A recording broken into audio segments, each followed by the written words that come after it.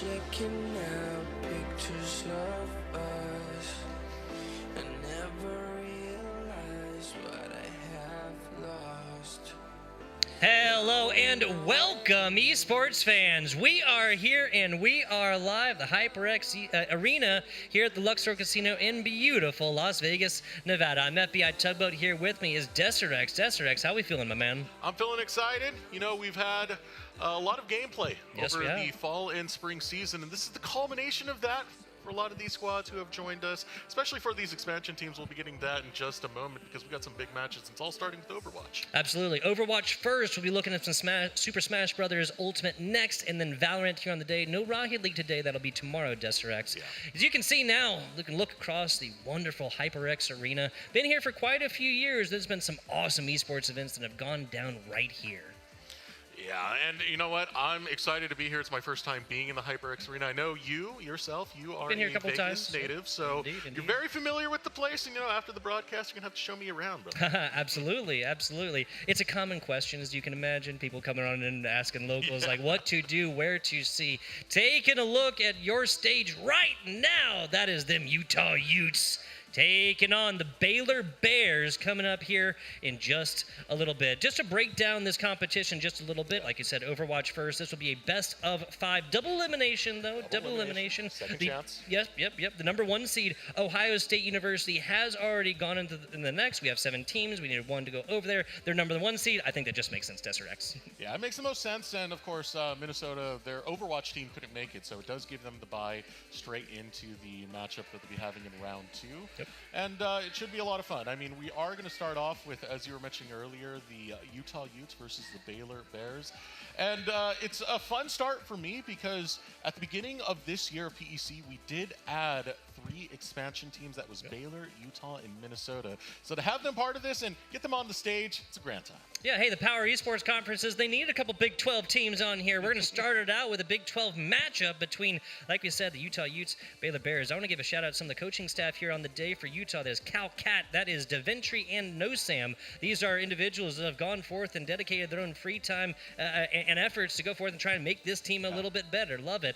Baylor Bears, we're staring down the barrel of Adam Stanley. Casta, give him up here on the desk, HyperX. What's going on? And Praise the Kiwi. Again, that's the coaching staff here for Dim Baylor Bears. Sitting 1-6 right now, 7-0 on the regular season for Utah, though. So maybe on paper, a little bit of a different expectation between these two teams. Yeah, I know right now Utah is going to be very favored, and I think it's deserved. They had a spring resurgence that was amazing to see. At the end of fall, we were like, who's going to be the top teams? Oh, it's the Ohio State, it's Boise State. Utah come into spring season, take them both down, and make a name for themselves. So big competitors here. I know Baylor, they've been having their own sets of struggles, but they have found some consistency. They were able to take down Nebraska.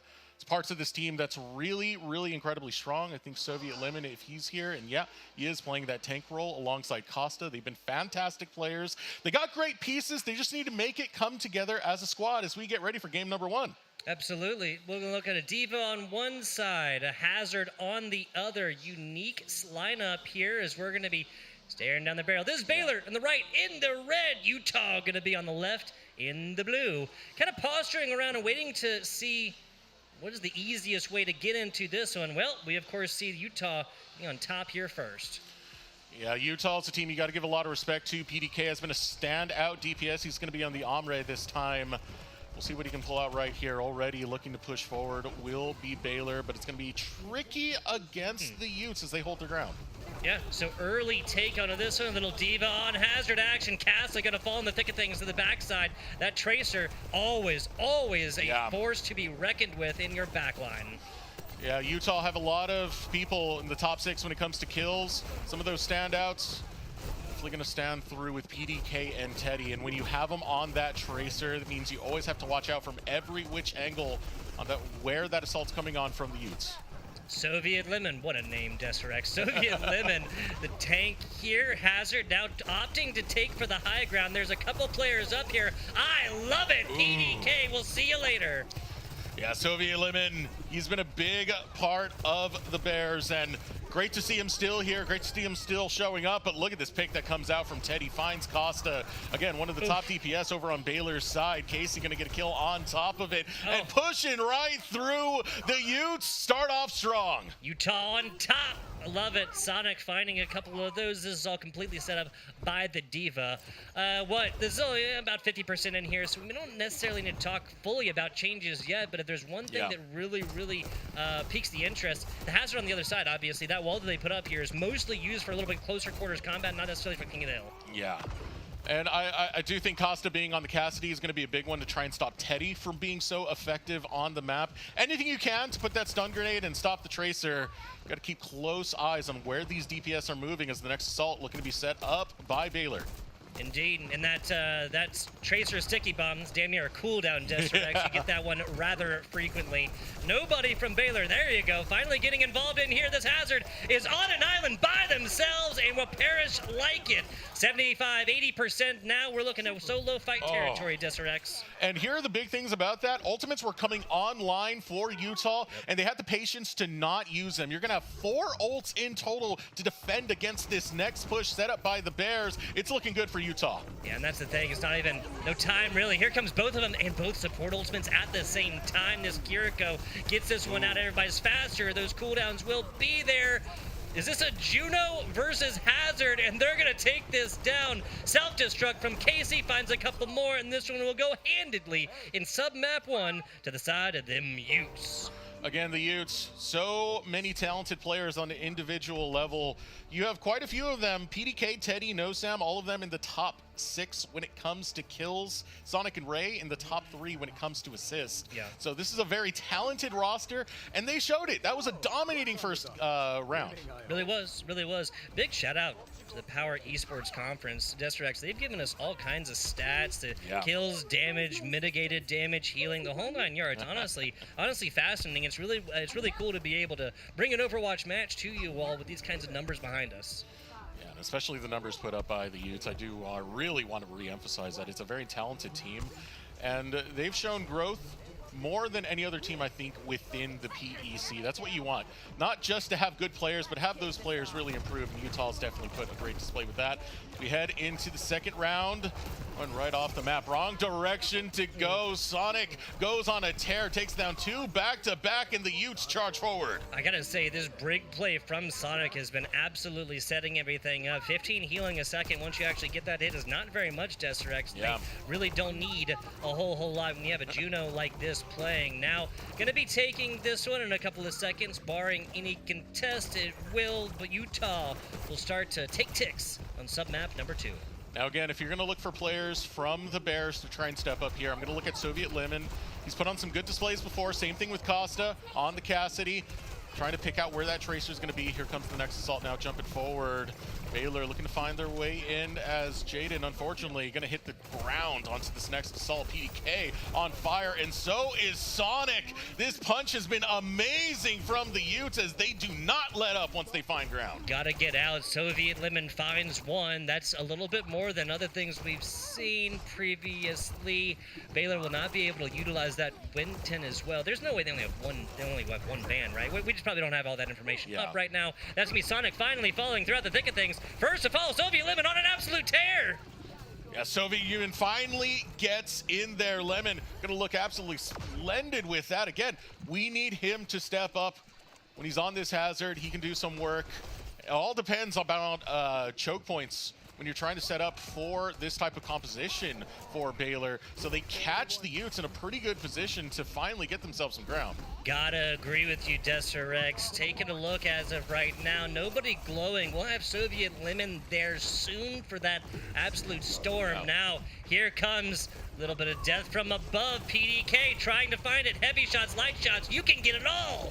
Yeah, Override Protocol is so dangerous to have to fight against PDK. Creating some distance for the rest of the squad. PDK grabs the first kill. He grabs the second one on top of it. That's going to take down a lot of your support line when you don't have that Lucio to back you up. Soviet Union's not going to go down without a fight, though. Oh, nicely Still done. fights that one out. Costa on the back end. Same thing with Maz getting some work done. Wow, so just like that, Baylor gets damn near a team kill. That was 3 or 4 of them in about as many seconds. Going to be taking this one back on over, 38-39%. I mean, even if they lost it, even if a team fight was started right now and they lost it, you'd be ending up about the same, 58-60% or so. Credit over to Baylor. They are finally able to get a fight back into their favor, especially against a opponent as favored as the Utes. But here comes the next assault now coming forward, looking to fight this one through is going to be Maz. Costa catches Teddy. That's a big pick right there. You're not going to have that backline interference of the Tracer. So now the Bears trying to fight with fire. Yeah, gotta assume that Teddy's gonna be opting for something a little bit different soon. Maybe drop that sticky bomb here and first. That's a nasty pick onto the tank here first. Self-destruct does come in and actually lands on the backside. Now the ultimate invested here from Sonic. That Inspire gonna go absolutely brazy for a few seconds. PDK has been a monster throughout the entirety of this game so far. They need to find a way to pick him off on top of Teddy. Jumping into the fray, Soviet Lemon swings left and right, but he's all by himself. An isolated tank goes down in no time. Categorically better round thus far for Baylor. They exited round submap number 1, 100-0. They're sitting pretty right now, Desrex, 87 to about 67. Now looking at the ultimate setups on the line for Baylor, you got the Ventral, Deadeye as well for Costa. So it's not enough to really create a lot of space, and that's going to be the tricky part here because they do need to find a retake quite soon. They do. Not a whole lot of time to play with here. 82-83%. Here it comes again. The override. Is that a fat shot? Yeah, I actually did get that in there. I think everybody knows. Just simply avoid. Avoid, avoid, avoid. That's the best way you deal that Omre ultimate. Yeah, and this is a struggle right now because the Baylor Bears are falling left and right, and they don't have time on their side as already the next capture is going to be found, and that's going to be it for this map. Yeah, so Utah gonna win both of these. The second one, less definitive than the first, right? Yeah. A lot of, excuse me. Yeah, less definitive. 100-0, you don't get more one-sided than that one. Was that 80-something to 100 on the other side? If we're doing standard stuff that we did throughout the regular season, Desrex will be staring down the barrel of the losing team, that's Baylor, picking the map, and the winning team, that's Utah, picking the side. But I do want to commend the Bears. There is something I said coming into this, is that there's a lot of individual talent on the Bears. Soviet Lemon is one that stands out right away on that tank role. Costa, Maz, they do great when it comes to DPS. For the Bears, it's just been about having the coordination to be able to work together as a unit. Some teams kind of play on that macro setting a little bit better. I think that's what makes Utah stand out so much. But showing that they do have the capability to stand toe-to-toe with some of these top squads. It was a valiant showing by the Bears, but still Utah taking that game one. Absolutely. Speaking of crowd, let's hear it. Let's put our hands together. Submap submap number 1 here for Utah. They don't look very happy to have won, Desrex. Do have the hands folded, rubbing their hands together. Started, yeah, no, that's the job's just started. That's a very good point. Can't be chalking up W's quite yet, but regardless, hey, fantastic time. I think he had some great points. What I want to see is Soviet Lemon maybe work this with a different tank a little bit, right? Hazard just seemed like, especially after the initial, and once they saw what heroes were on the other side, it just seemed like there was a little bit better of a pick there, and especially given that we're going to a different game mode now, it's much easier to switch in these other game modes than it is for King of the Hill, where a single switch and the game's over. Yeah. Right? I mean, I don't hate going for the Hazard. The only problem I have with it is when you're trying to retake, Hazard is not the best at allowing you to do that, especially against a squad like Utah. And that's why we had some early momentum on the second point coming out for the Bears, right? The moment they were able to capture that, they won another fight immediately after. But once that point was taken and the ult economy wasn't on their side, that's where I got to kind of agree with you, right? At that point, we got to start swapping tanks. And there's the Bears right there, locked in, absolutely locked in. Let's get a smile for the camera. Not going to happen. Can't buy a smile on this stage, apparently. Hey, we got our smiles. Yeah, exactly. FBI Tugboat, Desrex. Let's talk a little bit more about this one. Undying honor and glory here at stake for the PEC Championships here in beautiful Las Vegas, Nevada. And Utah has put a solid foot forward. Let's talk a little bit about what Baylor can do exactly in this next one. I think they had great counter picks, right? We saw the Tracer come out here early. I believe that was Teddy who was coming out and just absolutely badgering that backline. The immediate switch pretty much on over to the Cassidy. For Maz, no ultimate necessary to consistently counter against that Tracer. Yeah. They didn't even really switch either, and they still were able to go forth and take it. So I'd lean a little bit more so into these counter picks and maybe going for more of a team composition instead of just an individual, right? I mean, it all depends if you do have those certain characters within your wheelhouse at the same Very time, true. right? Very Because true. there are a lot of players out there who have maybe like 1 or 2 picks that they're very dedicated to.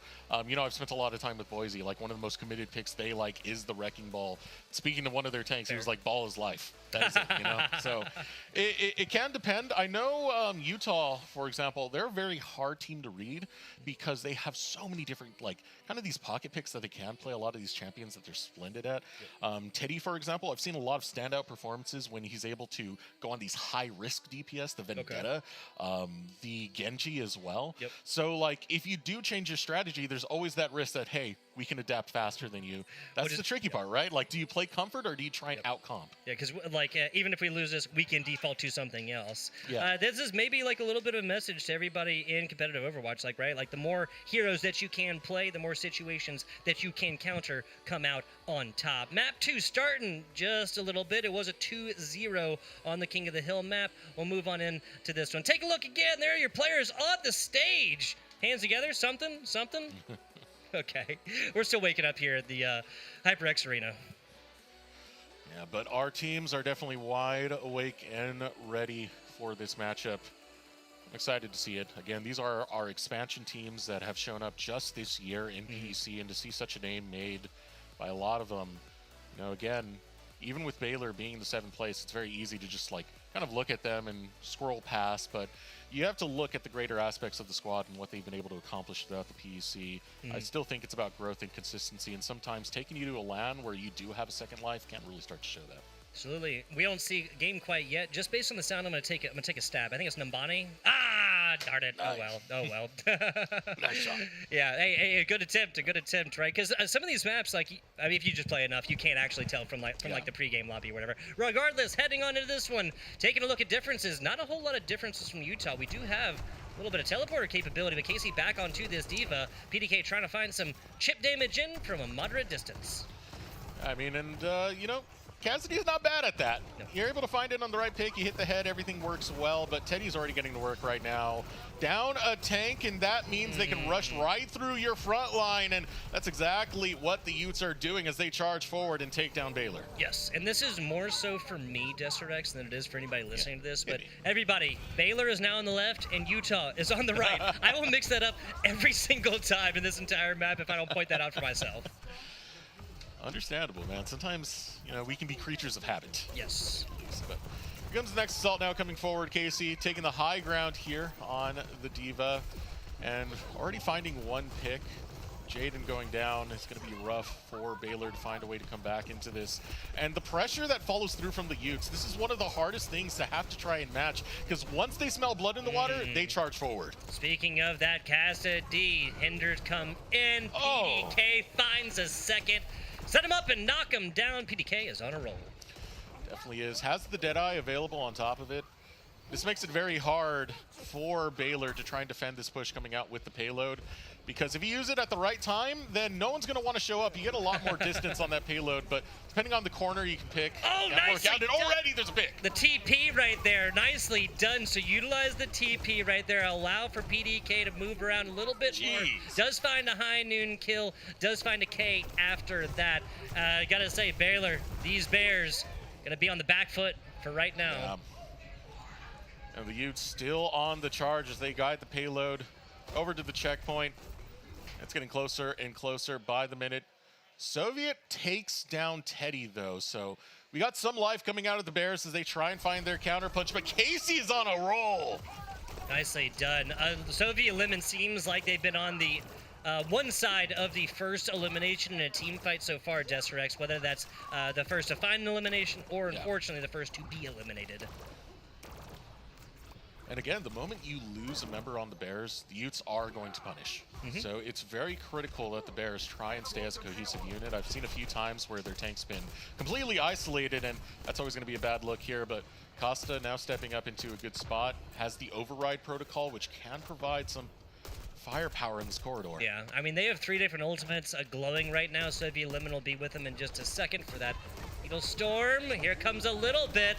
Radic Looking for something, find something. It's a pinstripe kill feed, looking fashionable here in Las Vegas. Looking for more up top. That baby diva will no longer be alive. Nicely done. Baylor holds strong for this team fight. And they preserved their ultimates on top of it at a very critical corridor. I want to say it's going to be a very hard push for the Utes to have to get through this when you have to deal with both the hazard.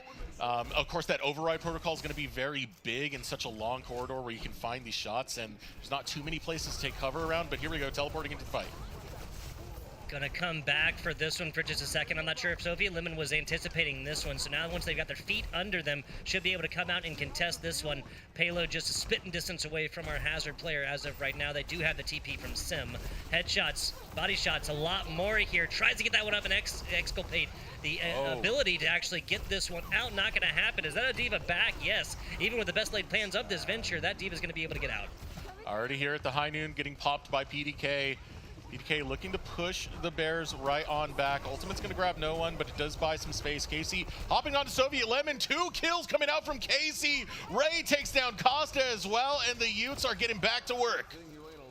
Utah getting it absolutely done. There's the team kill bell as well. PDK will hang out with a little bit of overhealing for the time being. Will they actually be able to get into this team fight with this still available instead of chest damage? Yeah, it doesn't even matter. PDK was just waiting in the wings, waiting to mug them as they were coming out of spawn room, right?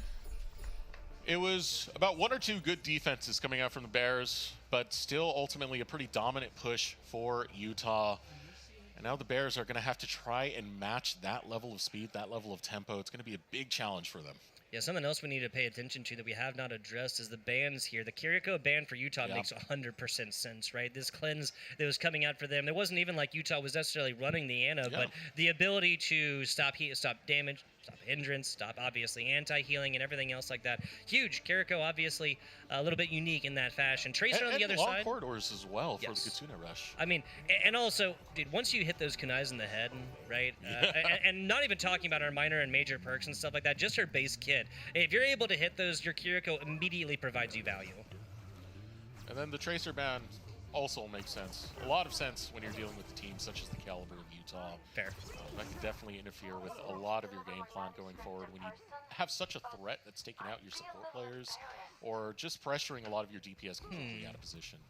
Hey man, you got a Sig? Well, Utah does. Sigma being represented by Casey so far. I didn't. Maybe this is the anticipation of the Zarya on the other side because they don't want to go with a diva again. I mean, we saw some fantastic pool shot demos from the self-destruct from the diva, but maybe they're trying to find a little bit more consistency with the Sigma.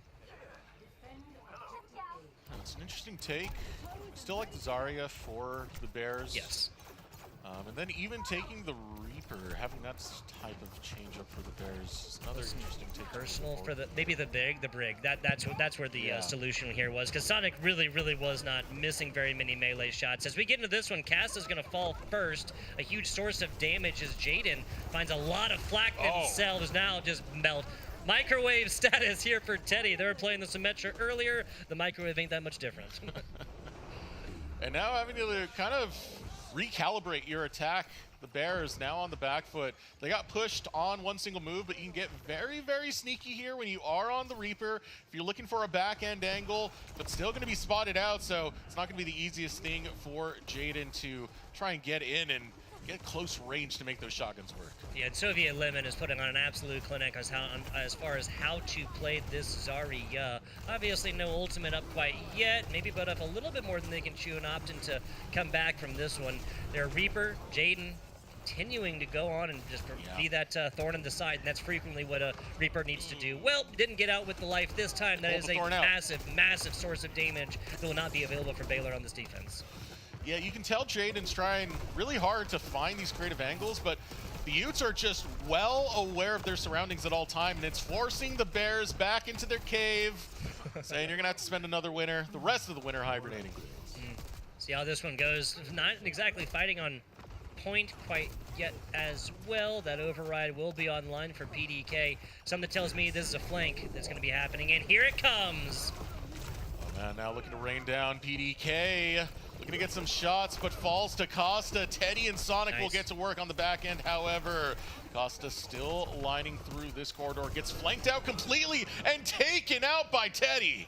Yeah, this Echo has just been all over this freaking map. There's the speed, gets it out. Hey, Lucio made myself. It is so like, that E button is calling to me. Yeah. To try and get some of my own health back. It's no, the dopamine, no, man. You need the speed. You need the speed right there because I mean there's no amount of healing Lucio can give you in like that half second before you get to take the corner. Here comes the Sig ultimate. Everybody's got a solid bit of green. Cast a pass, done, dusted. You gotta be kidding me, man. Teddy can't get away with stuff like this. He stayed hidden for so long, and when the full commit is forward from the Bears, Teddy shows up and wreaks havoc. Absolutely, wrecking it, however you want to say. I would not be against a Bastion here to kind of combine with Casta over onto the Ombre.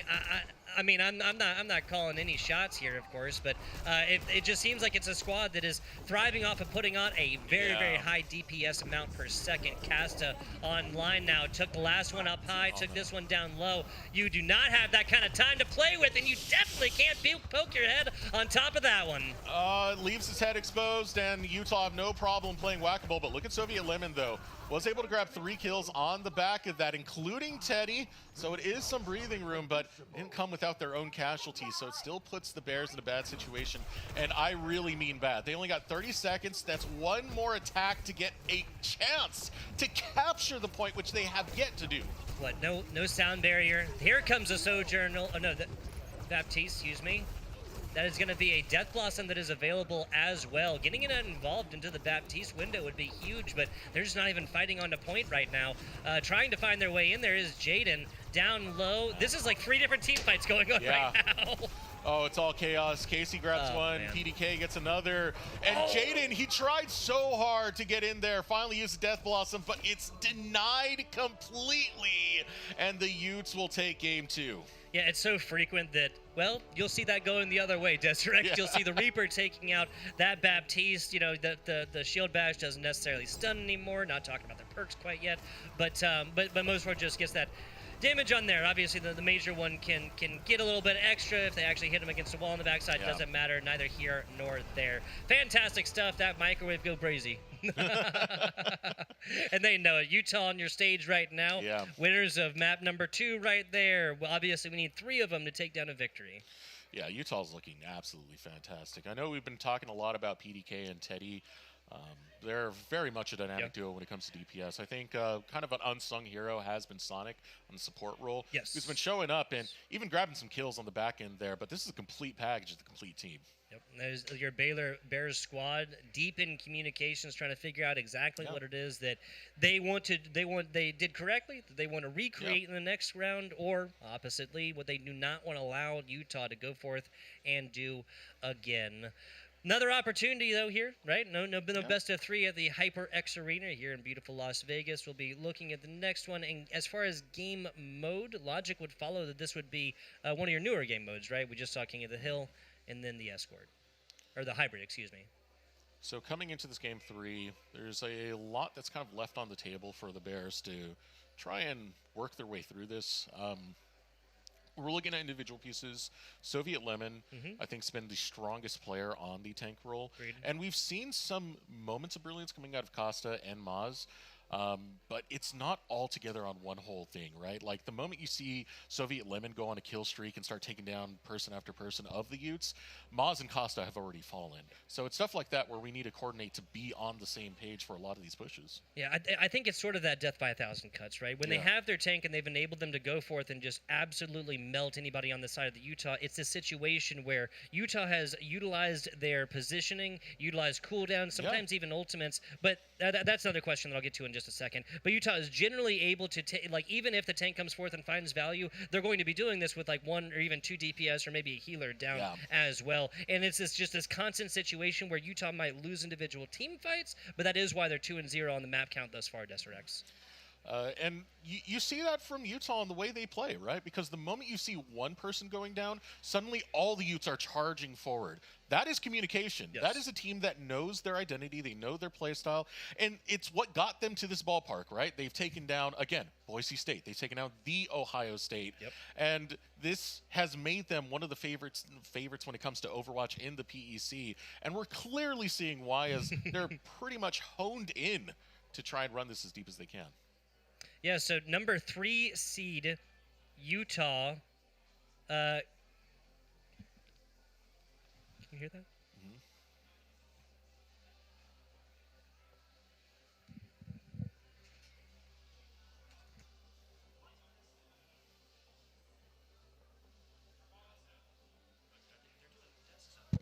What?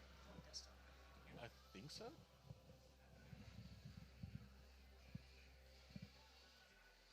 Have to agree with you there, Fish. Appreciate you tuning in. We'll be looking at them and taking it over to the desk in just a minute, after this match, excuse me, to have them break it down a little bit more. Will it be 3-0? Will it be a 3-1? Will it be a 3-2 barn burner? And will we see Baylor coming all the way back at this one to win at Game 5? Looking at Utah and Baylor here, is there any changes that you really feel like we need to see here for Baylor to have them have a little bit of a different footprint on this map number 3? I don't know. It's a tricky one, right? Because, again, I think it's still the team play that really needs to be kind of shaped together. So it doesn't even feel like a composition choice, right? Yeah. I do think there are times where they're kind of picking the wrong hero for the wrong situation. We kind of saw that with like the overuse of Hazard in game number 1. Agreed. But for the most part, I still think it's just the team play that we need to see honed in. Mm-hmm. I think fortunately for Baylor, it is double elimination. So if they do fall off here, they got a second chance. Very, very good point. And a lot of teams, sometimes they need the repetition, the reps being thrown in through the lower bracket to kind of come out in their best form. And there's a lot to be said. This is what I always say. HyperX Arena, any other LAN competition, live stuff, the lights, the sounds, your friends, your parents, your teachers, your coaches, love interests, right, who are watching you play. These are the kinds of pressures that cannot be recreated in online formats, right? Yeah, you can, there's 10,000 people in the Twitch chat. That's a number that changes up and down and not a face that you look at, DesirX, right? These are people, live human beings in front, lights, sounds, everything in your face. You got your opponent right there. Yeah, exactly. And by right there, I mean like 8 feet away from them on stage, on the desk right here. Cool, calm, collected. That is Utah. They were, you saw them. They were getting heavy into comms earlier. Yeah. I have to imagine that a lot of this, what has to be, especially if you're Calcut, Daventry, or NoSam, the coaching staff here for Utah, is that run it back. Don't fix it if it ain't broke. If it ain't broke, don't fix it, man. The story for both of these teams, it's been about potential, for sure. You look at Baylor, again, team that didn't do too well in the regular standings. You see the potential's there. We see it multiple times. 1-6, I think for Utah, they've shown kind of potential realized as they've gone through 7-0.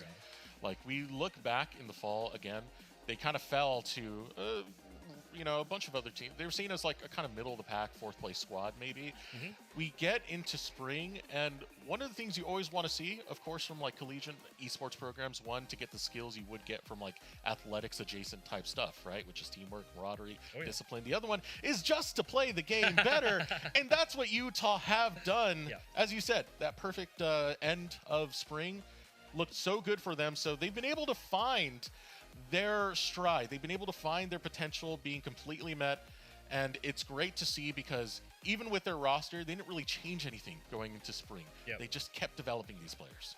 Yeah, and that's the kind of support that is kind of the success, that comes from support of esports programs within these individual universities and colleges, right? It does not matter your conference, folks. Yes, we have a lot of Big Ten teams here. Yes, we have an ACC team as well as a Mountain West team. Yes, this is the Big 12, and they are showing that same support that other universities have come to their senses and started supporting across the country. So big shout out to the Big 12 and big shout out to these two colleges, universities as well.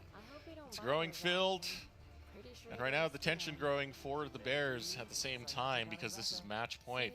Utah take this. Going to go ahead and proceed forward into the upper bracket. Baylor Bears just one loss shy of going into the lower bracket as we get into game number 3. Oh, the hazard ban on one side, the brig ban actually. Yeah. So I think that kind of makes a statement exactly just what Sonic was doing onto that brig, right? Obviously, it was a signature. I mean, you couldn't play goats at one point without a brig, right? That is a long time ago. Oh, now, those folks. toxic days, man. I loved it. I'm a Lucio main. I absolutely loved every second of it. But with this, it does force Soviet on to the Mauga for this upcoming game. So different looks. We'll see how comfortable he is actually playing this one out. Here we go. First big fight coming out, and PDK's already gone. Hey, it's working. Mauga shows up and takes down PDK. Yeah, so Soviet will fall shortly thereafter. That's an issue that some of the Baylor players have had. They can take Ks. That's not the issue so much, HyperX. It's just getting out with the life afterwards. Ooh. Teddy, we see why that the Tracer ban came in last round, right? That bot be pushing. It's going the way of Utah. Here we go. Momentum forward. Tail of this series so far has been Utah. That's not stopping anytime soon. Utah looking to catch the Bears out on this next intersection, this next corridor, jumping forward. Yeah, big shout out to production staff. A cool little shot that we got right there. Oh, like a different angle of this team fight that we wouldn't necessarily have gotten otherwise. They on board right now with Sonic. Again, this was the brig player that was absolutely tearing up front lines, back lines, and everywhere in between earlier. Mizuki now is what they'll be staring down the barrel of. Kiriko.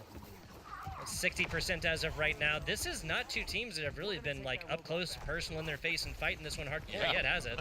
No, not at all. Still, the Bears will try and bring that right back. I mean, they are at least stopping the push of Utah, but getting too low. That's the wrong place to be for Praise Kiwi. He will get punished for it, and his team gets punished being down to support. Praise Kiwi. Hey, Jin's coming tomorrow. I'm not sure what that's about. Casta done as well. Soviet Lemon.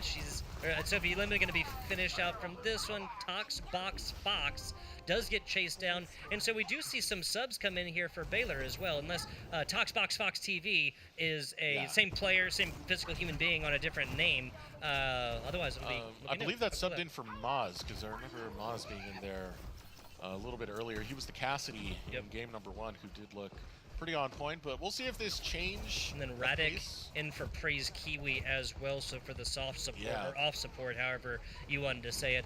Team fight coming in. Flirting with 100% PDK is. They'll have that high noon up here soon. Love the top-down look. Here comes a Kitsune Rush. We all know this one's going to go. No! Kitsune Rush hits! Immediately, Jaden and a trio of players combine against Sonic, but it is all red on the left side of the kill feed. After that one, Ray does fall, so Utah is technically fighting this one without healers, HyperX. Yeah, they're fighting this one out. Utah still staying a part of it, though, because they did enough damage at the start of that fight, and they're doing more now as Toxbox, Praise Kiwi both fall. I want to give huge credit to Casey. When that fight started off, Casey jumped in the middle and split the entire team of the Bears and made it so hard to play as a unit. Yeah, I like that the bouncer type role right there. Yeah, Hey, you two stay over here. You guys aren't allowed to fight. I'm putting up my defense matrix. Wait, what kind of bar is that? Taking a look at Kitsune Rush on the other side. There you go, Jaden. Very front. This venture has gone forth and provided value in early team fights twice now so far. Yeah, but Casey is still a menace, still stopping the Bears, cutting off the rest of the team, getting kills on top of it. Soviet will want to fight this one through and find a way back in, but there comes another kill. Costa takes down Teddy as a bit of a retaliation, but it's pure chaos this time around. Yeah, Baylor, man, this is one of those things like I know they'd love to have like 3 or even 4 bans or something like that, because it was the Tracer earlier. They got some good leeway on in there, right? Yeah. But then it was Sonic onto this brig that was provided all that value afterwards, and then shut down their own divers. Now you go brig. Now Teddy is absolutely going crazy. Still got a lot of time on the clock. If the Bears can hold a defense, they got 5 minutes, 50 seconds to try and make up some ground.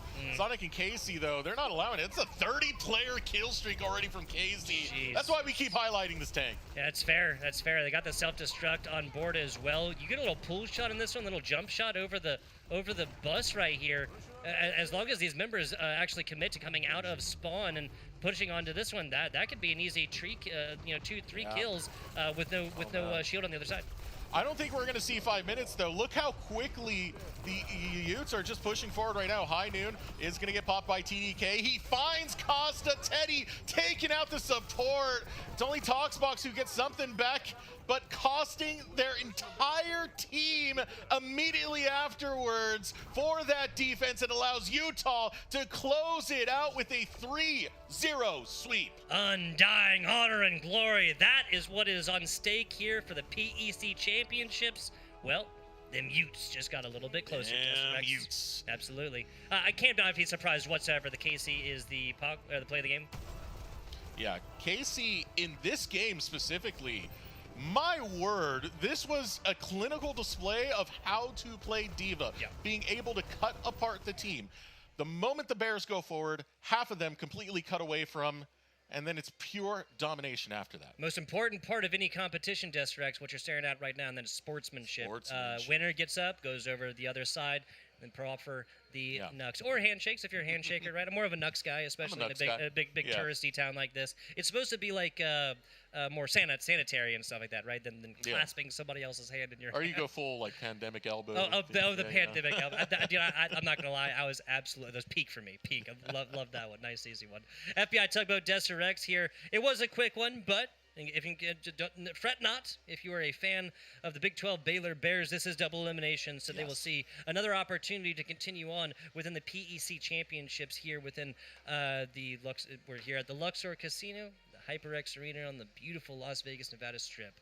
Let's break this one down a little bit more. Give the good people a little bit analysis before we kick it on over to our desk or on over to a very short break. Anybody watching, we'll just pick out a couple players like to really watch on these squads. I'll go Baylor, and I have to go with the tank with the tank setup right here for Soviet Lemon. A lot of times tanks, obviously, they'll kind of play things that are thematically similar, right? And the only theme that I could really pull from any of these is that, like, mobile tanks, right? We saw the Hazard, we saw the Diva, things like this. But a master class in any of the tanks that they did goes forth and choose to play, I feel like. I mean, when Soviet Lemon saw his opportunity, he was very capable of seizing it, taking down a few kills. Again, it's mostly just the team play that definitely does hurt from the Bears. But Soviet Lemon, stand out for sure. The Hazard, obviously a very comfortable pick for him. Played it time and time again, and definitely saw some minor success with it in the grand scheme of things.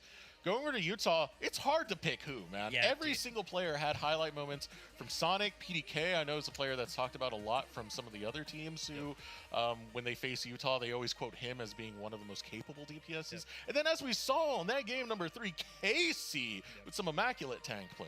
I mean, yeah, we saw, and especially, and again, it was Sonic, like, you see the Brick Band, they go over to Mizuki, and they don't stop hitting headshots, right? Like, or whatever, right? And then, if I had to give it to one, maybe PDK. It was just a constant threat, and you watched Baylor consistently pay attention to this. Once you're past that first 60 seconds or so, in their minds, they're ult tracking, right? Like, you have to play a higher level Overwatch. And so they're ult tracking, they're thinking, okay, like, when is PDK going to get this darn thing? When are they going to turn it on to us? Because at that point, it's literally... And I'm not going to lie, this is a very, very powerful ultimate, right? Maybe a little bit of tuning in the future, who knows? I'm not an Overwatch developer. But at the end of the day, one of the best solutions for this is just simply get inside. Make it so that they can't see you. The best block is simply not to be there. Mr. Miyagi said it best. And the winner of this one will take on the winner of Boise State versus Nebraska. And that is very heavily favored towards Boise State, most likely. 2 seed, 7 seed. Showdown. Yeah. But that should be an interesting one because this is one that's gone kind of both ways. In fall, it was Boise State who were able to get the better of Utah. In spring, again, that immaculate run from Utah.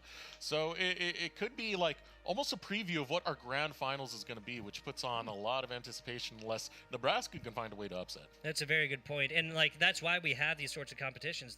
Like upsets are some of the best matches that we ever get to cover and that you all ever get to watch. Last side of the bracket, we have Syracuse ACC team taking on Kansas. That is number 4 seed and 5 seed.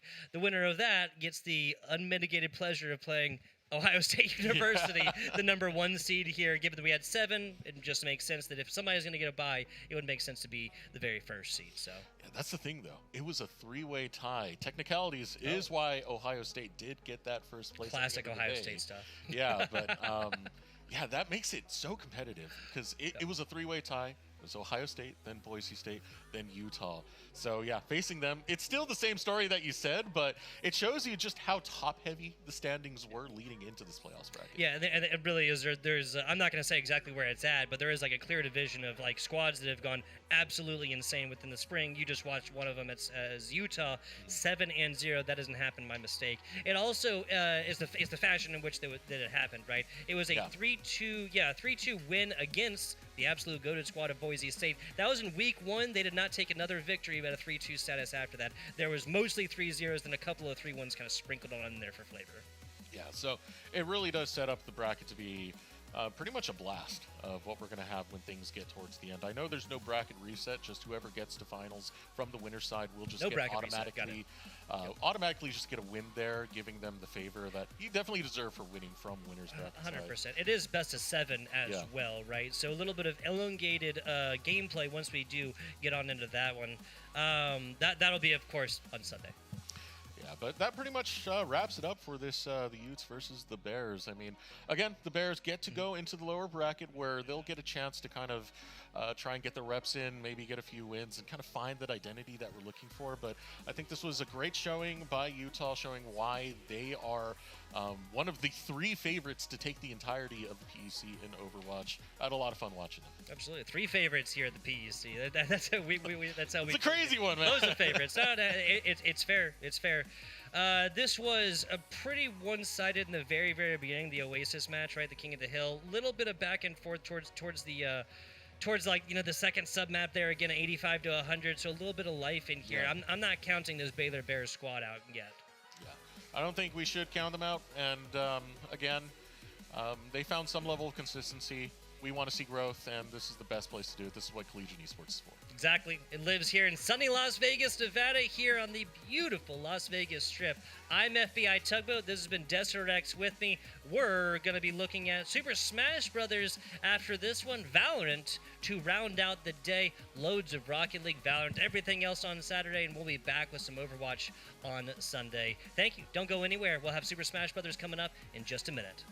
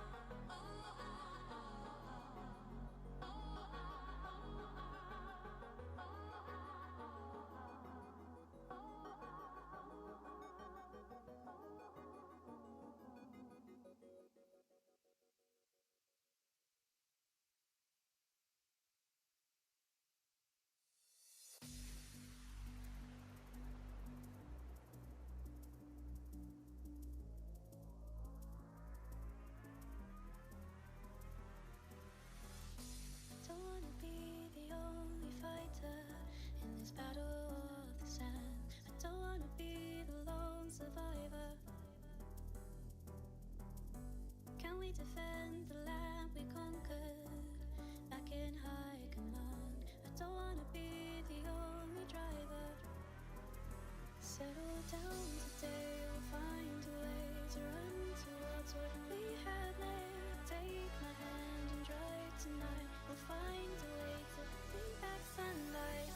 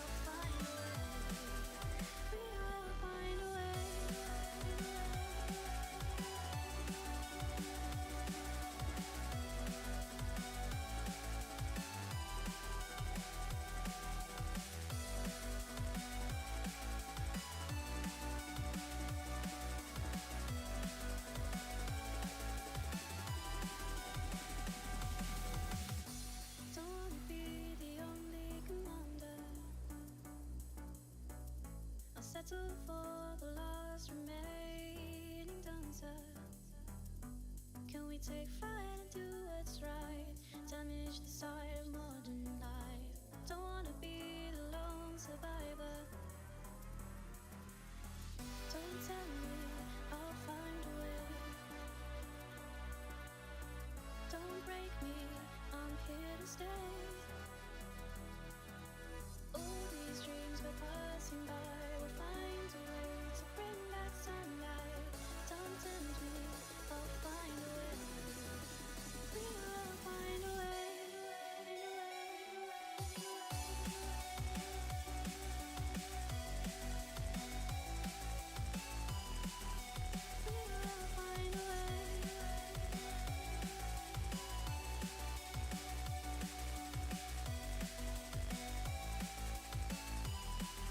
We will find a way.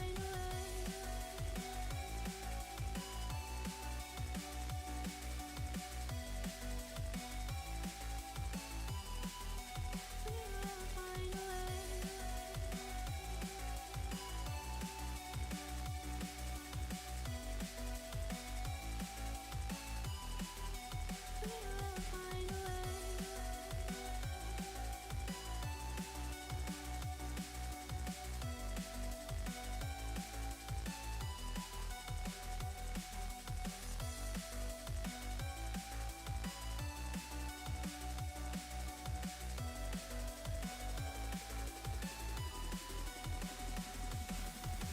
Don't tell me I'll find a way. Don't break me, I'm here to stay. All these dreams go passing by. We'll find a way to bring back sunlight. Don't tempt me, I'll find a way. We will find a way. With the 3-0, hottest team in PEC Spring right now, still undefeated, have not lost a match since the calendar. Yeah, Fish. I mean, Utah is, like you said, it's one of the best teams here right now in terms of Overwatch. Obviously, Ohio State and Boise right above them. But Utah came out of this game really early on looking into the professional meta. Right now in the professional meta, you're seeing a lot of that Juno Brig with a Maga for that tank line. And teams are figuring out Maga may not be the best choice, especially when D.Va is in the game. And so you watch Utah, they're in that game and they're playing the Juno Brig. Specifically with that D.Va, giving them the ability to not only play into that dive-centric composition, but also they have a really powerful brawl into anyone they play. And I mean, obviously, right, it's going to be just anytime you're the first game that sort of kicks off a LAN event, right, the bright lights are on you, the spotlight's on, and I thought Utah answered the question of how good were they going to be really, really well. I mean, this is maybe the result we expected, but for Baylor, the Bears just didn't roll over, right? They looked very, very strong. Costa in particular, I want to give him a shout out. There were several fights, gets a pick, things start rolling for Baylor.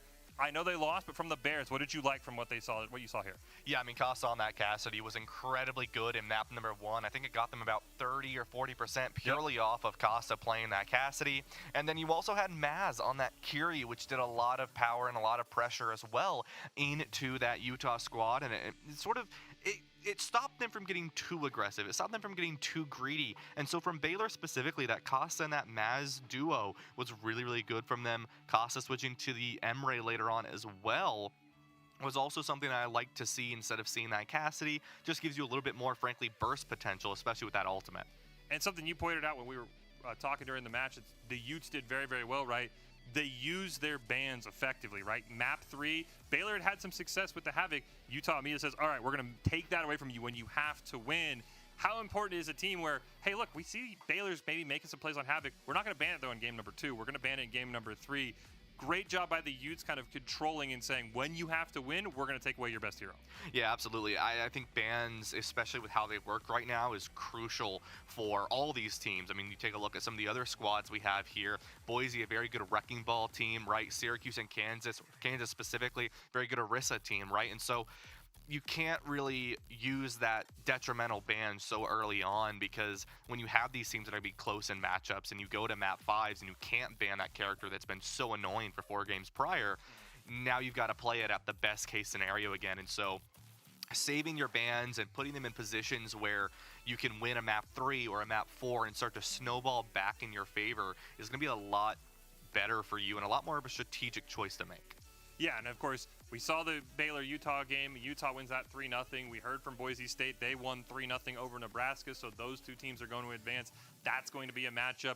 Syracuse, Kansas, last we heard, was on map number 3. Those two teams just played each other as well, so there's some history there. Take a look at the bracket. We can kind of maybe see how everything's shaping up, right? We've got Ohio State. They've got the bye. They're going to play the winner of Syracuse, Kansas. And then, again, maybe the more hyped matchup, of course, obviously the national championship number 1, but that Boise State-Utah. Who goes down to the lower bracket first? Because these two teams are maybe the two best teams in the spring, at least, for PEC Overwatch, and now they're going to play each other in round 2. Yeah, I mean, I'll be honest with you. If I'm on any of these teams that is not Utah, Boise, or Ohio State, and I get knocked in the losers bracket, I'm scared. Yeah. Yeah. I mean, some of these brackets, you get knocked in the lower rounds, and you're like, oh, we can make a lower bracket run. It'll be simple, right? We have to place or fight one good team. What in the semifinals? You're looking at lower round number 3, and you're facing a Boise or a Utah, and that is scary because you have PDK on Utah, and you have an incredibly good ball team for Boise. It's very unique of these two teams, and to have to face one of them inevitably in the lower finals is not the best thing, but can get you some good snowball potential. Yeah, and of course, it is double elimination, right? So everybody's still alive. Baylor is going to drop down, see how the Bears do. Again, they had some bright spots here. I'll be very curious to see.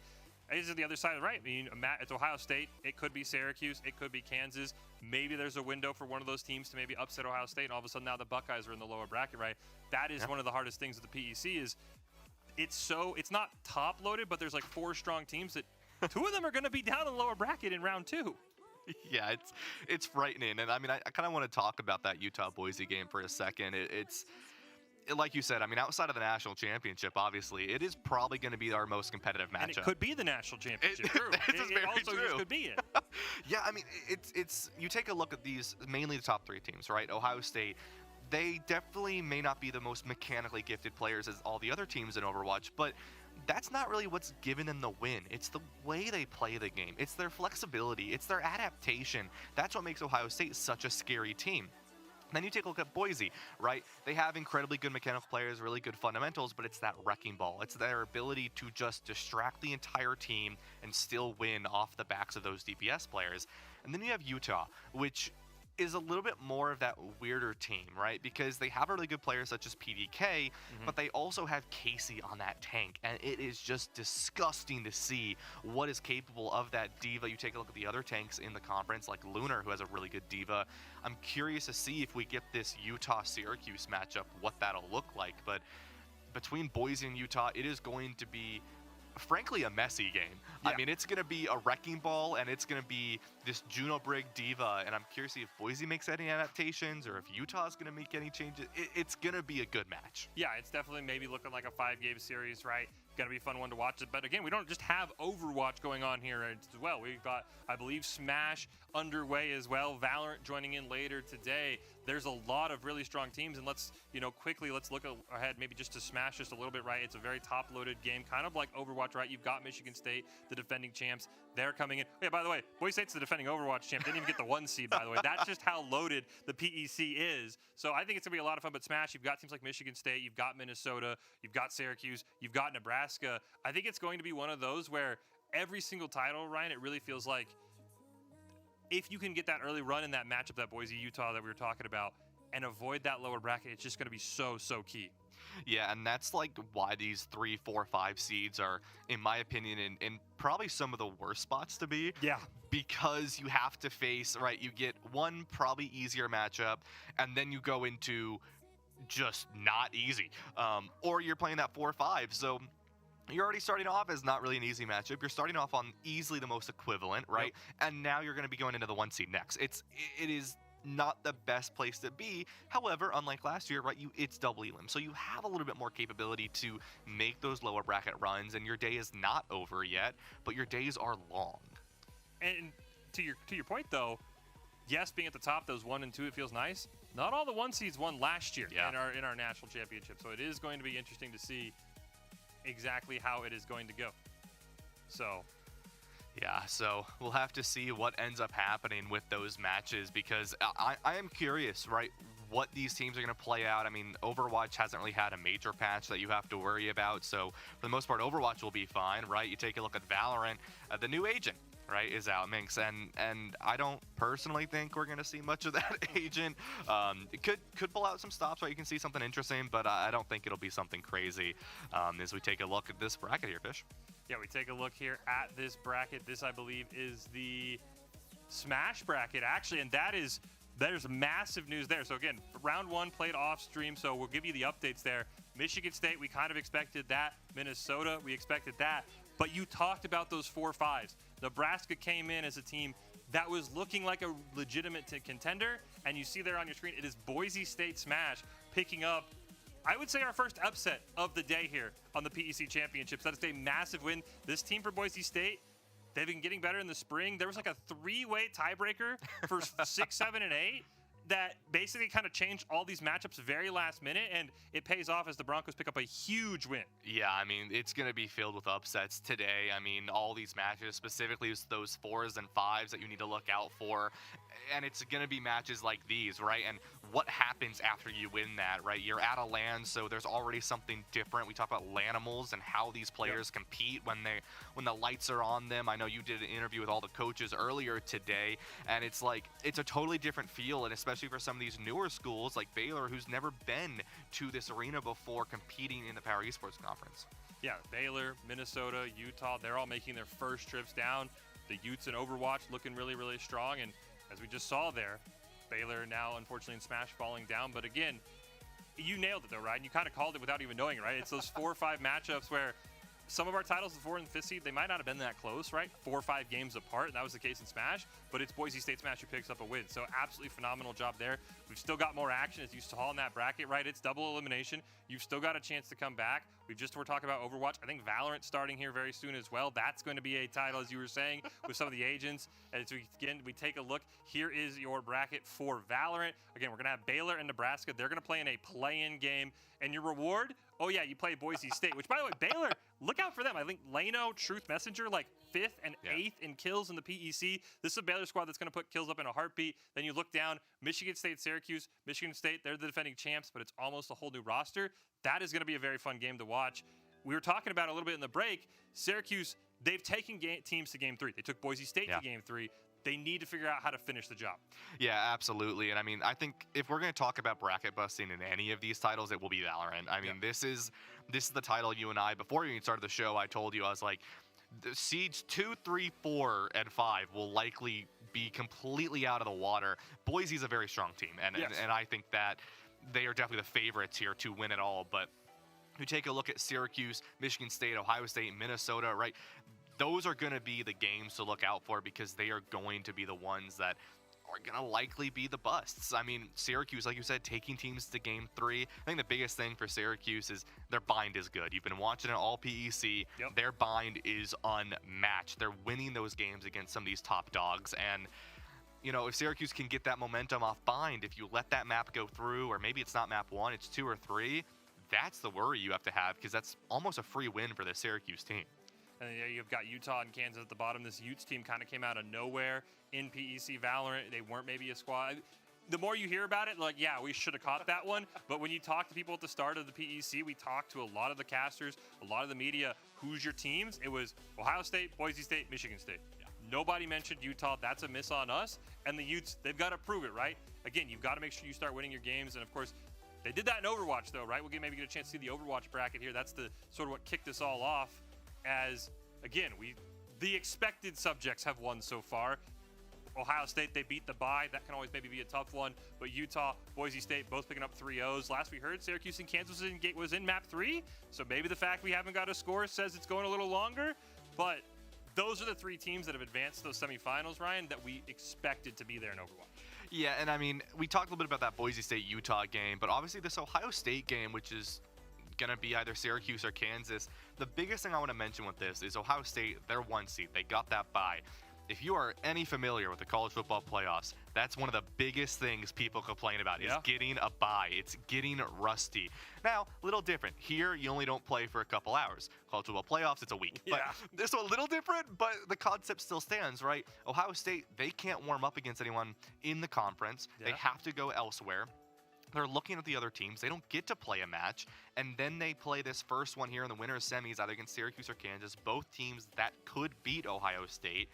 And you have to be ready for that. And that's where some of these matches, specifically the Syracuse and Kansas squad, they could definitely go on a run here against Ohio State if they're not ready for the match. Yeah, I think that you may bring up a great point, especially will be interesting, right, as these games start to go longer, right? Maybe Syracuse, Kansas, you go into a game 4. Ohio State can maybe start peeking around. So it is going to be interesting to see between these two squads. Of course, we've still got plenty of action here to go, right? We've got round 2. I think it's going to be round 2 smash, which, as we saw, massive upset there with Boise State moving on. Michigan State, obviously, maybe one of the favorites. I'll be curious to see who gets on the stage because we've talked about this a lot off the mics, Ryan, and now's a great time to talk about it. For people who may be unfamiliar, yes, you're at a LAN, which is already different than playing from home. But then there's that added benefit of, hey, everybody but 2 of you is going to be down on your own PCs.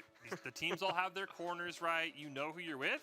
All right, move all your stuff, put it up on stage. The lights are on you.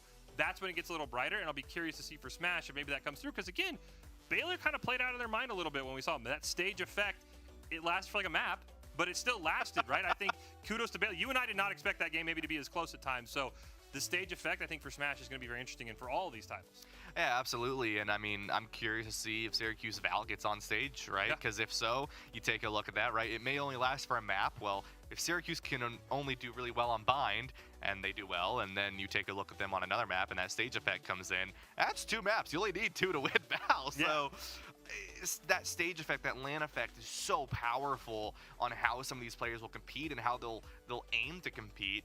And I'm very, very much interested to see sort of which team is going to come out on top of that, especially now that we do have some new blood in the conference. Yeah, as you said, we've got 3 new squads. We've got Utah, who looked really, really good. We've got Baylor, who we saw just play them. Then we've got Minnesota as well.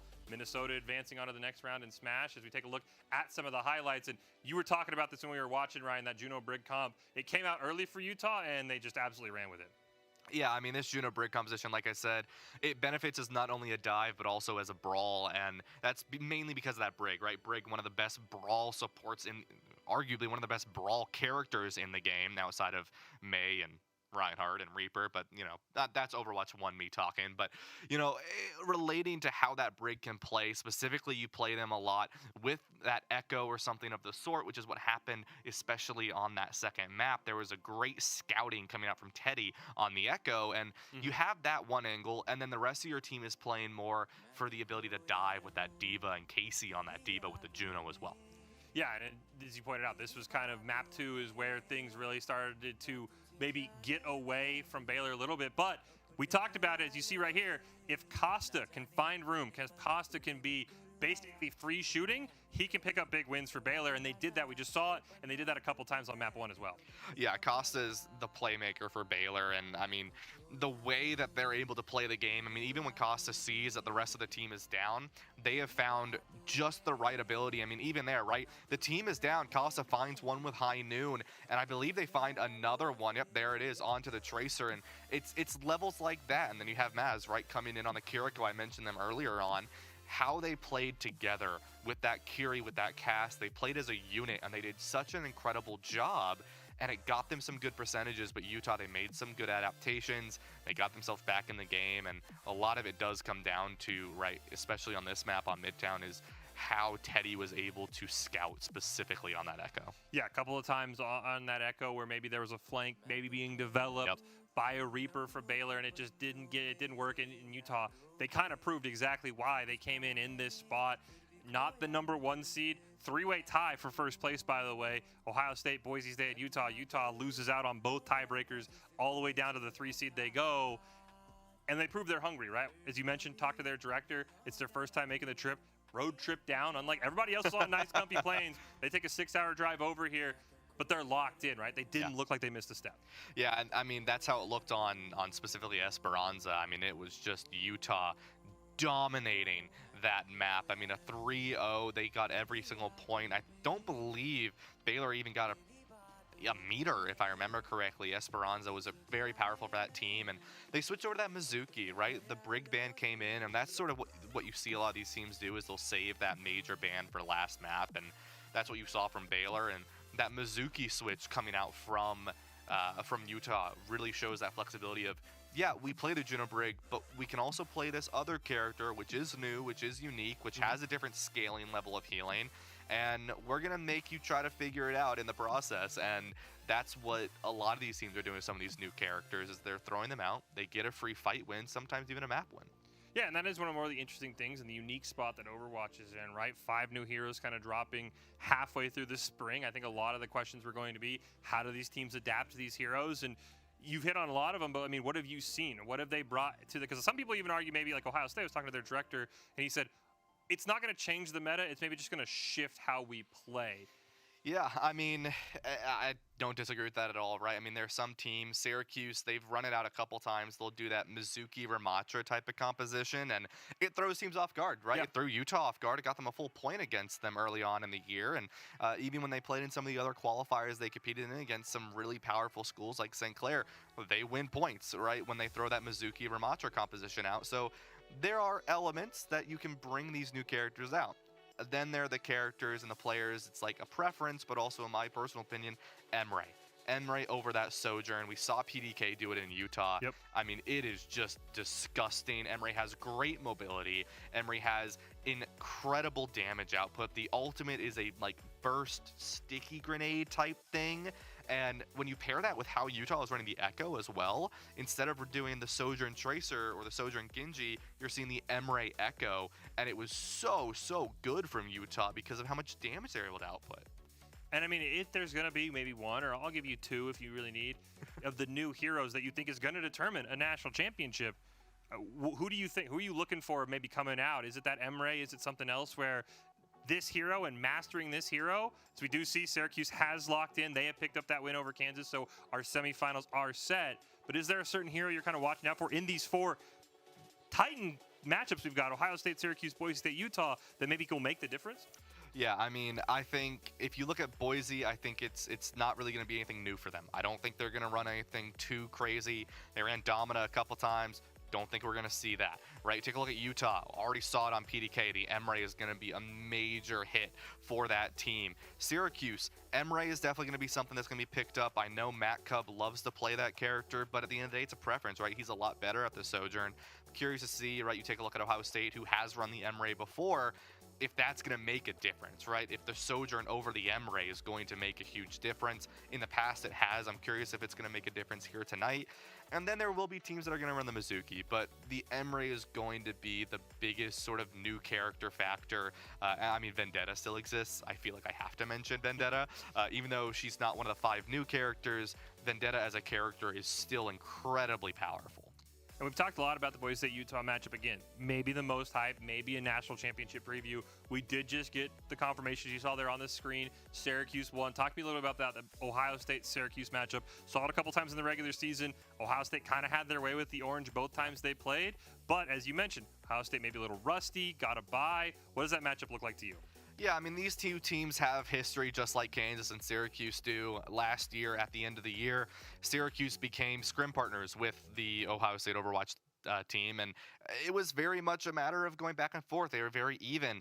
And then the year started to change, right? Around midway through the semester, Ohio State started continuing to grow at such a fast rate. Yeah. Syracuse just wasn't able to quite keep up. And that wasn't just Syracuse. It was a lot of the teams in this conference. Ohio State running circles around some of these teams, and it comes down to how they play the game and what they do when their team is on lock. But like you said, they didn't play a match beforehand, so can they be on lock going into this Syracuse squad, who is nice and hot, who is ready to be playing this match? And frankly, they played Ohio State multiple times already, and they don't want to lose them for a 3rd time this year. And just give me your early thoughts, right? We'll start with Ohio State, Syracuse. I'm going to put you on, right? I mean, when we come back and that game's done, what name are you going to say is going to be the one moving on? I don't feel like I'm allowed to say this as a Syracuse student, but I have to. I mean, the statistics don't lie, and the analysis of how Ohio State plays this game, I'm going to have him take it. I'm going to have him take it 3-1, however. Okay. Typically, I'd say a 3-0, but with how Syracuse is going to come off of this this match they just played against Kansas, they're warmed up, they're ready to go. I think they can take it. I think they can take a map, and then it comes down to how Ohio State's going to play. And if they are ready after that first map, I think they are going to completely run it through. They are such a good team, but Syracuse could give them a good run for their money. And then we go to the other side, right? We talked about this matchup. I think it's a matchup a lot of people wanted to see, and they knew we were probably going to see it, and it's Utah and Boise State. How do you even dissect this one, right? The Utes looked incredible. We didn't get to see Boise State's game, but, you know, if you're counting, right, we got word Boise State's game finished technically first, obviously when you're on stage, but maybe that means they were a little bit quicker. How do you break that one down for us? I guess the first question is, can I ask our tournament organizers to make that one the best of 7? Because I'd say a Game 7 series. But, I mean, Fish, I don't know, man. That's going to be a close match. I'm going to already say it's going to be a 5-game series. Both these teams are warmed up. Both these teams have incredible players. You take a look at Clear. You take a look at Lyric for the side of Boise State. You take a look at PDK. You take a look at Casey for the side of Utah. That, I mean, you just take a look at 4 players, and just in and of themselves, that can make or break a game. And I think it's going to be a very close series. However, I'm going to give it to Boise. And I know Boise's 2nd seed, technically Utah's 3rd seed. I would normally give Utah the win over Boise probably any other day of the season. Here's why, though. All right. Listening. I could be wrong, but if it's not all of them, 4 of them are seniors. 4 of them are leaving. Yep. I think Boise wants this more than anything. They have sort of they've been at the top of this sort of season. And they're defending champs, right? Yeah, exactly. They were the defending champs. They were at the top of the PEC for the majority of this season, but they also have been a little low, right? They haven't been dominating like they did last year. So I think Boise's going to take this, and I'm going to give it to them with a 3-2 victory. You see the bracket there, and it looks like we got a member of Boise State joining us here. Yeah, for this, going to talk to one of the members here after their win over Nebraska.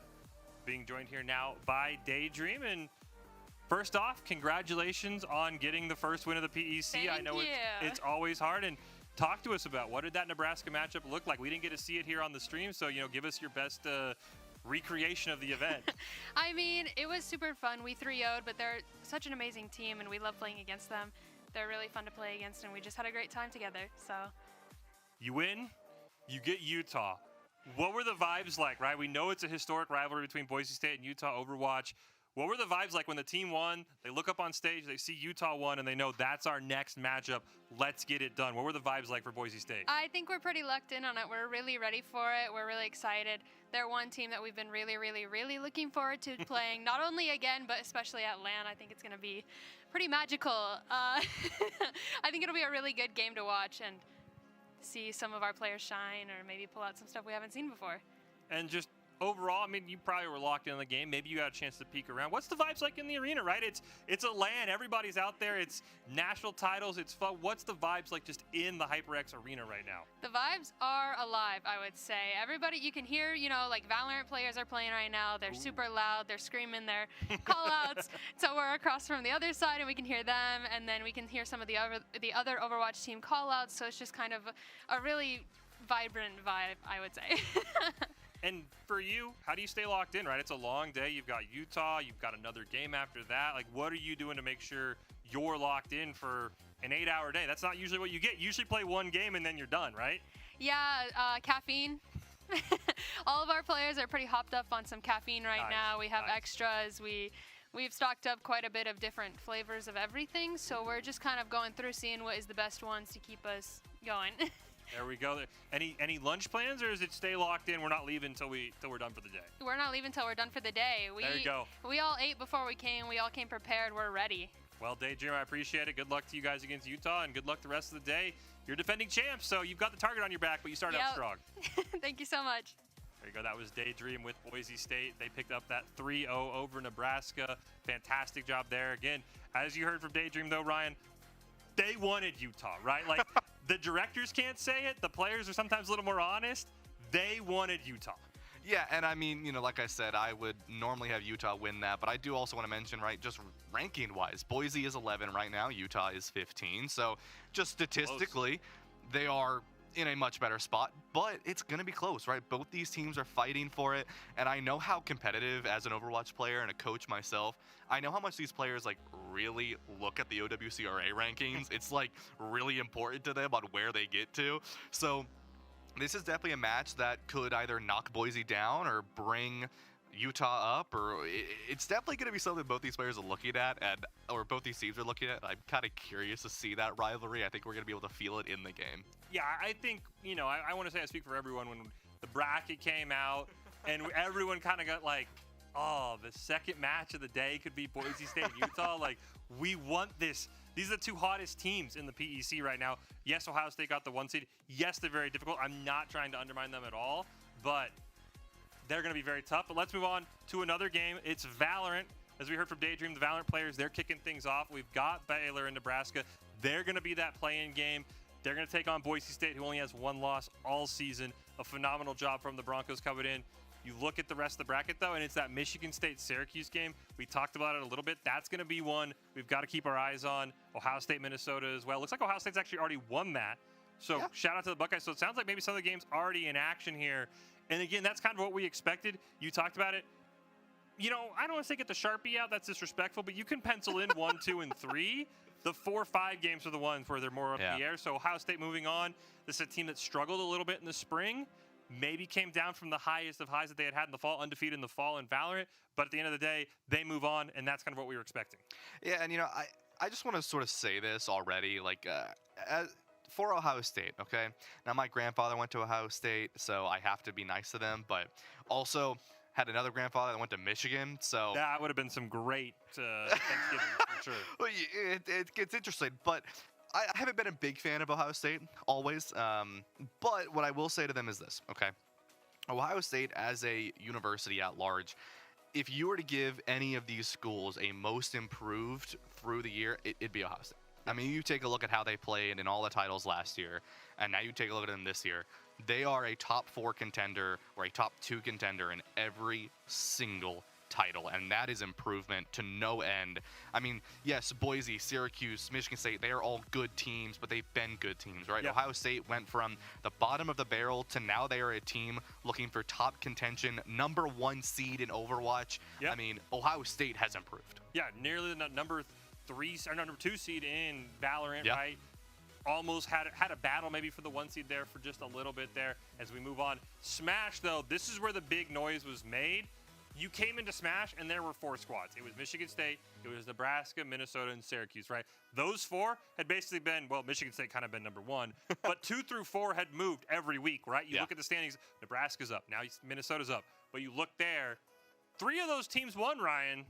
Unfortunately, one of those teams fell, and it is Nebraska losing. Boise State moving on, a Smash team that has had potential. They've taken teams to 3 matches a few times this season, but to come in and do it on a LAN, that's what we talk about. That's that sort of LANimal status. Yep. They've got to do more if they want to maybe lock in LANimal status, but to upset Nebraska is a massive start to the Smash section. Yeah, and I want to keep my eye on that Ohio State team at the bottom of the bracket. I think they have the ability to run it through, but I also want to mention relating to Smash, right? We have a lot of teams with a lot of really good players, right? Yeah. You take a look at Syracuse, they have Syrup 7th in the world for himself and a really good player. Michigan State as well, right? They have some incredibly good players, but what makes this so much more unique is the format of how Smash is Yeah, played. talk to us a little bit about that if people aren't familiar with it. Yeah, so Smash, not really my title, Well, but you I can got the give you a format. little You bit can about give the format. Yeah. So, right, in most of the cases, in most other tournaments, the format is this 4v4 crew battle type of play. So, if you have 1 star player, they can kind of just run it down and win the game, and the other 3 players don't play. Yeah. Right? They get the participation award, but they don't actually get to play the game. For the PEC, the Power Esports Conference, it's a little bit more different, right? And it's a little bit more mathematical, which is why I personally don't ever sit in on the broadcast when we're doing it at Syracuse. I'm like, I just want to look at the score because I can't understand the math. But it's basically if you win the stock, right? If you win your round, you get 4 points. Otherwise, it's 1 point per stock. And then it adds up to 12. Whoever gets those 12 points will take that round or that match of the set of 3. So it's a 2 of 3, right? Same as Val, It's right? kind of like tennis, right? Yeah, there it's you like go. You're playing That a works. game within a game, Yep. and you have to win the most of those games, right? Because as you said, all 4v4, you and I would play, other people would play, and as you said, it goes to 12. Yep. But that only gives you one round, then you restart and you do it again. And so it's a little more different, but as you said, everybody gets to play, which means you have to have a stronger full team. Yeah, exactly. I think that's the biggest thing is you take a look at these rosters is there are some teams that have that star player and there are other teams that have, right, they may not have the best player in the world, but they have 4 players that can really keep it together. And they may not be up here, but they're all going to be right there. And it's going to put them in a really good spot. So I am curious to see how that format is going to affect some of the Smash rosters later down the line. Looks like we might have another player here joining us for the PEC show. We've got a player from Ohio State coming on with us. And just a little quick introduction. What game are you from, and how's it going so far? It's going great. Tournament's been really enjoyable. I am King Donut from the Overwatch team for Ohio State. So you guys were in an interesting spot. You got the bye. Maybe rewarded as the 1 seed. We've seen in other sports that's not the case. So while everyone else was playing, how did you guys stay locked in, knowing everybody else has got games under their belt? Syracuse and Kansas, Syracuse now being the winners, our first opponent, we were really looking at how they were playing, kind of scouting, and I think we've got a really good plan going into them. And they're not on the other side of the bracket, but they were the stage game for Baylor and Utah. Do you guys keep any eye on that, especially because we know Utah is very, very strong? Absolutely. Do you guys keep an eye on, hey, they're playing maybe that Juno Brig, hey, they're trying to ban this? How much did you try and maybe take away from what you saw on the stage? The stage match we watched pretty intensely. We had 3 different people looking at the Boise match, Okay, the Utah match, okay. the Syracuse match. We were really trying to get as much scouting and make as much use of that buy out of it as possible. And you guys, at the end of the day, though, you came in as the 1 seed, right? You came in, you had to do a couple of things at the end of the season, beat a couple teams in a certain way to lock in that 1 seed. Talk to your director. He's very happy. But what are the team vibes like coming in as the 1 seed? Maybe you didn't have the spring you wanted, but you still have the number 1 seed. How do you guys feel coming into this tournament? Feeling really great, actually. Like, we really wanted to get that 1 seed, at the end of that. It was super tight on the map. Yeah. And it was just something we were striving for, and we're hoping to take that momentum and kind of carry it forward in our first couple games. We were talking to a player from Boise State before you. How do you stay locked in? Are you leaving the arena to get food, or was it we got the bye, we're going to eat, we're not going to leave until we're done for the day? It's kind of up to the individual. I stayed, and I was one of the scribes. Okay. But, we've had a few people. We're always making sure we're eating and being rested. But And then what are the vibes like for you guys? What are the team vibes? Again, you guys didn't play, so you don't have the vibes like everyone else. Like, yeah, we won, we're feeling good. What are the vibes like before you play Syracuse? it's a little difficult to keep them up when you're not playing a match, right? Yeah. We've definitely kind of done a good job. We've been playing some comp games. We've got our setups, done. So we've been keeping the vibes up. Well, King Donut, best of luck to you guys. Again, you're the number 1 seed. It's going to be a lot of fun to watch you guys, and who knows, maybe you'll be in the winners finals when it's all said and done today. Yes, we'll see. Thanks. There you go. That was King Donut from Ohio State. Again, had the bye, but they move on. They're going to play Syracuse. That should be an absolute blast of a matchup here. And again, the Buckeyes, they have looked so strong this season, Ryan. Number 1 seed. And again, they maybe didn't play the high-profile match at the end of the season, but you looked at it, and it was like, you started the math, okay, you got to lose no more than 2 maps, your last 2 matches to get the 1 seed. That's still pressure no matter who you're playing, because you can't afford that maybe sort of map where you're like, oh, let's just mess around. You have to stay locked in if you want the 1 seed, and they did a good job of that. Yeah, absolutely. And I know King Donut and Lunar have a history between each other in terms of that tank duel, and it's going to be interesting to see. I did go ahead and get a little bit more updates. I do want to say, related to Ohio State, I talked about the OWCRA and the rankings. Ohio State has been ping-ponging between 20 to 25 for the entirety of the PEC. And when I was coaching Syracuse last year for Overwatch, we were in the exact same spot. And it was so annoying. We were like, how? We have done so well. Put us in the top 20 already. So I know that Ohio State is hunting for that top 20 spot because frankly, they deserve it. I mean, they have done incredibly well. You take a look at Boise and Utah, 11 and 15, and Ohio State is still not there. And this is really, I can tell it's a big one for them to sort of prove themselves and put themselves on the board. But related to that Syracuse game, right? I went ahead and I got some confirmation. It was 3-1, so Kansas did take it. We talked about that, right? Yep. We thought if there was a game that went 4, it was going to be that. So it maybe proves this Jayhawk squad a little more scary than maybe we had first thought. Yeah, I mean, that's the thing, right? With both Syracuse and Kansas, they've done a good job, right? They are good teams. Syracuse looks a little bit better overall. However, Kansas, they can take it when they want to, right? Syracuse and Kansas, they had a really good tension. Last time they were here, it went to a game 4 for Syracuse to make it. And once again, it went to a game 4, right? So I'm curious to see if that's a matter of Syracuse with the nerves or Kansas with the strength, and if that's going to affect Syracuse as they go and play Ohio State. And you've talked about the rankings. Do you have one? I mean, roughly for Syracuse, right? I don't think are they close to that top 25, right? Because we've got 11 versus 15. We've got maybe a mid-20s team. Where does Syracuse sort of fit in that? I know they usually stop at 25, in the 30s. Like, what's your best estimate for where Syracuse is to kind of handicap all these matches? I think Syracuse is... Well, okay. Let me put it this way. I think Syracuse is probably in that 20 to 27 range, probably. I think Ohio State is a 20 team, a top 20 team. I would put them, frankly, I'd probably put Ohio State at around 13 or 14. I'd have Utah be probably around 18 or 19. I have at Boise in between them, right around 17. I think that is sort of my ideal ranking. Then you have Syracuse around probably 24 or 25. So all these teams are in that top 25, in my opinion. And I think it's very easy to see that in how they play. And so going into that Ohio State match, it's practically going to be a ranked 13 team versus a ranked 23 or 24 team. And it can go the distance because both these teams are very powerful. Yeah, I mean, we've talked about it, right? The depth of the PEC, especially at the top, cannot be overlooked, right? Yeah. Almost for the top 25 in Overwatch, as you said. We're right on that line. I know it's for the top 25 in Rocket League, which we're going to see more of tomorrow as well. Valorant, I know some of those teams, the Boise States, the Utahs, the Ohio States, they're all, if there was that top 25, they're there. So it's not like it's just, some teams that you might see. These are legitimate top teams that can win titles going at each other. Again, we are going to Smash, though, I believe, next. That is going to be our next stage game. It is going to be, we're not sure on who, but you look at that. I think Minnesota-Syracuse is the one I want.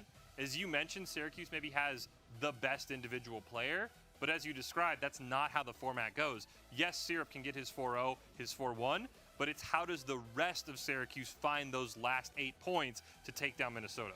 Yeah, exactly. I mean, Syracuse's Smash team has gone up and down throughout this semester, and I believe we're secure themselves the 3rd seed. But, when it comes down to it, they were fighting 4th and 5th for the majority of this season, and it comes down to you have Syrup, right?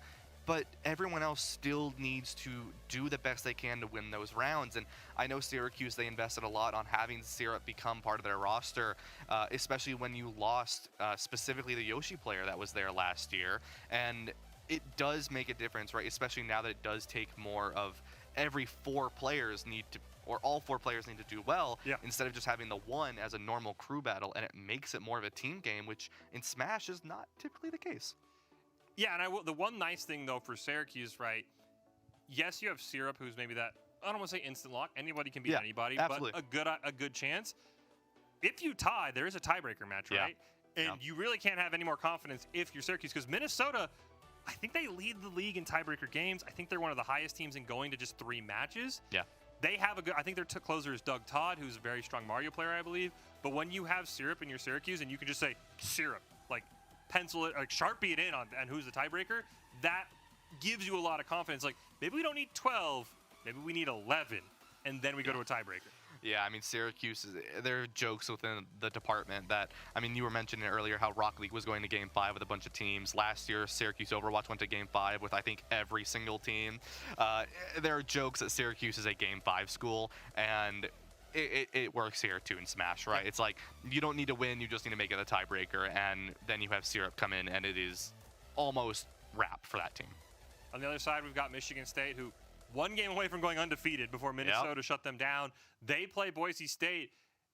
There's been mumblings in that Boise State program that this Smash team is a lot better than their record shows. They turned it around in the spring, 3 in a row. They end up in a bottom half tiebreaker that vaults them, I think, from 7th all the way up to the 5th seed, where they end up now beating Nebraska.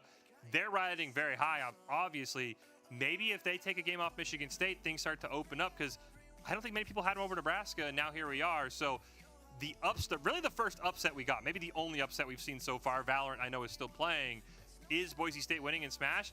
and that could be huge. Because imagine if somehow Michigan State is in the lower bracket after one round of Smash. That would absolutely flip everything up. Because remember, not all the 1 seeds have won national championships. It's not chalk in the Power Esports Conference. Yeah, no, I mean, it's very much doable for any one of these teams. And I think Smash is the different title that you think about, right? You take a look at Overwatch or Val or Rocket League, and though there are LANs for all those tournaments, you don't just play it, right? I mean, at Syracuse, there are weekly Smash tournaments that our players compete in that are ran through just the student body, right? Smash as a title is just so much more LAN-based, I guess is the best way to put it. And so now they're here, and it's like, just another day, just more lights, you know? So I'm curious to see, right, if it's a matter of Boise, who is a LAN-cultured school, is that giving them that upper hand over all these other Smash teams that are used to LANs? Michigan State's the defending champ, so until somebody knocks them off, we're not going to count them out. But I think it's going to be a lot of fun. Again, at the end of the day, though, it's all double elimination. You have to take 2 losses if you're going to be out for the tournament, so you've still got a chance. Of course, the one exception is if you make those grand finals, we're not going to do a bracket reset. You just get that sort of 1-game head start, which is huge for a lot of these titles as well. As we sort of get closer to that Smash broadcast here in a few minutes, I do want to ask you quickly, Ryan, how do you approach it, any game, Overwatch, Valorant, where you come in and you say, oh yeah, we don't play game 1. We've already won. Or, oh, maybe even more important, we don't play game 1. We're already down 0-1. That changes it from a more traditional LAN where it's like, all right, we got to beat them. We'll reset the bracket. That's not the case. Yeah, I mean, this is one of the things that as a coach I would always say at the end of each round even, right? For Overwatch, right, on those control points, let alone each game, but each round, what's the score? Right? 0-0. It's always going to be 0-0. And most coaches have that mentality, right? Because you should never be thinking that you're down. Obviously, it's fun to think, right? Hey, we're down 2-0. Now we're even 2-2. It's like, hey, we can reverse sweep. It's always fun to think that, but you never want to, right? Even if you're up 2-0, right? I mean, if you're Utah, right, and you're about a 3-0 Baylor, does not matter. It's 0-0. It's always 0-0. You've got to respect your opponent. You got to respect your team, and you got to respect your own skill, right? And that's the best way to approach it. And so you go into the grand finals and you get that 1-game series, no matter what title you're in. You go in, you're like, 0-0. We're here to play our game. We're here to take the shot that's right in front of us. We're not worried about the past. We're not worried about the future. We're worried about what's in front of us. And that's the only way you should really be taking any of these matches. Yeah, we've got some fantastic action. It's been Overwatch, Valorant, and Smash. They've all played. Round 1, almost done for all these titles. We'll have Rocket League tomorrow, which is a whole different animal. That one's going to be a ton of fun. But yeah, Smash is right around the corner. Hopefully we get a stage. I mean, maybe even get a lower bracket stage game, right? We can't count out. I think we got Nebraska, Kansas, Baylor, Utah. Or Ohio State, excuse me. They're all down there. Because you mentioned it earlier while we were talking. Ohio State Smash, they won, I think, their last 2 or 3 games. Maybe one of the better teams coming in. They also made a crazy run. I think they went from 7th to 4th, 7th to 3rd, I don't quite remember, last year, right? Yeah. They sort of locked in on the land. They didn't quite start their day that way with the loss, but that's maybe a school, all of a sudden you knock a Syracuse or a Minnesota to the lower bracket, and they have to play Ohio State, you got to watch out. Yeah, exactly. I mean, all these teams, whether you're in the lower bracket or you're in the upper bracket, I mean, all these teams need to respect one another, and they need to respect their own skill. I know, like I could briefly mention that, but it's not just about understanding that, you know, your opponent is good and not being too cocky. It's also about, you know, you can't get down on yourself, right? I mean, take a look at that Baylor-Utah game. Let's be honest, you know, you assume Utah's going to win that 3-0, and they did. However, it was not a easy sweep for them, right? You had a player like Costa who was like, I don't care that you are a really good team with a professional player. I'm still going to do the best I can. And they did, right? And they made it more difficult. And that comes into the mental of not only do you have to respect your opponent, but you have to respect yourself and your own skill. You're here for a reason. You're competing in the Power Esports Conference for a reason. Yeah. You wouldn't be here if you weren't a good player. And I think even more to that point, right, it's when you go up on stage or when you look at the bracket, right, you almost just have to, I'm playing Syracuse, all right. Yep. You can't think of the Syrups of the world or the Clears of the world who are astronomically amazing at their games. It's like, all right, I'm playing Syracuse. I'm gonna lock in. I'm gonna pretend like I'm just going to comp game, right? Just on another LAN. I don't care what that name across from me says. Sometimes you can get in your own head, and you made a great point. At the first map of Baylor, Utah, you're like, uh-oh, this is not going to be good. And then Costa locks it in and says, I don't care that I'm playing Utah. I don't care that I'm playing a team that's never lost in the PEC this calendar year. I'm going to do my best. And again, he put on a show to the point where now I look at the lower bracket, I'm like, okay, you beat Nebraska. maybe you get a team that's a little more, like, let's say you get Syracuse in the second round. Syracuse maybe a little bummed they lost to Ohio State. Costa now can maybe take Baylor to that next level. As you said, it's respecting your own skill, but it's also saying, I don't care who I'm playing. I know I can beat you if I play my best. Exactly, yeah, and that's what happens when you do your scouting as well. Is you can't be scouting, Syracuse's Syrup, or you can't be scouting Ohio State's King Donut, right? You need to be scouting what they're going to play, and you need to be scouting what you are going to play into him, right? But you can't be scouting, oh, they're pros, right? You can't do that. You have to respect your own skill, and I think that's what we're seeing from some of these teams already, right? Boise is a team that has been so used to going to LANs and so used to going to tournaments. They don't care who they're playing. They still made that upset, right? Take a look at Baylor, brand new squad to the Power Esports Conference, and Rocket League. I mean, it's Baylor. I mean, they came into this and they're like, we are going to win Rocket League. This is our game, and that is what they're going to do. But they go in and they respect all their opponents every single time. Should be an absolute blast here. Again, the PEC Championships from the HyperX Arena in Las Vegas, Nevada. They're just starting. We've got tons of games. I believe it's Smash coming up next year, Ryan. I cannot wait to see what that stage game is eventually going to be. Maybe we go back to Overwatch. We've got Valorant as well that I'd love to highlight. It's been a lot of fun here, and it's a long day, though, right? You can't let that first win get you, like, again, Boise State Smash, great example, right? You get that first upset. You're pumped. Yep. You still got to play more. It's not like, all right, back to my room, I'll see you guys tomorrow, like we maybe are used to in other esports competitions, right? Where it's like, we play on Tuesdays. We're going to come back next Tuesday, right? They're going to have to lock in. Yeah, and you mentioned that, right? They are long days. These are tremendously long days, and there's 3 of them. Last year it was 2. This year it's 3, and it's a lot. And these players have to stay locked in, stay hydrated. That's just a word of advice to everyone, is just stay hydrated, but especially these players. Yeah, well, we're going to throw it over to the casters. Cannot wait to see what we got coming up next. Remember, don't go anywhere. We've got tons of Power Esports action coming up.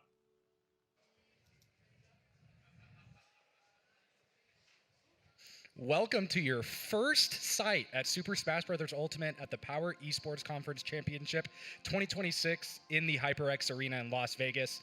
I am Nikita, Nickelback Air Bear, joined by the one, the only, the beautiful Skiff. Hey, what's going on? Super excited to be here. It's my second time in Vegas. First time was actually when I went to EVO a couple years ago. Down the street somewhere. Literally down the street. Actually, you could literally walk here by staying within this building. But yeah, it was when they had Ultimate Marvel's Capcom for like the first time ever. It was a really good time. But yeah, I'm super excited to be here. Obviously, casting some Smash Bros. Love the game, absolutely. And we got a really special matchup coming up here in a little bit, don't we? Yeah. So I think we'll get into it. You see some of the logos behind us back there. Some big brands in the collegiate athletic space: Michigan State, Baylor, Ohio State, Syracuse, Minnesota. And those last 2 teams in particular are the ones we're going to be targeting here. We did already have our first round of matches for this bracket. So I believe it's just all winners quarters started. And now we're in winners semis and the first round of losers. So we will be targeting one of those winners semifinals matches between Syracuse University and University of Minnesota. And it's going to be a good one. I mean, we both kind of have our biases built out here. You in terms of Syracuse, me coming from Minnesota. These are the guys I go to my locals with. So these are my guys.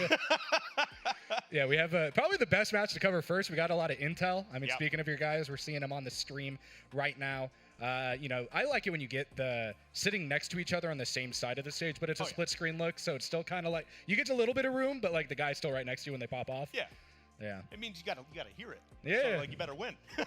But this is gonna be a pretty interesting start here.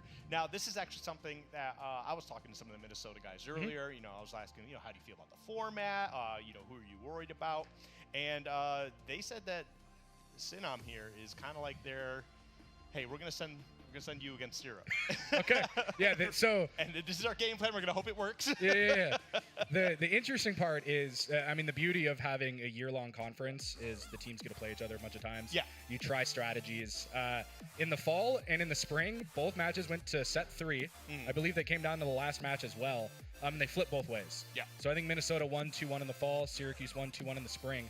But the thing that was so funny is every single one of those 6 games, Syracuse was Team A, Minnesota was Team B, and I believe all 6 of those games, Syrup played against Doug Todd. Drafts, I think, were almost identical throughout the entire year. Yep. And so the first thing that happens is the same thing happens as always. Syracuse wins, gets Team A in the coin flip, and then they blind Syrup, and you would expect to see Grizzhawk. Okay. I can't tell. Are we in? No, I think we are in. Okay, we're in. I think it's probably just a little bit of some nerve starting there. And that's just kind of part of the thing that Sora kind of has in his toolkit. I get to recover from anywhere, and you just kind of have to hold that. So, I mean, hey, we'll take that, I guess. Yeah, I mean, the elephant in the room is, I don't know what you want to call it. Put in like a dog out to pasture or something like that in the form of Senam here. Syrup is a top 10 player in the entire world. I believe the best American player in Super Smash Bros. Ultimate. I would believe that they are ranked as the best one in Ultimate right now, and it definitely makes a lot of sense. I mean, he's been on the come up for a hot minute, and even before Steve, I mean, he was a fantastic Nest player before then. A strong player through and through, represents the tri-state area as well, but on the other side here, we got Sinam coming through with that sword, trying to rack up some decent damage here. And that's the thing, is like Sora's kind of like a weird character to deal with in general. He's got like an awkward double jump. We're gonna see that first stock taken up by the up smash though. Yeah, a little bit of a suction there on the up smash there.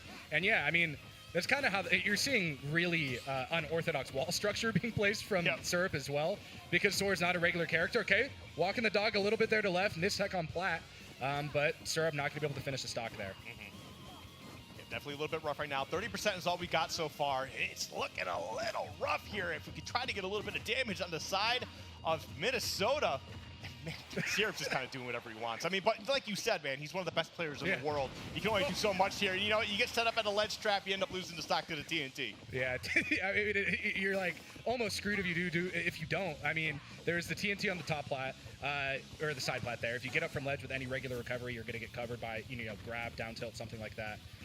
And yeah, it really does seem like Syrup's going for a little bit less orthodox options there. We saw the up tilt didn't lead to an up smash. No combo confirmed there. Syrup able to get out of it. I think it was definitely a little bit of a greedy option there, but we do get the forward smash to take out that stock right back. I mean, granted, we still got a little of a hill to climb here, but I mean, it's definitely a good start, at least getting one stock out of the way. Yeah, and with the format being points here, okay, we're going up to the top of the ladder there. Gold's not going to finish it out, but it will lead to almost 70% off of one interaction there. And now it really will probably look for something. Syrup might be holding shields just to anvil out of it.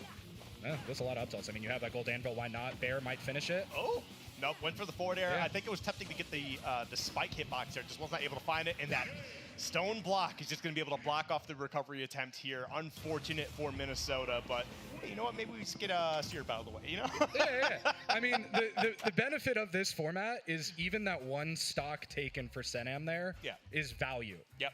It's a total point system, so if you're first time tuning in to some Power Esports Conference content related to Super Smash Bros. Ultimate, the format is very unique. It is a 1v1 duels played against teams where you have 4 1v1 matchups in a single set, and you earn points based on how you perform in one of those individual sets or individual matches. So in that one right there, Syrup, Steve, took 3 stocks, and Senam Sora took 1. Yep. But because Syrup won that round, he gets an extra point. Yep. So now the current score will be Syracuse 4 points, Minnesota 1. Yep. And I think that one stock is actually pretty valuable for the side of it Minnesota. definitely is. Like you don't just want to get like absolutely swiped and just swept out of the entire game. I mean, and that's the other side of it too. Is normally when it comes to Smash Bros. Or just fighting games in general, you're usually playing a few games against your opponent. This is just a one and done. Yeah. You got to make your adaptations within the game itself. You don't have a chance to go to another stage and get your counter picks. Those don't exist in this format. You better start playing at the top of your game right away. And that's the other thing too. All the stage picks, regardless of the match, are just the starting 5. So you're not going to see any, Hollow Bastion, FD, Kalos, something like that come out. So you're going to see probably a lot of the same stages. Probably going to be a lot of PS2, a lot of small Battlefield. Probably. I mean, a small Battlefield, I'll definitely take that. I think it's definitely the better stage anyway. I'm just tired of seeing PS2. Like, I get it, it's the neutral stage, according to everybody who doesn't think. But that's just my opinion on that one. I mean, we have Scooby coming up against Grizzhawk here.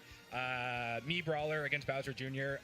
We should not be seeing PS2. Speaking of the neutral stage, right? Well, now that I think about it, I mean, with Brawler, I mean, you'll kind of go where you can. Like, obviously, you want to see those tri-plats. But the other side of it, too, is, where Me Brawler's going to be able to get a lot of value out of that. Obviously, you get those stocks taken with all your up airs into the up special finishing that. You also get a lot of jungle opportunities from Bowser Jr. So, I mean, where I think Me Brawler is still going to get more value out of that than Bowser Jr., those are probably going to be taken off the table entirely. Yeah. But Grizzhawk is a different beast of a player. Let me tell you. I mean, Bowser Jr. is already such an awkward character as it is. He's got, like, weaker traits of a lot of good characters, right? He's got, like, your grenades with the Mecha Koopas. He's got the Sonic side B, but not as strong. But he's got a bunch of weird tools that kind of all culminate to this weird amalgamation of a character that is, quite frankly, pretty good. Yeah, I mean, the Mecha Koopas you mentioned, Grizzhawk is like kind of crazy with the conversions that they get off of. Mecha Koopa's just been crawling out on the left side of the stage the entire time. I'm just going to be charging up smash on top plat, and they already know that it's going to go there. Mm-hmm. Yeah, it's just there's a lot of things going on, especially like with the abandoned ships into the like hammer smash or whatever. But okay, we're gonna be going into Smashville here. Honestly, not a bad stage for either character. This is probably I would say pretty solidly neutral between the two of them. But I mean, this is also a great stage for Bowser Jr. Again, to be able to get a lot of those conversions into those up airs, repeatedly utilizing that platform as well. Oh, and yeah, you got to go for the down air there. Why not? You were getting, kind of comboed pretty hard there to start off the stock, get a little cheese to try to get a lead there. And that's the second time in the row that Suplex has just failed to get a conversion and just got kind of blocked out entirely here. Mecha Koopa grabbed. I feel like really Suplex is only there as an option of like if your opponent's just kind of holding shield a lot, because as a Mii Brawler, you're trying to get those up tilts, you're trying to get those up airs. You want to find a way to actually poke through it so you can get that combo going. The Suplex is just there as like a quick little punish tool. You're not really going to get too much else out of it. Yeah. Oh, able to get a poke there on shield, trying to get out of it. Scooby still has a stock. There we go. Mecha Koopa not able to convert that one time. Not sure that's going to be the last. Approaching here. Ooh, letting out up smash in center stage. You're going to get punished for that every time by Grizzhawk takes the first stock. Yeah, there's going to burn out to take out that first stock there. And this is kind of where things get a little bit scary as Bowser Jr. in general, right? Because they are a heavier character. It's not going to be able to be so easy to take some stocks. Granted, I don't think that's as much of a problem for Mii Brawler because the kill power, the potential that this character has is ludicrous. Yeah, absolutely messed up. We saw the Thrupper attempt there. Might be almost out of range now. Probably just going to look for a lot of soft nairs and to convert on a mistech, maybe a raw up smash like he's fishing for a little bit earlier. And this is kind of where Grizzhawk can thrive because they know Scooby's trying to go in so hard. Yep. And there we go. We're going to be able to get that up smash, going to be able to close out that first stock into their favor here, at least for this game. But 72%, okay, gonna go for that down throw. Mecha Koopa gonna attack on some additional damage here too. 103, gonna go for that rapid jab. If that goes through the shield, that should take the stock, but won't be able to. No, yeah, able to hold on, be a little bit patient there. And here's the combo that you want to see if you are a Brawler fan. One more up tilt, you might be able to get in here. Nope, good DI out. Oh, but Grizzhawks is still caught in the blender. Mm-hmm. And that's a stock. Yep. They buffed that. They buffed it to make it do that. Yeah. Crazy thing to think about when you look at some of the patch history for this game and like what they changed and what moves they're like decided, you know what, this should be able to take a stop. Yeah. This character deserves it. That was one of those moves.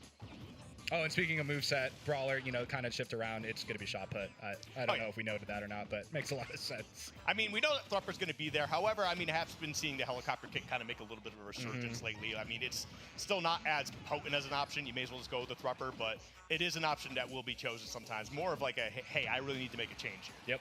2 moves might have been able to kill if Grizzhawk had worse DI, but able to survive the up smash and the raw Baron neutral, but not that time. Gets it again across the entire stage, and that's what happens when you're above, 160%. Yep.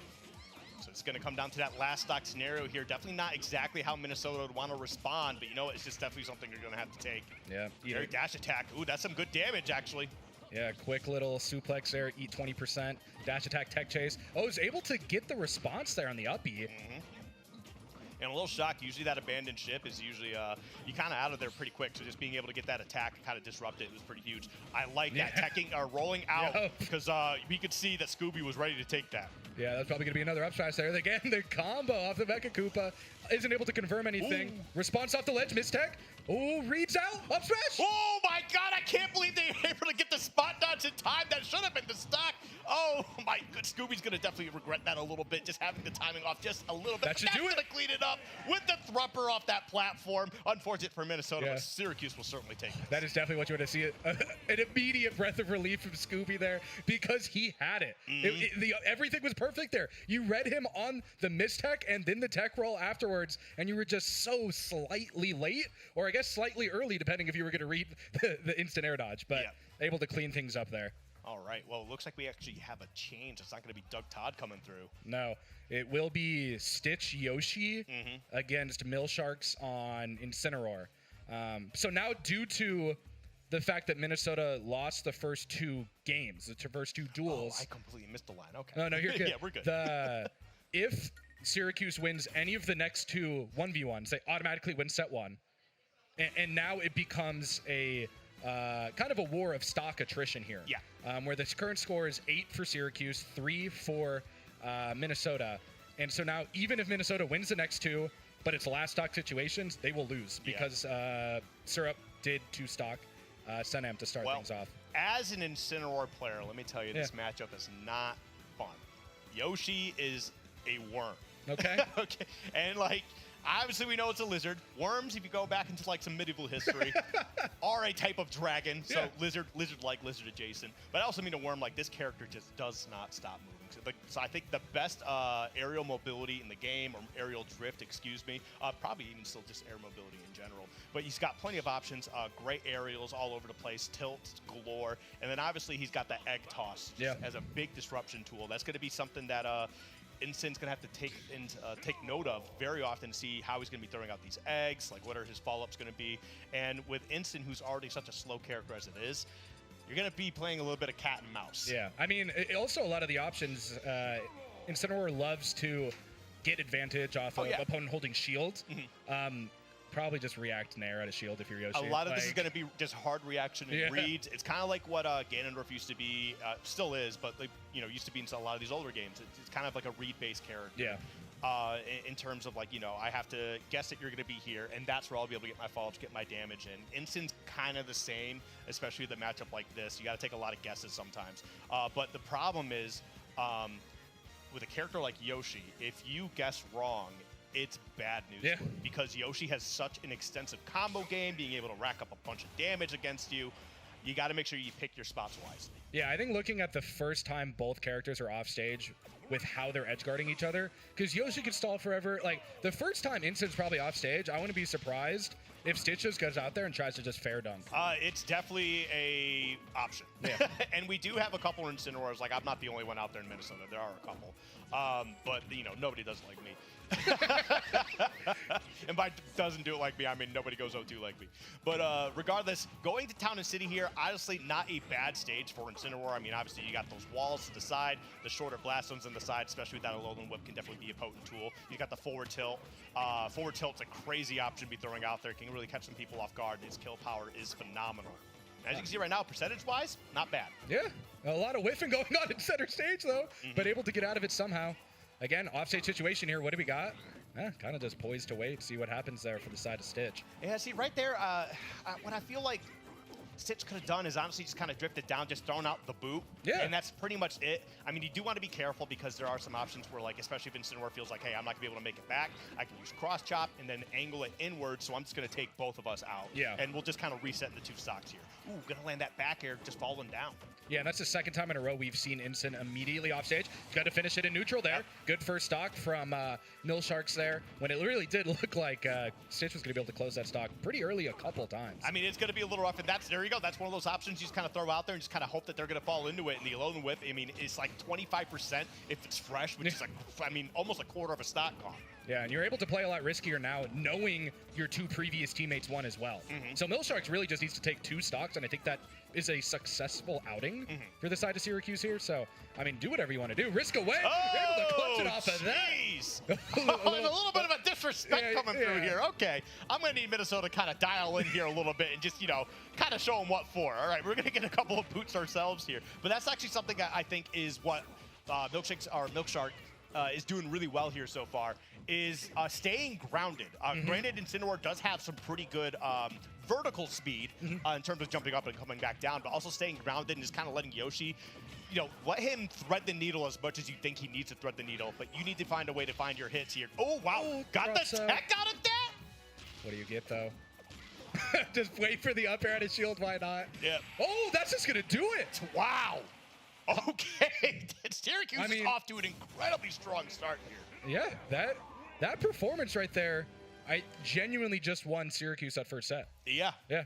So now we will have, and this is kind of where the mix-up from the side of Minnesota, I guess, doesn't work out in set 1, where your best player, I don't know where he is in sort of, Minnesota's ranking, but definitely the best player for the team in Doug Todd, is playing in a meaningless game, essentially. I actually have not been keeping up with what the PR is. I don't know what it is right now, but Doug Todd is a phenomenal player. I've actually watched him, like literally watched him grow. Okay. Like, because when we were having our discussion where I kind of really started getting involved in Smash Bros. Up in North Dakota, he was a youngin out there. Oh. And was really he's been playing Mario his whole time, right? Cringe, right?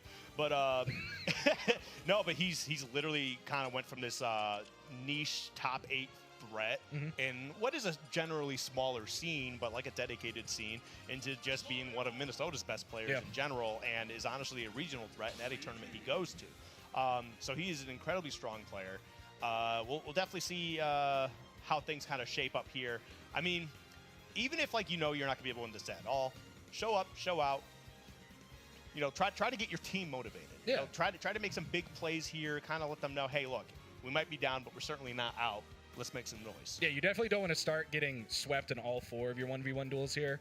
Doug Todd definitely going to try to, I mean, kind of play how he usually plays, to be honest. He will Mario combo you every single time, and there's no fear in his eyes. Listen, we actually had a tournament a couple weeks ago. It was actually, they held a huge regional, I think it was like just outside of like a major status at U of M, and we had a bunch of regional guys come in. It was a really good time, and I was making a lot of jokes of like, hey, are we going to see Jaren or are we going to see Doug Todd? Like, we need to see Doug Todd. Bring in Doug Todd. But this is not necessarily a canon matchup, but it is a couple brothers squabbling a little bit, and that's something I can relate to being a middle child. Yeah, go see the movie out in theaters right now. Big reviews. Okay, going for the 1, 2, 3 there.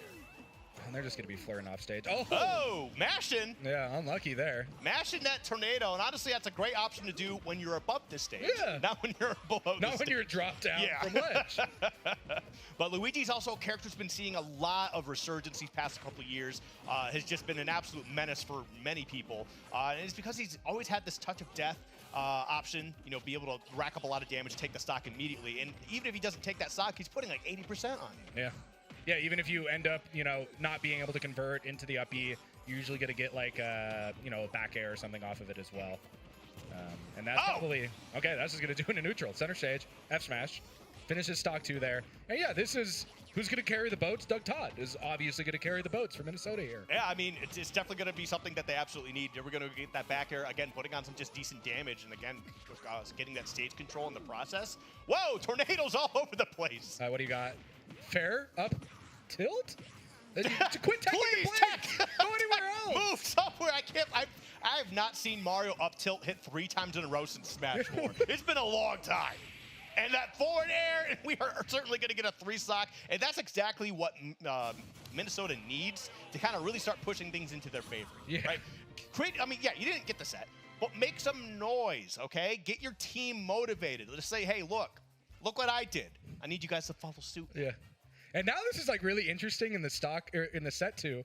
You really mixed up what your draft identity usually was throughout the regular season. If you asked me before I saw this first set draft, what side Minnesota's going to pick next, 10 out of 10 times, I would say, oh, they're just going to stick on side B. They might switch it up now, to be honest. You're in semifinals, you're in person, your tournament life is not on the line because it's double elimination. If you want to try something new to see how it sticks, based on seeding, these 2 teams are probably going to be the teams facing in losers finals to make it to grand finals. You might as well get a lot of data now, so I wouldn't be surprised if Minnesota switches over. But I was, again, still would not be surprised if we saw this exact same draft again, game 2, and they're just like, yeah, we'll just play better. I mean, that's the other thing too, is like Minnesota, what I can speak from experience is they are familiar with Steve, right? Any region that's worth their salt is going to have a couple really solid Steves who are just going to either, you know, kill the scene, or honestly, it's going to make that scene stronger, right? And now, the other side of that is you can have as many Steves as you want that are pretty solid. I mean, it's still syrup at the end of the day, right? You got to find a way to really outplay one of the best in the world, and for good reason. So we'll definitely see if they try to switch it up here a little bit. I think all of them certainly can. It's just, it's not going to be fun. Yeah. And even at the end of the day, if you have like a pocket pick, I think it's been really popular to see like a Sonic or a Min Min come out of the back pocket if you're going into Steve. As you mentioned earlier in this broadcast, Syrup is still probably the best Ness in the entire world. So that's still a counter pick potential there. He has pulled it out a couple times, especially like when he started really making some noise, you know, when he was going Steve and, you know, winning tournaments. And obviously there's always going to be those naysayers.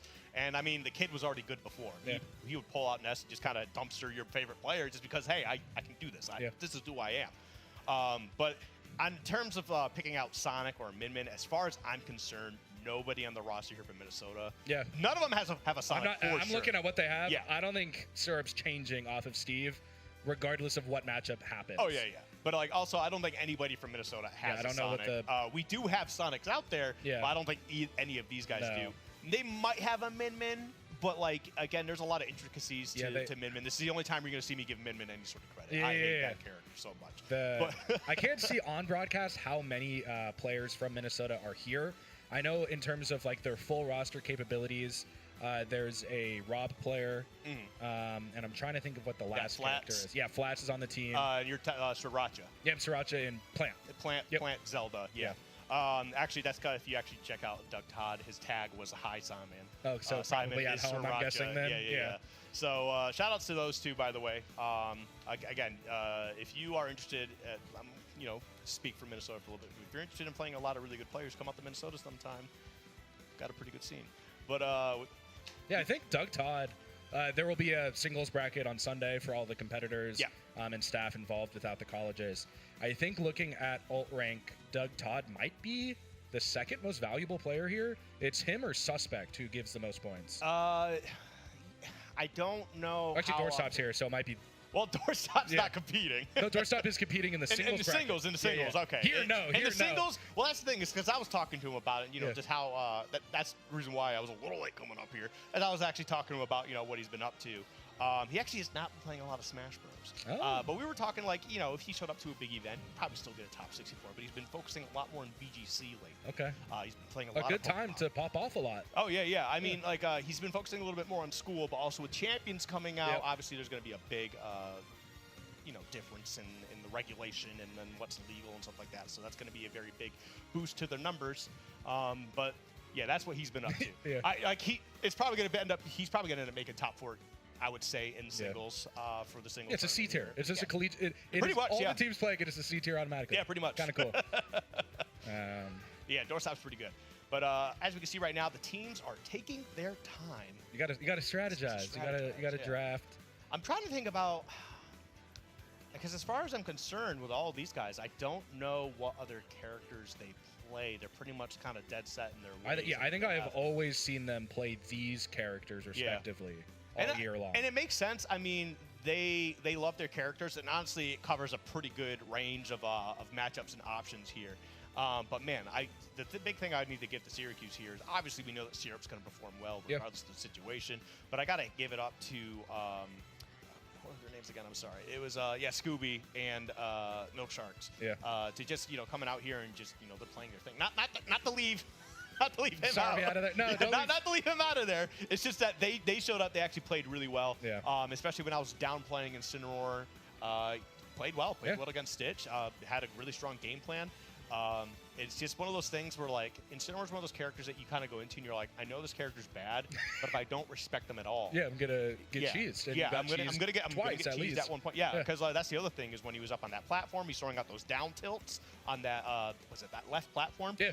Down tilt is a crazy move. It actually angles down a little bit, so you can actually catch people underneath the stage if they don't recover properly. So you can two-frame people with that, and then there's all sorts of options with that. But up smash is also one of my favorite moves because it's one of those moves that people do not like. They just don't know about it, right? Because they're too busy thinking about all of Incineroar's other moves. It is a move that starts from the front, has crazy kill power potential, but also finishes way back here. And that catches a lot of people off guard. Because when I try to ledge trap with the character, I'll usually just start charging that. I'm like, you're either going to get up and I'm going to hit you with my front arms, or you're going to roll behind me thinking you're safe, and you're not going to be safe. It's a very funny move. I think the interesting thing, too, about dropping some lore here, Milsharks is a architect, graduate student, final year. So ancient in terms of collegiate Smash age in those low 20s. You say low 20s? Yeah. Early 20s, we'll go there. Yeah. Has had some hand issues previous years. Used to be a very technical Mario. So I think he's actually, I don't know if they have other setups down there, but I guarantee you he was just talking in Sarvi's ear the entire time, trying to be like, this is what you should do against Doug Todd. Yeah. This is what Mario does. Well, it didn't work, apparently. Yeah. bad advice giver, it seems. At least for that game, it did not seem or like... it's the ulterior motives of co-mains, are tighter together. Yeah. So just spreading false information about Mario. So Doug Todd that can is succeed. now. If it happened here, I'd be very surprised. But in brackets, that's that is- actual brackets, that yeah. is a real thing. I have seen Yeah. so many people be like, "Hey, I have to fight Sonics. Can anybody give me Sonic practice?" And I'll see Sonics reply, "No one do anything," and everyone just stays quiet. And like I've seen like legitimate like arguments start because the of it. old It's Hungry very Box, funny. It's very funny. Jigglypuff gatekeeping back in the day. Yep. It is very funny. I mean, is it a bit lame? Yeah, but don't wait till you got to fight the guy to get start practicing for him. Right? You got to learn these matchups. And granted, that's a tough thing to say, especially for Ultimate, because there's how many potential matchups. Yeah. I mean, with just your one character, there's like 90 different matchups in the game. There's right? probably going to be some niche -2 matchup you have for some reason against and Isabelle. And it could actually be a matchup that you're positive in with your character, but because you don't have to practice against them, they know the tricks and you don't. Yeah. So it's definitely something you got to. It's a game that requires a lot of practice. Yeah. Yeah, and I want to take a look back. They're still. Yeah, they're still talking. Opposite sides of the stage, just as they should in their huddle, going through this set 2 draft. As they should. I'm disappointed in U of M on that game one. Yeah. I'm going to be honest. In that first set, I need them to step it up, and I expect them to. I expect them to have some good answers here. There's a lot of smart players down there. Yeah. On both sides. So they're trying to give each other good, not just like good ideas, but also hey, here's how we should switch things up. Blah blah blah X Y Z. So we'll figure it out as we get there. We'll see what decisions they end up making. But yeah, if I'm a betting man, since we're in Las Vegas, and just based on the history, you got to expect like a game 3 at least. Like a close hope one. so. Yeah, at least this. I would be flabbergasted if this was not dramatically closer in that end result in game 2. But I do think that first game is certainly a wake-up call to Minnesota, saying, hey, you need to dial in here. And, it might just be because it's a different stage, because usually they're all playing online. Yep. So it being a different stage here, actually in person, again, we all know about the differences between playing online and offline.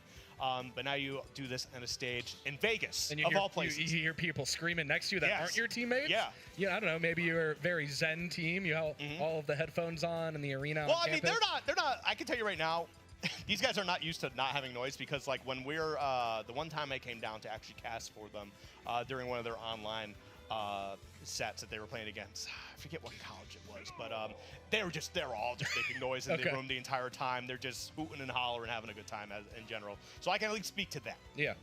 No idea which side is what for which team, but it looks like we're seeing. I think this is the repeat. Is this Mill Sharks and Stitch again? Yeah. It's definitely Mill Sharks, and I think that looks like Stitch. That is Stitch. So we're just going to see that one start for game 2 here. And I guess this is the opportunity for Stitch to kind of have the wake-up call lock in a little bit. I mean, yeah, you definitely, you got to play a little bit more passive, just kind of noticing exactly how Millsharks was playing that. Again, a little more grounded, trying to let Yoshi, be the aggressor and just trying to find these punishes. Worked out very, very well for him. So that's just something that Stitch is going to have to take some notice about. But 41% to get started here. Ugh. Yeah, feels good. And there we go. The patience out of Stitch, though. Be able to just wait and shield, throw out that nair immediately out of it. I can tell you you mentioned that up tilt. That up air. Yeah, I can tell you right now, though, when we saw that alone whip come through, that is not necessarily a patient option. No, he's good. Okay, gets back. Oh, wait, no. This is trouble. That's it. Yeah, he didn't have his jump. That's super unfortunate. I don't know what happened, but somehow he had B reverse, or not necessarily B reverse, but just reverse ended up up heat somehow. Yeah, cross chop into the opposite direction. He would have been okay if there wasn't a Yoshi on the other side. That is a huge gift to Minnesota from Syracuse. Yeah, and the only fortunate thing here is that Stitch was still like above 100%. So theoretically, you can clean this up quick. Wasn't able to get a conversion, but that should do it there. Yep, able to clean things up. Yeah, that is a very powerful move. Ensign, I mean, he's known for having some very strong attacks, can put down a lot of damage. Oh, man, just these up airs are rough. If he actually got caught by that down air, that certainly would have been a stock. It's one of those moves that can kind of drag some people, but like it also just sends you straight up for some reason. One of those funky ones. 5 up airs, though, the conversion. And it's just the punishment off the whiff. Like, I think this is the second straight time we've seen the Incineroar just kind of whiff off of Stitch doing something kind of silly and neutral in center stage. I mean, sometimes you just got to press buttons as Incineroar, and it'll just work out for you. That's literally just how the game works. That's just how Incin works. A couple of eggs! Yeah, it ain't Easter anymore, but a third? Nothing off stage, though. Oh, the reversal. Yep, gonna put on some damage. Not worried about, losing a stock here at all. Gonna be able to get that neutral air out of the shield. And wow, yeah, Too a little low. too low. Wasn't able to recover, but 83%, nothing to scoff at. Yeah, and that is the threat that we mentioned in game one that we didn't see a lot of from the Yoshi, where Yoshi's offstage potential in this matchup specifically is very potent. Stitch can go down there, and it could just be standing on stage throwing out eggs. That'll provide a lot of value too. And that's the thing is, like, I know when you're throwing out the eggs, you're a little bit worried about him getting that revenge and getting a lot of damage, but, like, revenge is something that is certainly punishable, as long as you're, you know, ready to take advantage of that. Oh, he waited for the air dodge, had the punish ready, but it was just barely off the mark, and will take a stock in the process. Yeah, able to clip there. And we're not seeing an exact return from the first time they played. That should be able to spike all the way down. Yep, that's going to be enough. Incineroar's recovery, kind of bad. Yeah. Not as bad as it used to be. It did get a bit of a buff, but it is rough. I mean, that was literally 3 straight examples of Incineroar being a bad character. The character sucks, man. The character sucks, but I love him. I love him. It's really funny because how we were talking about VGC a little while ago. You wouldn't know it, like, if you don't pay attention. Like, if you only paid attention to Smash, right? Oh, true, yeah. But, like, Incineroar is, like, the greatest Pokemon of all time for competitive, like, Pokemon. It's actually really funny. And he plays completely differently, too. Yeah. Like, he's a defensive stalwart. It's just absolute bully in, like, a different way. But that's a different story, different conversation. But, yeah, good start here from Minnesota, being able to answer back here with a lead to get started this time. Yeah, seeing some of these replays here, and you're going to be seeing literally that 3 times in a row. Just being a little bit too low. You might have been able to thought you're going to get up there, not going to get up there. And again, a lot of it really was a lot of the pressure put on by Stitch. Yep. I mean, the pressure was good. There's definitely some things to clean up there. I mean, a good Incineroar player, you know, they're gonna respect options, but they're also gonna try to show as little fear as possible. I think that Mill Sharks. I keep saying Milk Shark.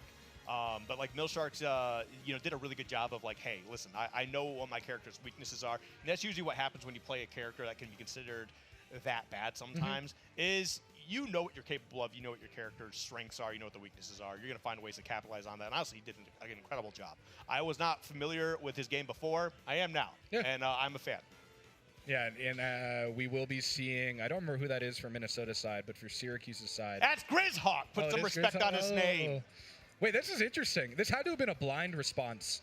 Because I feel like if Grizzhawk was selected first, you just put in Scooby again with the win from the previous set. So I actually don't know what character. I mean, we were talking about what characters he plays during that Kansas set. It's Pit, it's Dark Pit, it's Min Min, it's, I think there's Olimar, there's Lucas. A man of many characters. Yeah. Well, doesn't matter what you pick, there's still a Bowser Jr. on the other side. It's going to be a tough one. Funky stuff. You got to put some respect on his name. I swear to God, Bear. I love me some Grizzhawk gameplay. I was actually disappointed he didn't get any of those crazy clips.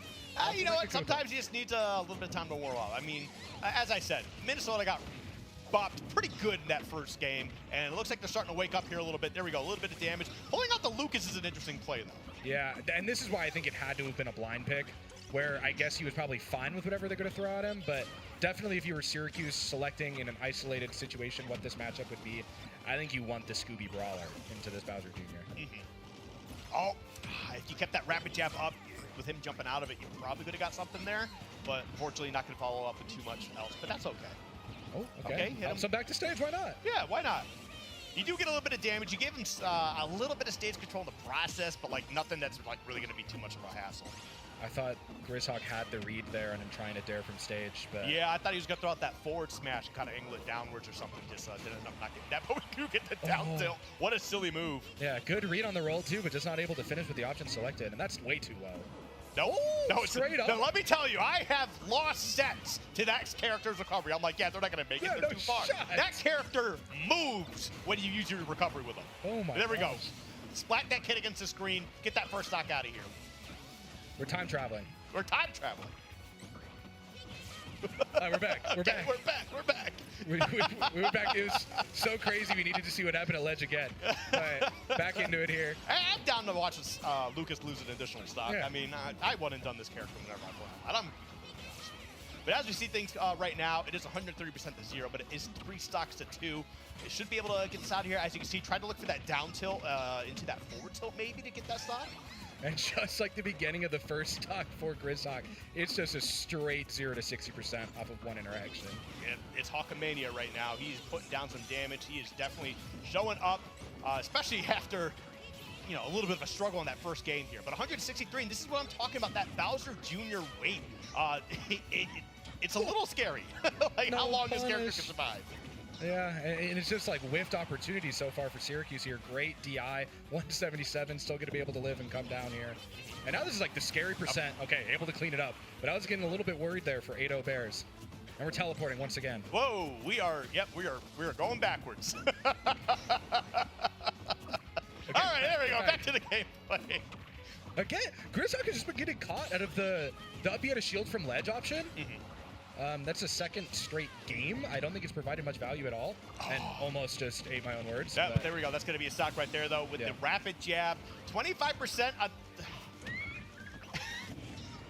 It's fine. It's fine. We need to see it again. We're just going to see it again every single time. That's okay. And so now, I guess you're at low enough percent, actually, that if these next few neutral interactions go well, you could consider winning the game. Yeah. But like, if you take another one of those 60% combos, I think 8-0 Bears' game plan is just clean up one more stock. That isn't going to be it. Looks scary there for a second. Oh my gosh. That's actually unfortunate. I think he was kind of going for the the Zaire, kind of carrying him across the stage. Ended up messing up the double jump cancel with that.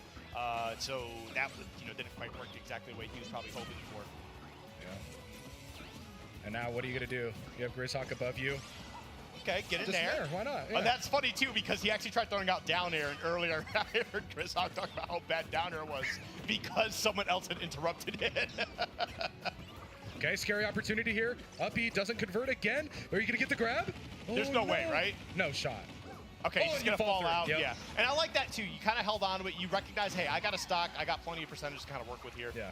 Not really, I guess. But you end up getting a lot of extra damage on there, and you kind of put yourself in a better position to really just close out the game right here with that forward smash. Yep. Well done. And now we're seeing the exact reversal from set one. Yeah. With two straight 1v1 dual wins for Minnesota. I would say less dominant than the way Syracuse started out last set, but I don't think it matters how dominant it is as long as you take those three stocks. As long as you're able to get the W at the end of it, it does not matter. But we'll say Syracuse was 100% much more dominant to start off in that last game. But sometimes you need to get absolutely washed like that for you to be like, wake up. As a wise man once said, you have to be washed in order to get clean. Yeah. So.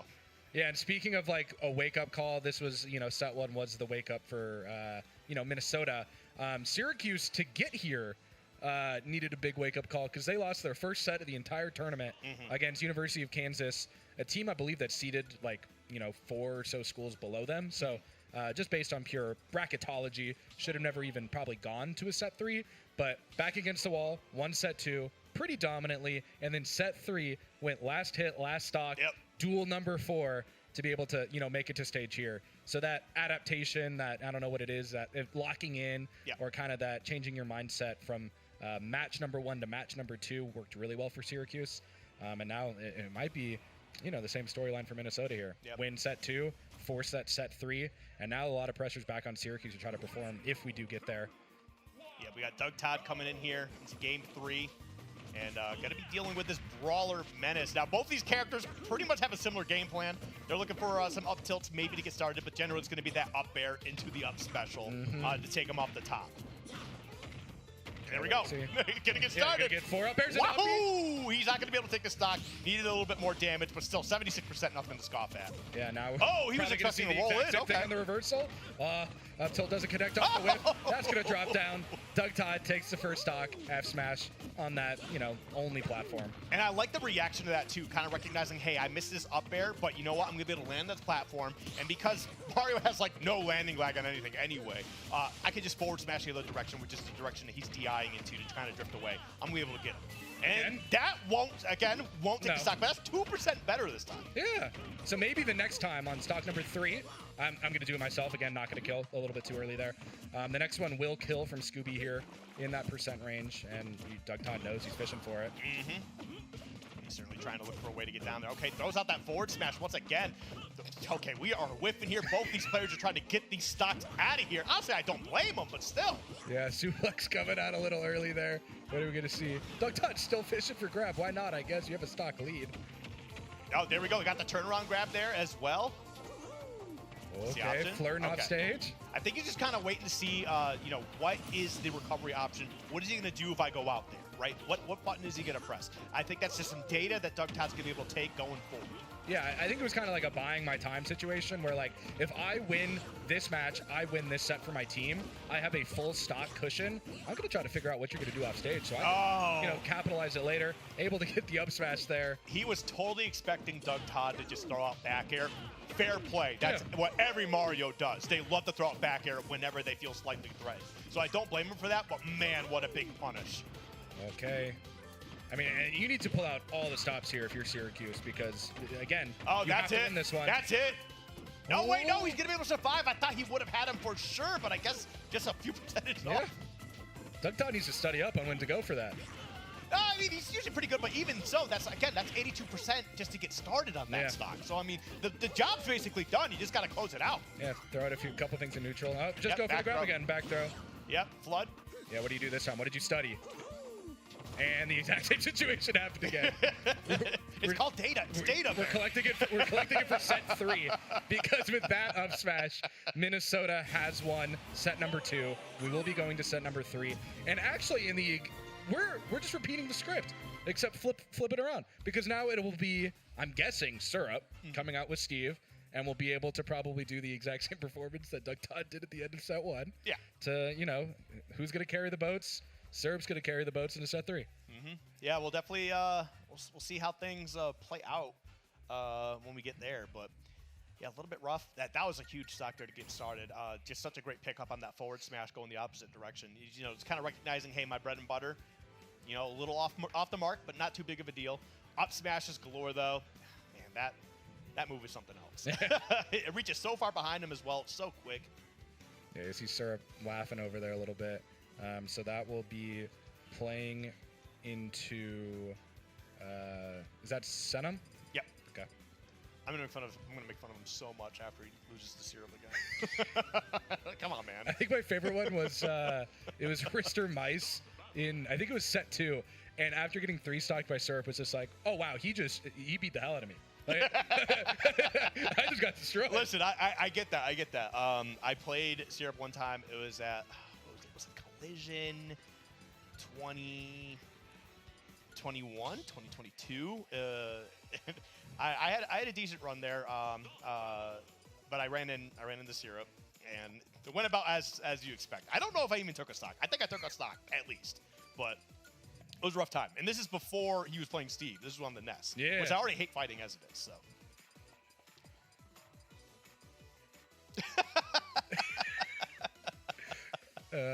But yeah, I mean, again, the mentality's kind of weird here.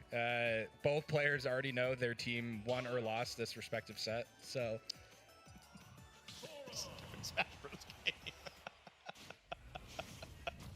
Oh. Hey, get used to that sound. And the next Smash Bros. Are going to put in Jonesy. Just watch. Master Chief is getting in. It's funny. Ajax. Yeah. He swore up and down Master Chief was going to be able to get into this game. I told him there's no way it's happening, bro. Maybe next game, buddy.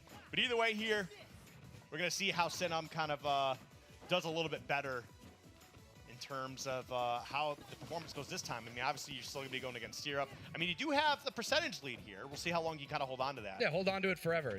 Use all 10 of those glorious minutes. That's the thing, is like Sora is a strange character because I feel like you have to fight him so differently compared to any other character in the game because of how floaty he is, his options that he has, and then obviously he's got his own touch of deaths as well. Yeah. All disjointed, by the way. So it's just something you got to be a little more wary of. But it's also up to Senum to just be like, hey, I'm not just going to rush you down the entire time. This is a matchup you got to really grind out with Sora. Yeah, and you're seeing even just from like a character like Steve, we almost saw the exact repeat kill with the TNT from the very first game of this entire match. Wasn't able to confirm. But the way that Steve plays around Sora in basically every, throwing out some hitboxes on blocks you should not be doing. Well, it's not just that. It's like most counters in this game are not good. Yeah. And he threw it out twice. To me, that is a sign of nerves. Granted, if you landed it would have been great. But again, getting punished for it in the process here. I mean, again, it doesn't really matter that much in terms of this set. But, Okay, you're going to see it again. Oh! No, he actually used that to That turn was- himself yeah, around yeah. for the back air. Yeah. that was messed up. I'm gonna talk to Sierra after the game. Yeah, that was- I'm gonna talk to him about that. That was rude. that was not okay. Okay. Hey, just one of the best players in the world. So I mean, Yeah. how bad can you really feel about yourself? Okay, now I need to count this up. We might have an exact repeat, but I need to do some math. It is 12 to 9? 9. Okay, so it's one better. Yeah. This last one was 12, 12 to to 8. 8. Not bad. Exact Not bad. same pacing. And now I would guess, I would almost guarantee Syracuse picks Team A this time because they have the choice advantage. And they probably just blind Syrup first, is what I would guess. I mean, definitely gives you a nice boost, but I do wonder if anybody on Minnesota will want to switch things up here a little bit. And not to say that, Senum's not doing a good enough job. I mean, he's doing as good of a job as you can against, I know we keep harping on it, but one of the best players in the world. Is this where you bring out the final Doug Todd counter? If you see Syrup up there, okay, we're just going to send in Doug Todd. It's just like, it's what is the mental for your players to play that game in such a patient state? Because, you got to keep in mind, timing out in this because we're running 10 minutes. Yeah. It's a lot more time. But you have the opportunity to be a bit more careful here. Yeah, and I've seen Ado Baird, specifically the Lucas player, mostly on pit, use 7 or 8 of those minutes. So the patient play is on the table. But again, speaking about mentality here for the side of Minnesota, maybe Senam has just been, okay, I'm going to be the one who plays into Syrup every time. I know my role. Yep. If I get a stock, that is a win. Yep. And maybe that is the case. It worked very well in that last set. Didn't work very well in the first set. Kind of funnily enough, got the stock in set 1. The team lost. Got 3 stocks in set 2 and 1. So. Oh man, it's just throwing out those counters. Yeah, we're about to see this. You gotta dial back those counters. You gotta wait on that timing a little bit. Yeah, dude. That's his knowledge. Yeah, what are you gonna do? That's a knowledge check. 36% is all he got in that stock as well. That's rough. That's rough. Okay. Porter, Coltrane, locking in, writing down some blind picks or something like that. Doing some research at least. Yep. Yeah, I think they're about to start sharing picks. No, maybe talking it over. This is a cool thing too, because I don't think you see a lot of this in traditional crew battle. You definitely don't see anyone writing down on a piece of paper when it comes to a crew battle format or something like that. Yeah, usually when you have, especially any high-profile crew battles, it's pretty much just a bunch of dudes sitting around going, "All right, your turn." I'll go. Sometimes they'll actually talk okay, but if we do this, they might do this, blah, blah, blah, can you handle this? But that's when you get some crazy pride on the table when they really want to, make a statement for themselves. But for the most part, it's just kind of especially in some scenarios where you don't have a bunch of a top players. It's kind of okay, well, I know I can beat this guy, so you send me in, and we just kind of keep countering back and forth, and maybe someone really pops off. Yeah, I think one of my favorite ones I've ever seen, the mind games for the first double blind was with DeBuzz, where DeBuzz went through the rule set of the event to figure out if it explicitly defined what double blind means, because he wanted to lead. But he wanted to know if it was single blind, and so he could still pick his character based on if he knows who he's playing. Yep. I think the tournament organizers ruled not in favor of allowing him to counterpick. Yeah, but hey, you know what? When you are in a situation like this, where again, this is one of those situations where you're playing for a lot of pride on top of whatever else. But these are your guys. You've been battling with them all year, at the local level, but also, with your team, with your college. So, I mean, if you can find any sort of advantage, hey, go for it, man. Yeah, a dub's a dub. You gotta do what you gotta do. And yeah, not that I advocate anybody to cheat, but but I have heard plenty of times if you ain't cheating, you ain't trying. Yeah. Right? So, I mean, if you have a way that you can try to cheat, and in other words, just get yourself some sort of advantage, go for it, man. Yeah. Don't actually cheat. Please don't do that. No, I think I don't even know what they're doing right now. It seems like they might be. No, they're still theory crafting a little bit there. I mean, I don't blame them. This is a big set. The biggest set that they have played so far. Yeah, it's definitely one of the marquee matchups that both of these teams have been looking forward to. Yeah. So obviously there's a lot of mind games going on, a lot of data. So it's tough. It's tough. And I think the big thing, I am not trying to disrespect the rest of Syracuse, right? But obviously it's figuring out where Syrup's going. Yeah.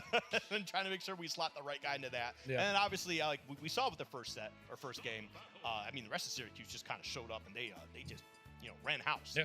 Belt to butt, But here, it's just kind of making sure that we can still get these good matchups into our favor. Yeah. So.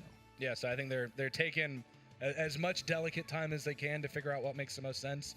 I just see Syrup and Senum sitting down. Yep. So all right, we're running it right back. I'm guessing we're running the exact Third same time's thing the back. charm. Yeah, why not? Let's go, Senum. Woo! So I believe that will be Syrup for Syracuse on Team A.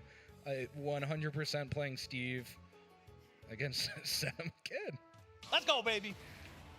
Let's go, Minnesota.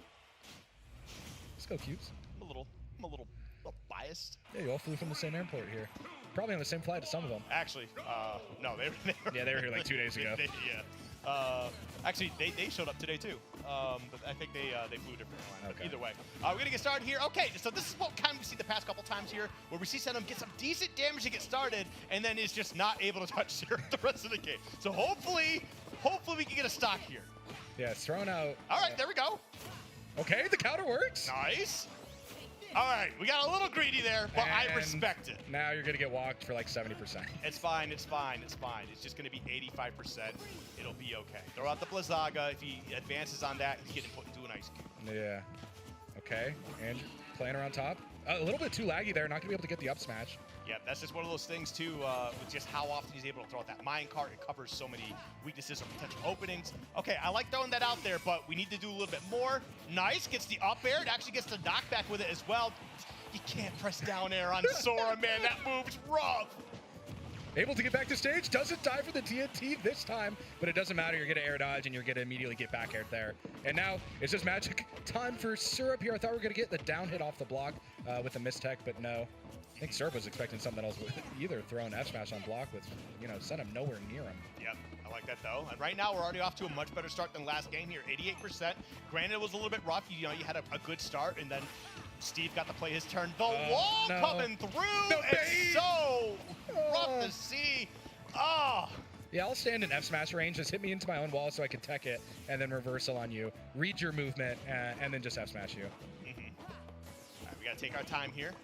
See if Senum can get this stock out of here. 108%. I mean, he does have the kill power to be able to get some stocks out of here. You just got to, just watch, rinse, repeat. Almost had it. Okay, the grab here. Gonna go off stage. You can't get caught at a shield. Able to get back to, side plat though. Okay, there we go. Down throw. What's the play? Oh, no. The nerves coming through. That's okay. We got the Blizzaga. That is not going to be the stock, but we got 158% here. Okay. The pressure's a little bit on. Oh, no, Syrup throwing out. He got nervous. Grab, yeah. He is certainly nervous. I don't blame him. Up throw won't be enough here, which is crazy. 171. Notoriously heavy character. Well, it was a weird position because Sora's one kill throw is the back throw. Yeah, and you're standing at center stage. You're basically standing, not even at center stage, the side of the stage, back throw's not gonna be but here we are, 68%. We do get a stock on the board here. That's certainly huge. Okay, no up smash coming out. Syrup was reading tech roll in. Nice. Okay, counters coming out, getting value this time around. This additional stock, if Senum's able to get it, would be invaluable for Minnesota's run in this final set. Full charge, okay. Not going for another nil up. Syrup, let's slow down a little bit. There we go. Okay, yeah, eating some damage while you're throwing out TNT.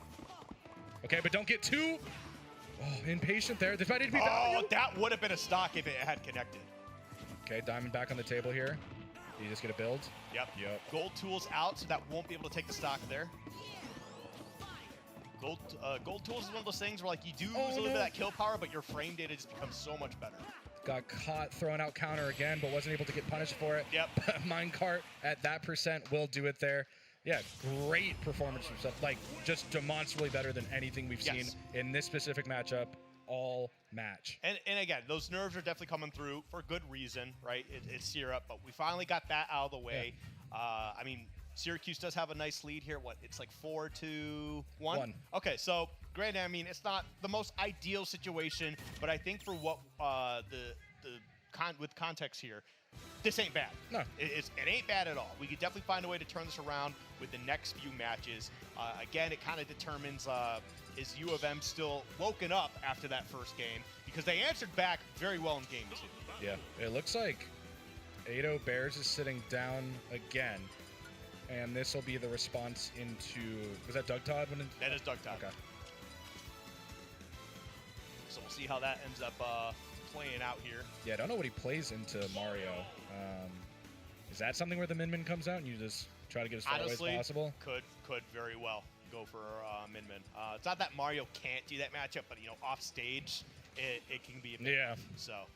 Yeah, I wonder what's going to be coming out here for the side of Syracuse. Obviously, Doug Todd going to be playing Mario. But the other side of that too is like if you do throw out the Min Min and you aren't able to wall him out and Mario finds You're a way gonna in, get you are in smothered, a lot of trouble. Up tilted, grabbed. Because that's just one of those things that where Min Min's weaknesses can really be shown is a character with good aerial mobility and just being able to kind of battle some of these other hitboxes out. So again, we'll see how things just kind of work out here. Yeah, should be seeing who they picked right now. Booting in, I saw the thumbs up from the TO on stage. You always got to wipe your hands off. I saw Ado Bears, a little stress in the situation. It's going to be the Lucas. Okay, so the Lucas is going to be coming through here. And I would have guessed that Ado Bears has probably been playing against Millshark's Mario for the last 30 minutes or something like that to warm up for this. Yep. And first look at pretty good. Okay, I like that. Going for the early recovery and kind of forcing them to kind of get back on the stage, kind of give up that ledge. That was definitely very smart from Doug. Okay, what are you going to do? Okay, instant Zaire, why not? Tether to that ledge. Okay, you got to be a little careful, though, because here's the thing. For both of these characters, if you get too aggressive on that shield, it could be, turn into some really bad news for you, especially if you throw out an option that's too laggy. Mm-hmm. Yeah, Lucas just loves punishing at a shield.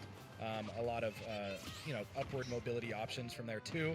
Doug Todd might be able to finish things off. Ooh. Isn't optic for Flood anymore. Went for Fireball. Why not? It hit. Okay, the back air won't be enough to take the stock right there, but 130%. Don't have the PK freeze, just giving yourself a little bit of breathing room at that ledge. Okay, Zaire gets the correct read, but gets up smash for reading it correctly? Yeah, so, that's the thing. Is Mario had his back to you, and that's something that you got to recognize sometimes. If Mario has his back to you and up smash is potentially coming out here, you got to be careful.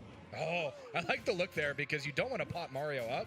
You probably would have wanted it to connect, but oh well. Okay. You're back to reset and neutral. Yep. Ooh, Okay. Gonna get up off me? special. Yep. Out of the shield. I like that. Racking up some good damage here. Flood creates some space. Yeah, Doug Todd is taking over center stage right after that edge guard situation here. Uppy. Oh. Whoa, that was got like a coin hitbox. Yeah. Kind of knocked them away. But yeah, I don't know how many Lucases Doug would play against, but I know he's familiar with fighting either at the PK. Yeah. So he has a game plan. Yeah, I would find it pretty hard. There's not at least one somewhere. Not at full rage yet. Okay, good option. Get off me. Kind of reset here for Ado Bears, but you got to start cleaning up these stocks. Yeah, this is definitely getting a little bit worrisome here, especially because you've taken 93% on the stock as is. Yeah, and especially at full rage now, if you just get caught, holding the stick the wrong way, you're just going to get killed. Like in that back air, if that hit connect. Whoa! Okay, was that like a magnet interaction? Yeah. Because that was a down smash. That was so silly. Yeah, down smash and a drop down nair. Okay. Clips. You guys needed that. Yeah, Stop. I know. You needed that. You gotta take another. I mean, we'll see if he's able to, but right now, man, Doug Todd's been absolutely smothering him so far. Yeah, okay. And this is what we saw from the beginning of this game, a little 2-3 piece here from Ado Bears on Lucas, but a 3-piece only nets you 25% if you're playing Lucas. Okay. And there we go. Yep. Got the reversal on that too, so I might have swapped up the DI, just completely bamboozled him. Able to get that stock with a 2-piece coming out here. And now we're dead even. Very well done. Is it dead even completely? Yeah, dead even completely. And now this is where the two beasts are out of the way for both teams here. Yeah. And now it's probably going to go into the trenches of, it's probably going to be Millsharks and Stitch again, I would guess. And it might be Scooby and Grizzhawk again. Those are the two matchups we're probably going to be seeing. And yeah, we do have Scooby Grizzhawk. They didn't play in set 2, but set 1 was like that crazy, scary, Scooby had the correct read, missed it, didn't get punished for it, and then got the kill anyways. So yeah, we'll see what happens here. But yeah, I mean, the first stock was pretty good from Ado Bears. I think had a really good showing. but it was just trying to finish off that first stock from Doug Todd. It just took too long. That's just one of those things that I think a few characters can struggle with in this game. It's once you get your opponent to those higher percentages, a lot of your combos don't quite work anymore. So you gotta actually just go for some like raw moves. Yeah, just going for like up tilt out of shield or whatever. Yeah, you gotta hit them with like a power move just to get that stock out of the way, because otherwise you're just gonna keep sending them away from the stage. They recover. You do the same thing over and over again, and it can waste so much time. And then the longer it takes for the opponent to take that first stock, the more it starts weighing on them. Because now, especially when it came to Ado Bear's time, when he lost his first 2 stocks, it's not like I can't get 3 stock. You know what I mean? Yeah. He doesn't even think about finishing their stock. It's like I can't lose all 3. I guess that's a benefit of like this type of format. It's like, listen, I at least just need to get on the board. Yeah. Which also I feel like could be more pressure. Yeah. Like I just need to get on the board. Yeah. Oh, I know. I only need to take 1. I Okay, only need to that take could be one. all the that only is a very big word there. Yeah. But here we go. Going to be going into Smashville again. Is that where these two were Yeah, in the it had first set? because I think they first had the game? shenanigans on that middle plat. Yeah, you're right. You're right. Okay. And the toe to probably really be set by whoever gets his first kill here. Okay, I think he went for the footstool knockdown on plat. Whiffs the footstool, obviously, with the DIN. Oh, wow. Went for that forward tilt, but the Thrupper actually just going to hit right through that. I don't know how much of a disjoint there is, but I guess that Thrupper hitbox was a little generous in that. 68%. You're not. I really wonder what Scooby's going to be looking for here. Thrupper or suplex would be nice to get percentage of that kill range. Okay, good clip there from that Thrupper too. He's been able to get back from ledge pretty safely so far in this game. That Thrupper made a bit more sense because you're going right to the ledge. Yeah. The hitbox can come underneath the ledge into the stage a little bit, kind of catch you off guard. No jump potentially. Doesn't matter. Oh, Gets it's clipped by barely both. off. Okay, but get off me again. Why not? You're now in Thrupper range, so you probably should be looking for, raw grab. Up tilt might do it, but I don't know this percent with how heavy Bowser Jr. is. It should work with just because Bowser Jr. is a bigger body. Yeah. And also, how much weight there is. You have a bit of a window in order to get that. I don't know if it'll take the stock, but it is Smashville.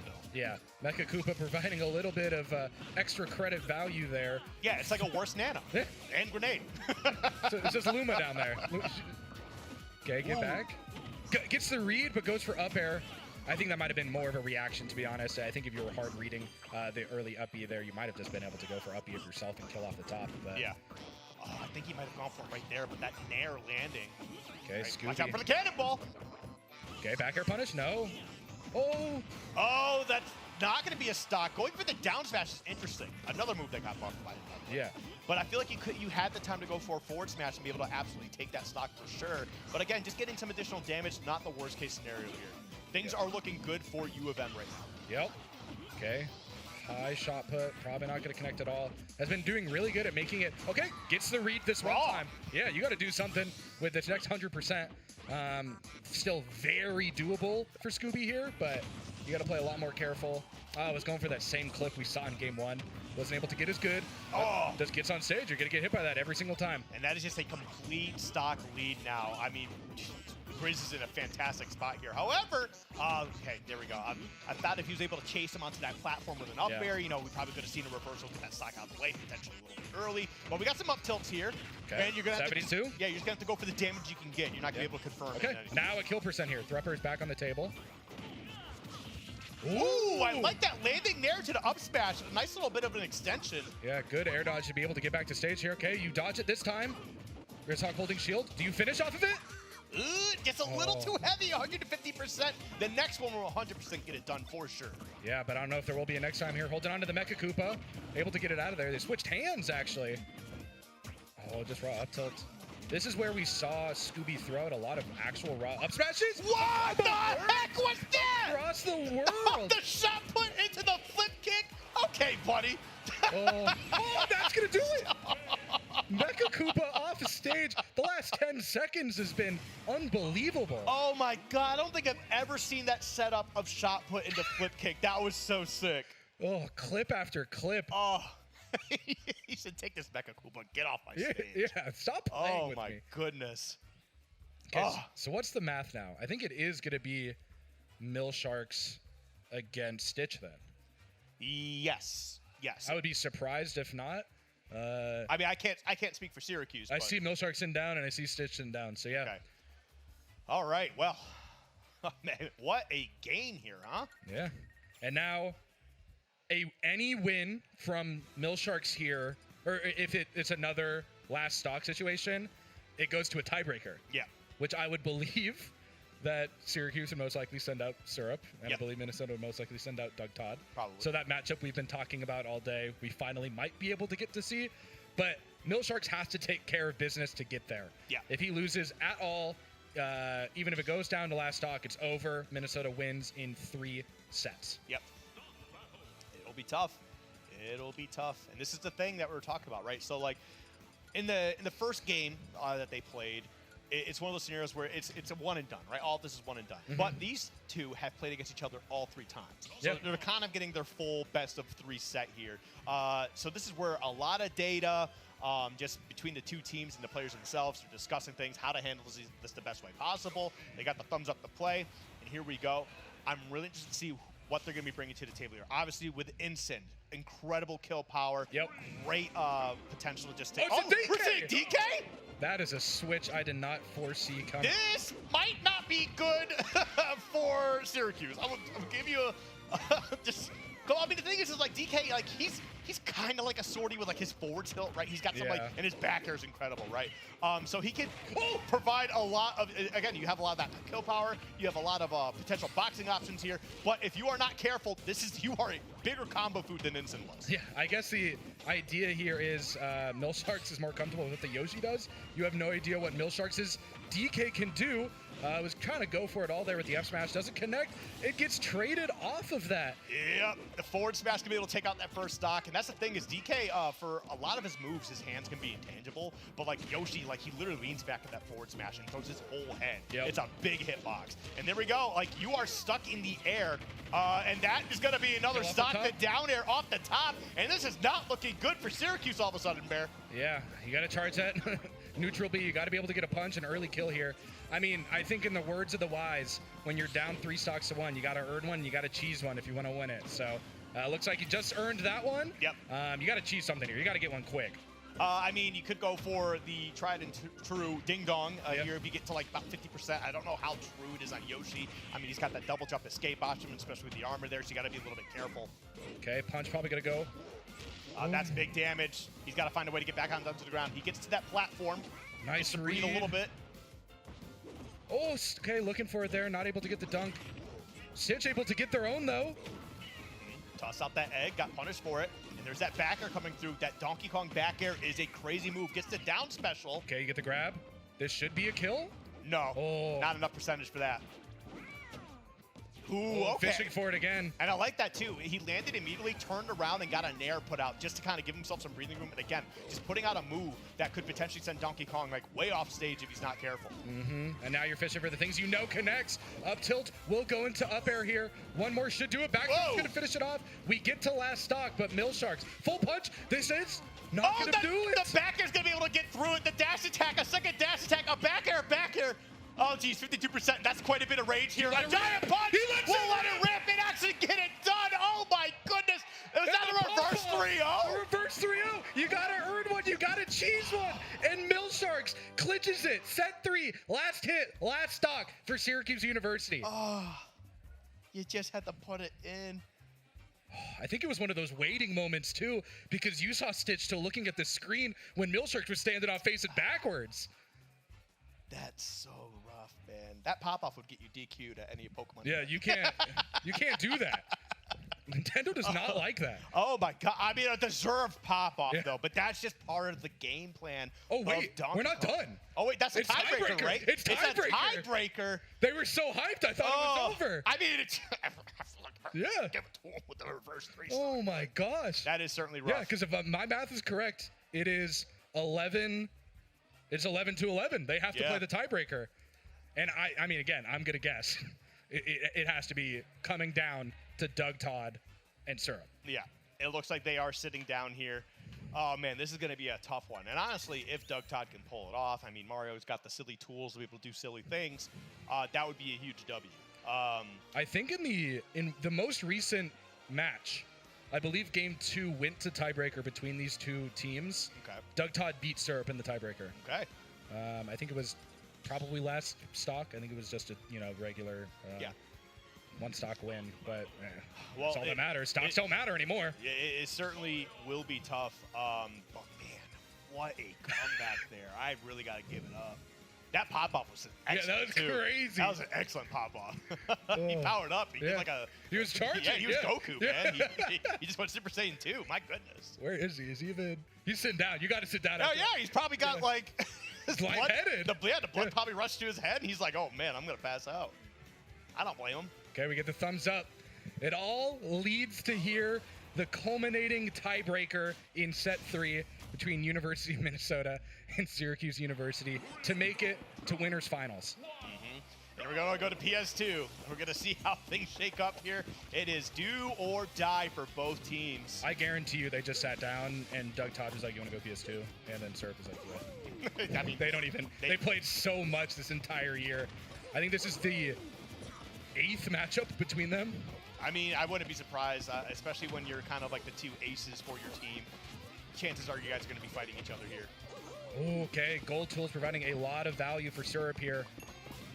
And now just standing behind the Dirt 2 block, why not? It's very strong. Oh, that's going to be a bit of extra damage here. Getting caught in that mine cart is just such a hassle because it's like, when do I wait to pop out? Like, because you got to find a way to maybe catch them off guard, and good luck with that. Especially at the center stage one, because ideally if you're a character with good recovery, you can wait for like the deep down, I'm just going to hop off stage. Yeah, but like, the thing is Steve has good recovery, so they can just go out there, forward air, get the spike, and that's just going to be that stock for you. You got to roll out of that as soon as the anvil lands on your shield. You got to roll out of it before it gets the landing hitbox. Yep. Okay, and now Syrup trying to reset things to neutral. Doug Todd tries to approach here, isn't able to get the fair to dunk, but attacking on Steve's shield is not going to net you much value right now. Ooh, I'm surprised an anvil didn't come out on top of that block with the way that Syrup's been playing, but maybe a little bit more patient here. Send out that minecart, why not? That 2 wall has just been so intimidating. Hey, man, there's a lot of conversations about that wall. But we got to get the up special there, take out the stock with the screen splat. 72%, obviously not ideal, not the worst case scenario here, but you do have to be very careful because honestly, a couple up tilts here and then an up smash with a couple blocks, a couple nil landings should certainly close out the stock for you. Yeah, I mean, just the whiff grab and neutral there, not going to be able to kill confirm. I don't know if he was just going for the extension with that second block of just another up air, but up smash should be able to kill now. And again, just standing behind, why not? Just 2 blocks there. Really hard for Mario to get through there. You see Fireball coming out on that top one, but it really is just all of Syrup's time to figure out what he wants to do, get some materials there. You get a back throw off the block. Missed tech's going to send you way too far away. I think that was a tech bait. I mean, honestly, it was probably just kind of seeing, hey, what are you going to do in a situation? Because usually when you get thrown into a block, against the Steve, the reaction is the tech, right? Yeah. But that's also like a bad situation to do depending on where the block is. Because like if the block was like just barely above the ledge off the stage, it's pretty much just a like I got you. It's just can I react to it? Because if you tech, you get forward smash. If you don't tech, you just fall to your death. That's going to be 2 stocks to 1 now. Okay, and now Doug Todd uses the invincibility from Halo to try to get in, but gets caught in an air dodge, 60%. Okay, uses a block to his advantage, and is able to get back to center. Opportunity here to dunk, does not get it on the fair, but still off stage. Okay, there we go. Extend the combo going off stage. I do like just throwing out that cape, seeing you catch the recovery, see if you can kind of get a bit of a cheesy stock there. I respect it. Yeah. Syrup, very low materials though. Kind of throwing out everything he has in the kitchen sink. We saw the anvil come out early there. Back air might be able to do it if he clips at the edge of the stage. And again, why not? Why not build 2 of them? Why not sit behind 2 too high? Oh, just footstool. The anvil is gonna clutch it. Syrup wins 2 stocks to 0. Tiebreaker.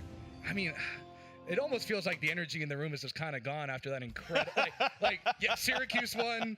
Hooray! We're like they're smiling. Yeah. Nobody's cheering. Well, it's because they burnt themselves out. Yeah. That was a huge win from Mill Sharks earlier, and I mean for good reason too. Like again, as soon as I saw like the DK was like in that rage state essentially and was getting this damage slowly built up, it's like the Yoshi has to be so careful on picking his option. Like and the thing is Donkey Kong's kind of fast enough running on the ground to be able to catch up to you. Yeah. I feel like there's definitely a few ways you could play different there.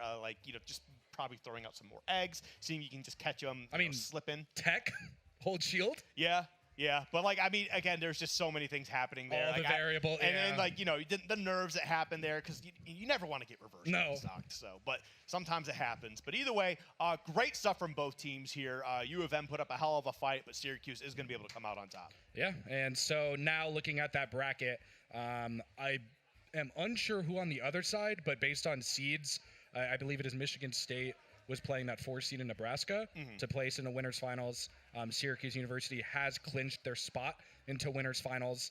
But again, we're talking about winners finals, not grand finals, because it's a double elimination bracket. Yeah. So Minnesota still has a lot more Super Smash Bros. Ultimate to play. Seeing some of the replays throughout that final set, I mean, I think we just got to keep stalling until we see, what everyone's looking for right Yeah. now. I mean, I think This entire sequence is also that crazy. was actually like just like the last 2 stocks were so funny. We didn't even but- need to like cut through Yeah. because it was just 1 second later. Oh no! Please don't show this again. Oh no!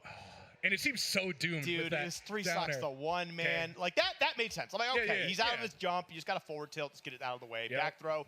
That probably just wasn't ready on the DI there. Not even And the full it was sequence. Yeah, it was The the air nair. dodge. Yeah. The air dodge is kind of catching him there, and unfortunately, that's just kind of all she wrote. But I mean, what a great set though in general. Lots of really sick moments here. 2 absolutely loaded teams in terms of talent. I expect Syracuse to continue to do well on the winner side of bracket. I expect Minnesota to make a bit of a run on the loser side here, but we'll see. If anything, they should play the rest of today and tomorrow with a chip on their shoulder. Yep. Especially, I hope Stitch can internalize that in a way of like, hey, I let my nerves get the best of me. Yeah. But for the rest of today and tomorrow, stone cold killer. I mean, you still you gotta. It's similar to like baseball, where if you strike out looking 3 pitches in a row, it's next pitch, so what? Next at bat, so what? You dominated against Mill Sharks for the first 3 stocks of that game. Yep. You just needed to close out that very last one at 150%, and you just failed to do so. So adaptation-wise, I mean, just VOD review it, have your teammates look through that, clip it, and just show you the first 2.5 stocks, and that'll be really good for the next time. Because again, if I'm a betting man, we're in Las Vegas, I would guess Minnesota probably faces Syracuse in that losers finals at some point tomorrow in a rematch. There's going to be a rematch somewhere, whether it's in the losers finals, whether it's grands. I can see it happening. Yeah. So. So I've been Nickelback Air, joined by Skiff. I believe you will be seeing us again for grand finals, so we may be seeing some of the same faces we saw earlier today competing. I would guess the guys in green at Michigan State would probably be there as well. But again, we'll keep you updated on brackets and scores throughout today, throughout tomorrow. It's been great to be here, and I believe we will be able to send it back to the studio to kind of cover some of the crazy things we just saw. So see y'all.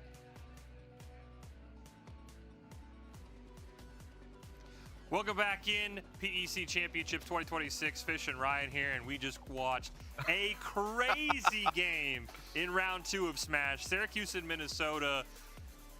We talked about it, right? Syrup was going to do what Syrup was going to do. Yeah. We quickly discovered Doug Todd is going to basically do the same thing for Minnesota. He's going to pick up his own 3-1s, but it was the other 2 matches that determined this 3-game series, Ryan. Yeah, I mean, it really was. First off, there were a lot of mirror matches, right? I mean, Syrup ended up playing ST 3 times, as well as we had Mill Sharks play 3 times against the same person. I mean, when you get into matches like these, the first one's always the feel out. The second one is the back and forth. And that third one is where the pressure really comes up and you really feel it. And that's sort of the thing about Smash and about how this format works is you could really watch and see the change of how these players competed against each other as they approach themselves 2-3 times in. Yeah, we take a look at some of the highlights here, right? Syrup on the Alex. I mean, we knew this, right, coming in, that he was going to do exactly this, and he put on an absolute clinic. We started to maybe feel a little bit bad for the Minnesota player.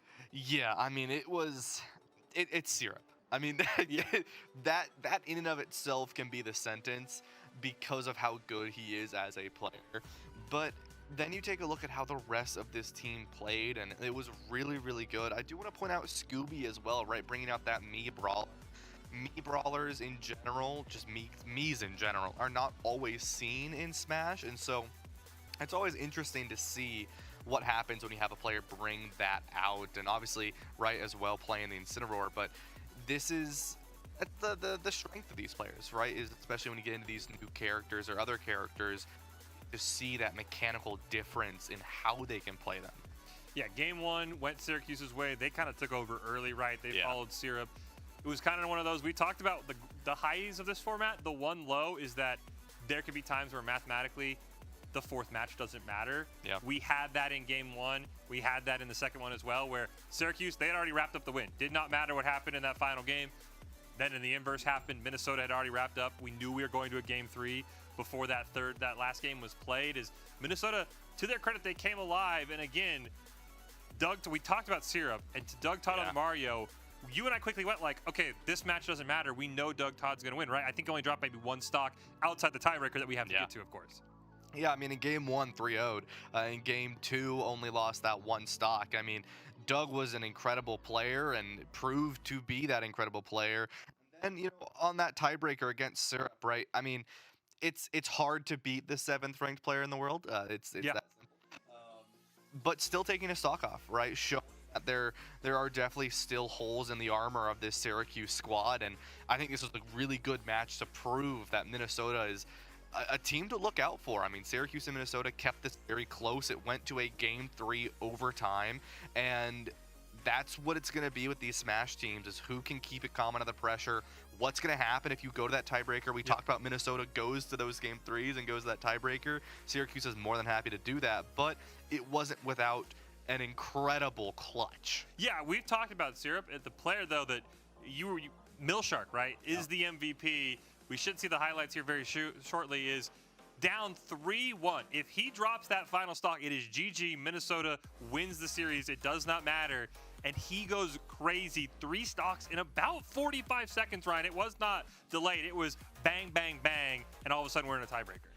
Yeah, I mean, it was absolutely astonishing to watch it happen. I mean, you know, we were talking about it, and I thought it was 2 stocks, but it happened so fast. It was 3, right? You were saying it's 3 stocks. I'm like, oh, was it? Yeah, it just happened that fast. And you don't normally see that, right, a lot of times, unless it's just sometimes you just get really lucky off that kick of the respawn and you just find it and you get that KO. And that's what Millsharks did. And it was such an incredible job. It kept it close the entire series. And like you said, it just came full circuit and a nice GG.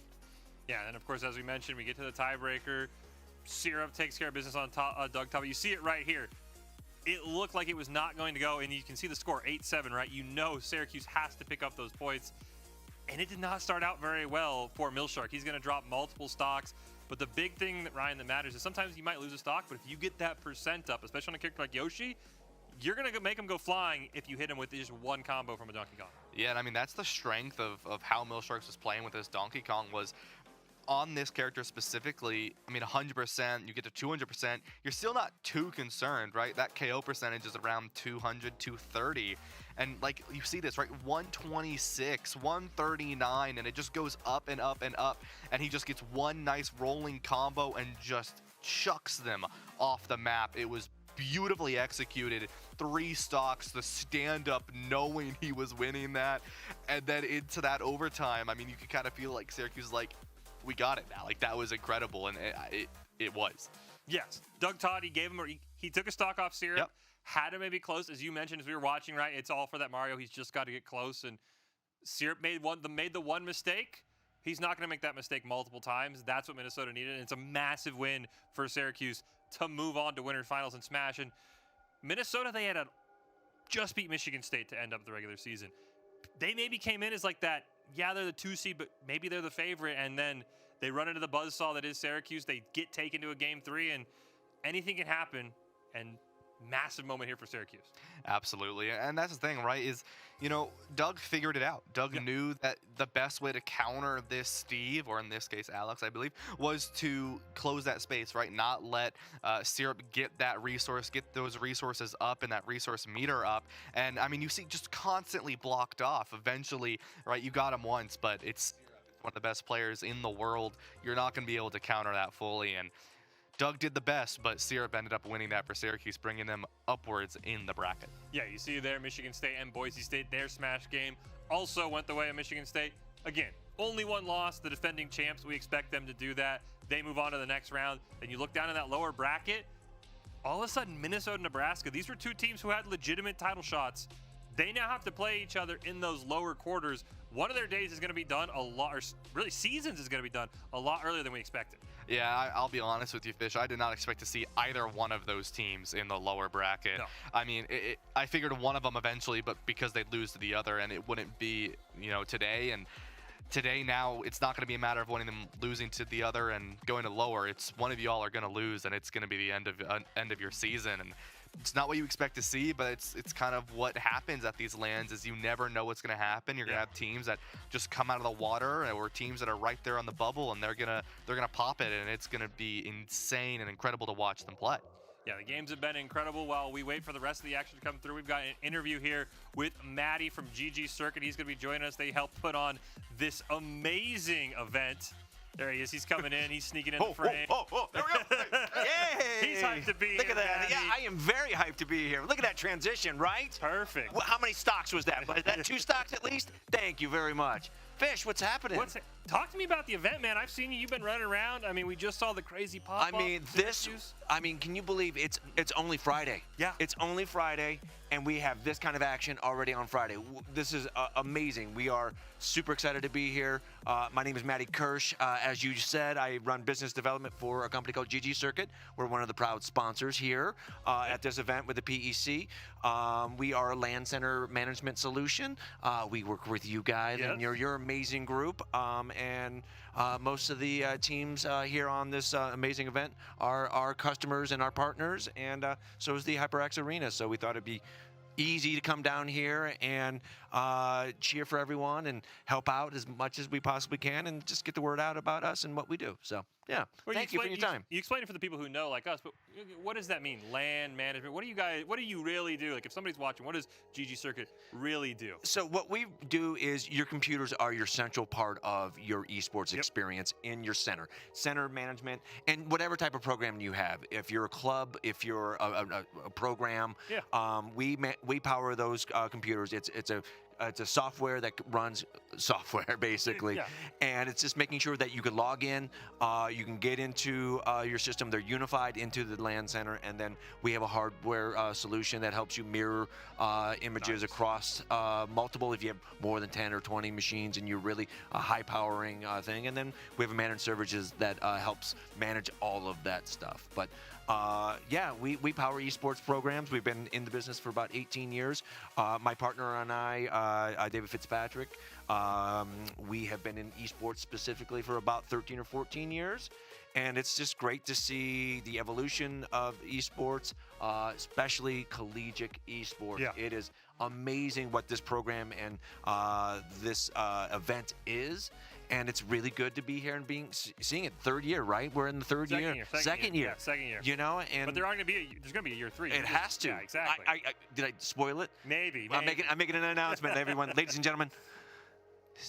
Season 3. Okay, sorry. Did I do that, Fish? Was that too far into the camera? There you go. No, I like that. And you were talking to I before we got on. You said you have a new program coming out, something, right? A new system. Yeah. So part of our main software is a software called GG Leap. You're very familiar with Leap. That's the thing that powers the LAN center connection. And we have developed a tournament platform that's inside GG Leap. You run it right through Leap.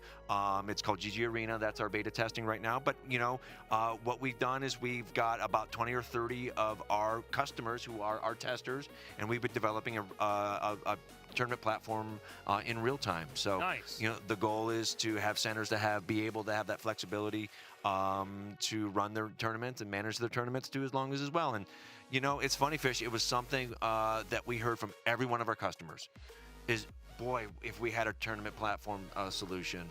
And Fitz was like, listen, we got to figure that out. And we put the pieces together, and we've got a product in beta right now, and it's going really well. And the HyperX Arena is one of our testing partners in the program, and we have an amazing developer named Mike from Turnybit. If you ever are looking for someone like that, he's the best. And we've been developing it now for about 6 months now, and it's been going really good. So.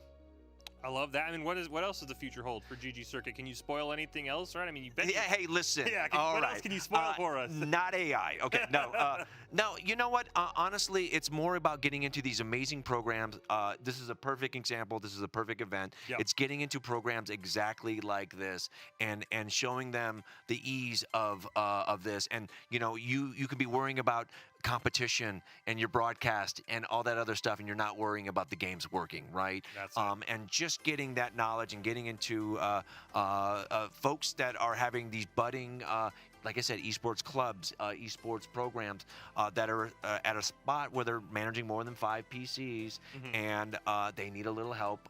Just making sure everything is seamless and it's not taxing. We all know that updating is updating and it takes forever. Yes. Why do that, right? Or why have that asset or that management of that, right? So, just getting into schools and programs. That's our big goal, is just to figure that part out and evangelize as much as we possibly can.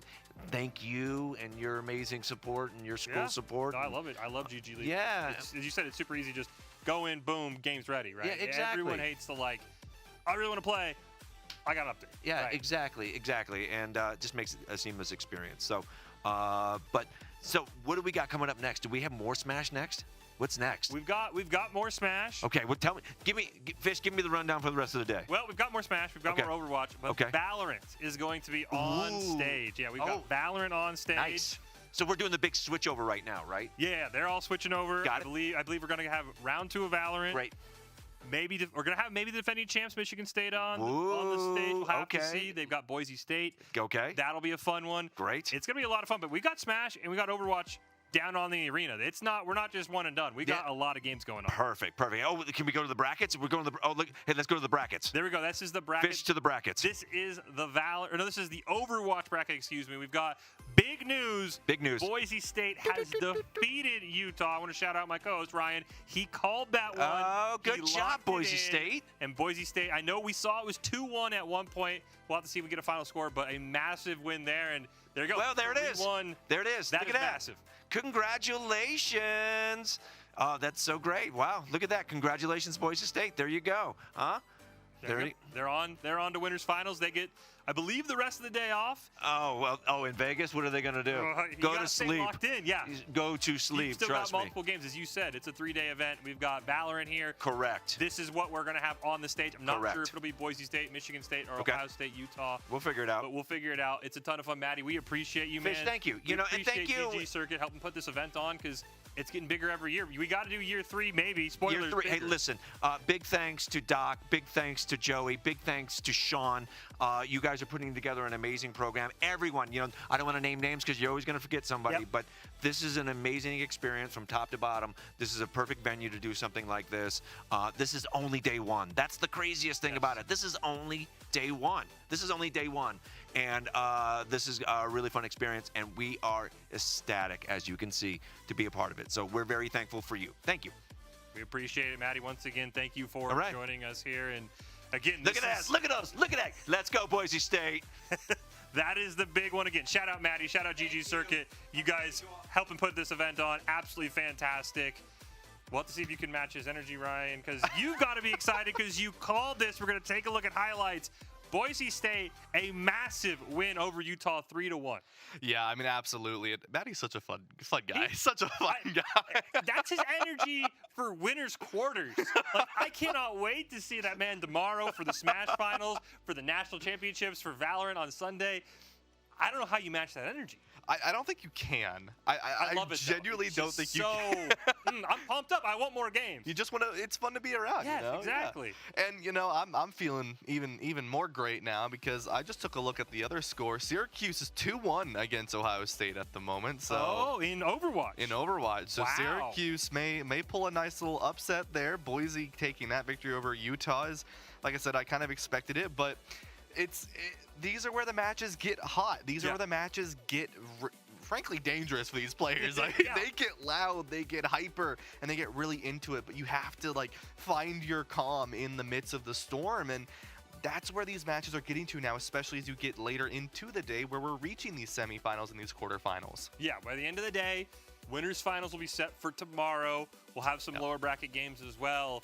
But yeah, I mean, I don't know if we have that clip of the pop-off from Syracuse when, and it wasn't even winning, by the way. No. It was when Milshark locks in a tiebreaker, stands up, just goes crazy.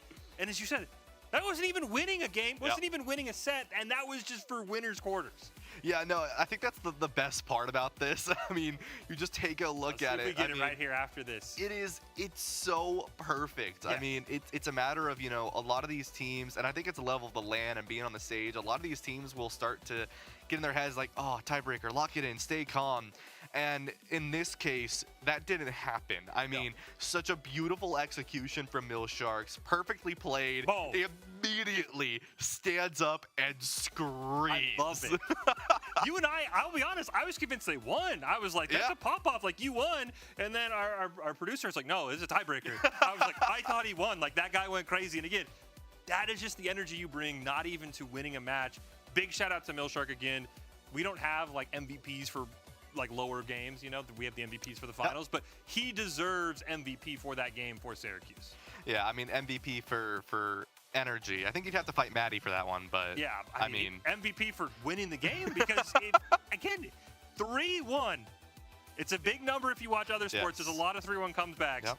That one, again, it might not be the final, so maybe we'll forget about it, but that one for today is going to stand out, coming down from 3-1. As you said, Overwatch. Let's talk about the implications. We already know Boise State is on in the next round. What are the implications? And you maybe alluded to it, right? Ohio State, they get the bye. Yep. If they lose, what do those implications mean for Ohio State and Utah to all of a sudden be in the lower bracket?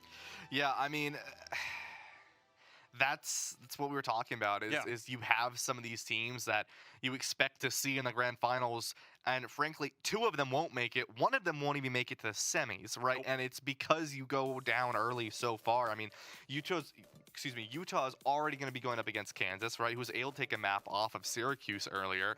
And Ohio or Syracuse will have to play, I believe, Nebraska. And so it's scary, right, that you're already going to be in that position. And I'm very curious to see where that's going to be. I mean, Syracuse wants this win, and Ohio State, it's a matter of I don't fully know what the maps were during that. I don't know if Ohio State just won that map or not, but like there's a lot on the line for these teams. I mean, Ohio State, if they did just win this map, that could be reverse sweep, right? And you don't want to be in that position. If you are Syracuse and you won 1 game and you lost the second, you won the third, you're feeling great, right? On push, a very snowball map. And whoever wins this plays Boise. So I mean, what are you happy about? You're not happy about anything. Interesting, right? Of course, Kansas is going to get that bye, so they already know they're into the next round. That kind of does work out for them because unlike Ohio State, they get the bye, I believe, like in the final set of tonight, right? Yes. So they don't have to worry about like, oh, we're not playing until later. So that one will be interesting. As you said, we've heard it's Syracuse 2, Ohio State 1 in Overwatch. We'll keep you posted on that as we learn more. We just saw the Smash bracket up there. Michigan State and Syracuse, they are set, right? Michigan State, the defending champs in Smash, and it'll be interesting. We haven't been a chance to see the Spartans, right? I think they 2-0'd pretty much everyone they played, which we expected. And now it comes down to, again, and you and I talked about it, and it came true for Syracuse, right? Find a way to get 8 points. Again, you don't have to get to 12, but usually 12 wins you the game. Find a way to get those 8 points because Syrup is going to get you the clean 4. Yeah, and I think that's it, right? Is you just find any advantage you can find. I mean, as you get into some of these harder teams, or you go up against these harder players, or you get into the later portions of this bracket, even lower semis, right, lower finals, it's no longer a matter of who the better team is. It's a matter of, first off, who has the mental to withstand where you are. I want to add on that, by the way, because we did hear the first round, didn't carry the second round, but in the first round, we were told every single one of Syracuse's games, and we don't mean just all the Overwatch maps, but every single game went into overtime. That's just a lot more games they played than everybody else. Yeah, exactly. I mean, when you think about how long some of these players compete and when you get into these overtime games, I mean, Valorant, just think about that for a second, right? If you're going overtime, you're playing at minimum, you're going to play 26 games, and you could play way more than that. I mean, and what if that's only game 1? Right? You still got 2 more games to play at minimum. You still have to get 26 more rounds, and that's if you flawless, right? I mean, it is very difficult to be a team that goes into these overtimes because you start to get worn out. You start to get that fatigue later in the day. And I mean, it doesn't matter who you are. That's when it comes down to, can you find the advantage, right? Can you save that energy to play these opponents as they get harder? Because if you're having a harder time earlier on in the bracket, then what happens when you get to these teams that are much better and much more skilled and you have to play them and you're saying, I just played a 5-game series, I'm exhausted, now I have to play players that are mechanically better than me and do the exact same thing.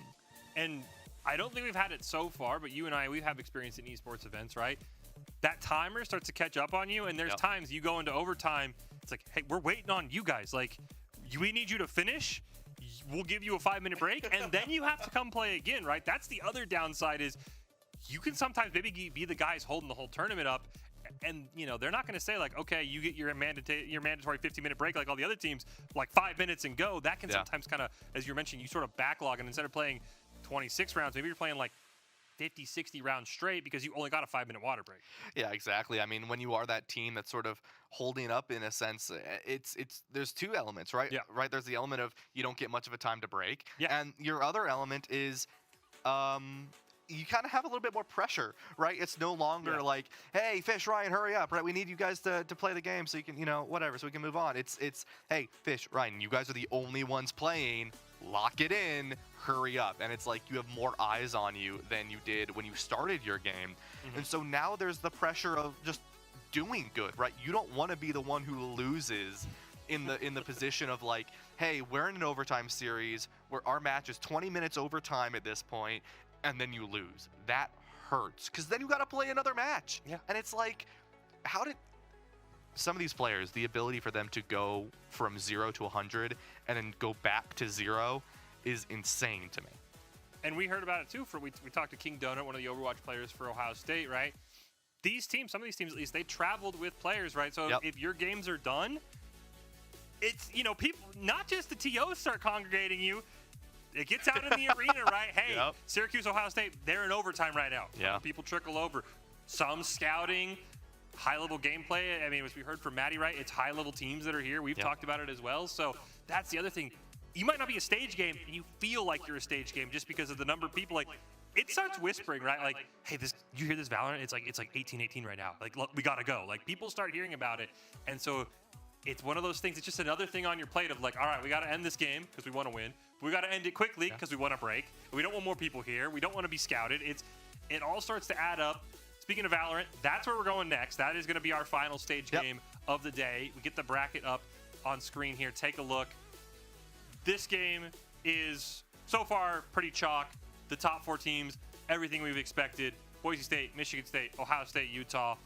I'll be curious to see which direction we go for the stage game. I'm hoping it's Boise State, Michigan State, because that'll be a lot of fun. Yep, I believe it will be. It's going to be Boise and Michigan, and so that's going to be a matchup. Yes. I mean, that is defending champ. Yeah. And for Michigan State. Because Boise State's the 1 seed, you might think they're the defending champs. No, it's Michigan State. Yeah. But they have a brand new roster.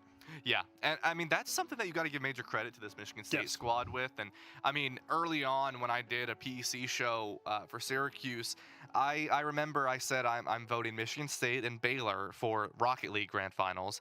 And I still live by that, right? I said it was going to be a battle of the green. But same difference for Valorant as it was for Rocket League. It's new rosters. And both of these teams, for both these titles, have really sort of come to fruition of how they wanted to play, right? Obviously, it was rocky at the start. I mean, Syracuse as well, very rocky team at the start of the semester. And then you start to figure it out, right? You have time. Sure, the seeding, right? You have to worry about where you're going to be seeded. You don't want to be the 8 seed playing in the 1 seed at the end of the PEC season. However, you also still are going to make it here to Vegas, right? So that is something that a lot of these teams, I think, have really taken advantage of is it doesn't matter if we play terribly, we're still going to make it to Vegas. We can still perfect a lot of the things that we're going to do. I've seen that a lot with Syracuse the past few weeks, a lot with Michigan the past few months. They started from here, and now they're up here. Yeah. And it's because they know that they're going to make it, and they can perfect the skills they want to do. And now you can really prove whether or not you can make it there as a new roster as you play Boise. And I think the other thing is you and I talked about it, right? If we didn't mention it earlier, Michigan State 2-0'd Syracuse in Valorant. Yep. That was one of those games that we kind of had our eye on, right? Like you and I, we could kind of figure out most of the early titles, right? 2-0 for Boise State, Yep. probably a 2-0 for Syracuse, probably a 2 or for Utah, excuse me, probably a 2-0 for Ohio State. And we were like, Syracuse they've taken these teams to game 3. We know they can make a Michigan State team who doesn't have that pedigree of defending champ because it's 4 new players. The lights get bright. Maybe they do it. Michigan State don't have the full details, but they lock in. They go 2-0. I think that was a massive confidence boost. And the interesting thing, Ryan, is the only title that has 9 teams that's playing today is Valorant, right? So we have that extra play-in game. The play-in game and everybody besides Boise State all kind of played. Then Boise State had to catch up the bracket. So Michigan State's had a while, right? And I don't know if that's good or bad to kind of sit back, maybe as we heard from King Donut, maybe send a couple scribes out. What's Boise State doing against Baylor? I'll be curious to see, where do you lean? Do you favor, just on terms of playing, I know Boise State's obviously maybe the favorite, but do you favor Boise State who's played more recently, or Michigan State who kind of got their first game out of the way and are now kind of in cool down mode and maybe trying to kind of ramp back up? I think under other circumstances, I'd say I would favor the team that's had the warm-up, right? However, in this case, I think I'm going to continue to favor Michigan State. And normally I wouldn't, right? Because, I mean, Boise is the 1 seed. They are incredibly strong right now. I mean, or they haven't lost in the spring. They haven't lost the spring. Frankly, I do think they're going to end up winning the whole tournament. But they have had that time, right? And so when you take a look at this Michigan State Boise teams, I think I'm gonna give it to Boise. I am gonna give it to Boise, but I do think it's gonna be difficult. I wouldn't be surprised if we see a 3-game series here. And I think more than anything, even though I have Michigan State losing this, I do think we may see them again, if not in the finals, definitely in the lower finals, because depending on how they play against this Boise squad, it's gonna prove to other teams what level this Michigan State squad can play at. Yeah, again, this Michigan State squad, incredibly talented. And then on the other side of the bracket, right, we've got Ohio State, who a lot of people expected to come in, right, handle their business, undefeated in the fall. They're the only loss Boise State has taken. Took a little bit of a step back. I've talked to a couple of the casters, though. They said they think Ohio State is peaking at the right time. They say this roster is stronger now than they thought it was maybe at the start of the season. They take on a Utah team that, again, people, I've talked to people like, yeah, we kind of slept on it, and they're like, no, we knew Utah was going to be good. They have these talented players, but nobody thought they were going to be the 3 seed. They beat Michigan State the final game of the season to get that 3 seed, and now all of a sudden they take on Ohio State. And personally, I think this is, I wish we could have 20 stage PCs, and I wish we could dual box it, because I want to see both of these games maybe more than I've ever want to see any of our other matchups. I just want to see what Utah has against Ohio State, but I want to see the Boise State-Michigan State matchup. Yeah, I mean, I agree. I think the Boise-Michigan game is going to be the one to ride on, but that Ohio State game, it's you're right. I mean, I think some of the other casters are right as well, as I think Ohio State is peaking at just the right moment. And I talked about it earlier on in the days. I genuinely believe that Ohio State is a school at large that has been the most improved, and every single one of their titles, I think, are going to be a podium level title. And I think it comes down to the discipline that these players have. I mean, and also just simply the veteran status of some of these players. I mean, for the most part, I don't think, for the majority, I don't think many of the Ohio State players are new. I think the majority of them have played in the PEC last year, and so they have sort of that nerves. They're disappeared a little bit. They're playing together, and so I think Ohio State is definitely a team that is going to go far. I do want to see what the Ohio State-Michigan matchup will look like later down the line. Now, I know I said I have Michigan losing Boise, which means I will also have Ohio State losing to Boise later, and I do. I frankly, I think Boise just wins it all. But I don't think no one's gonna call you crazy for that one, right? Like, I think that team is fully locked in.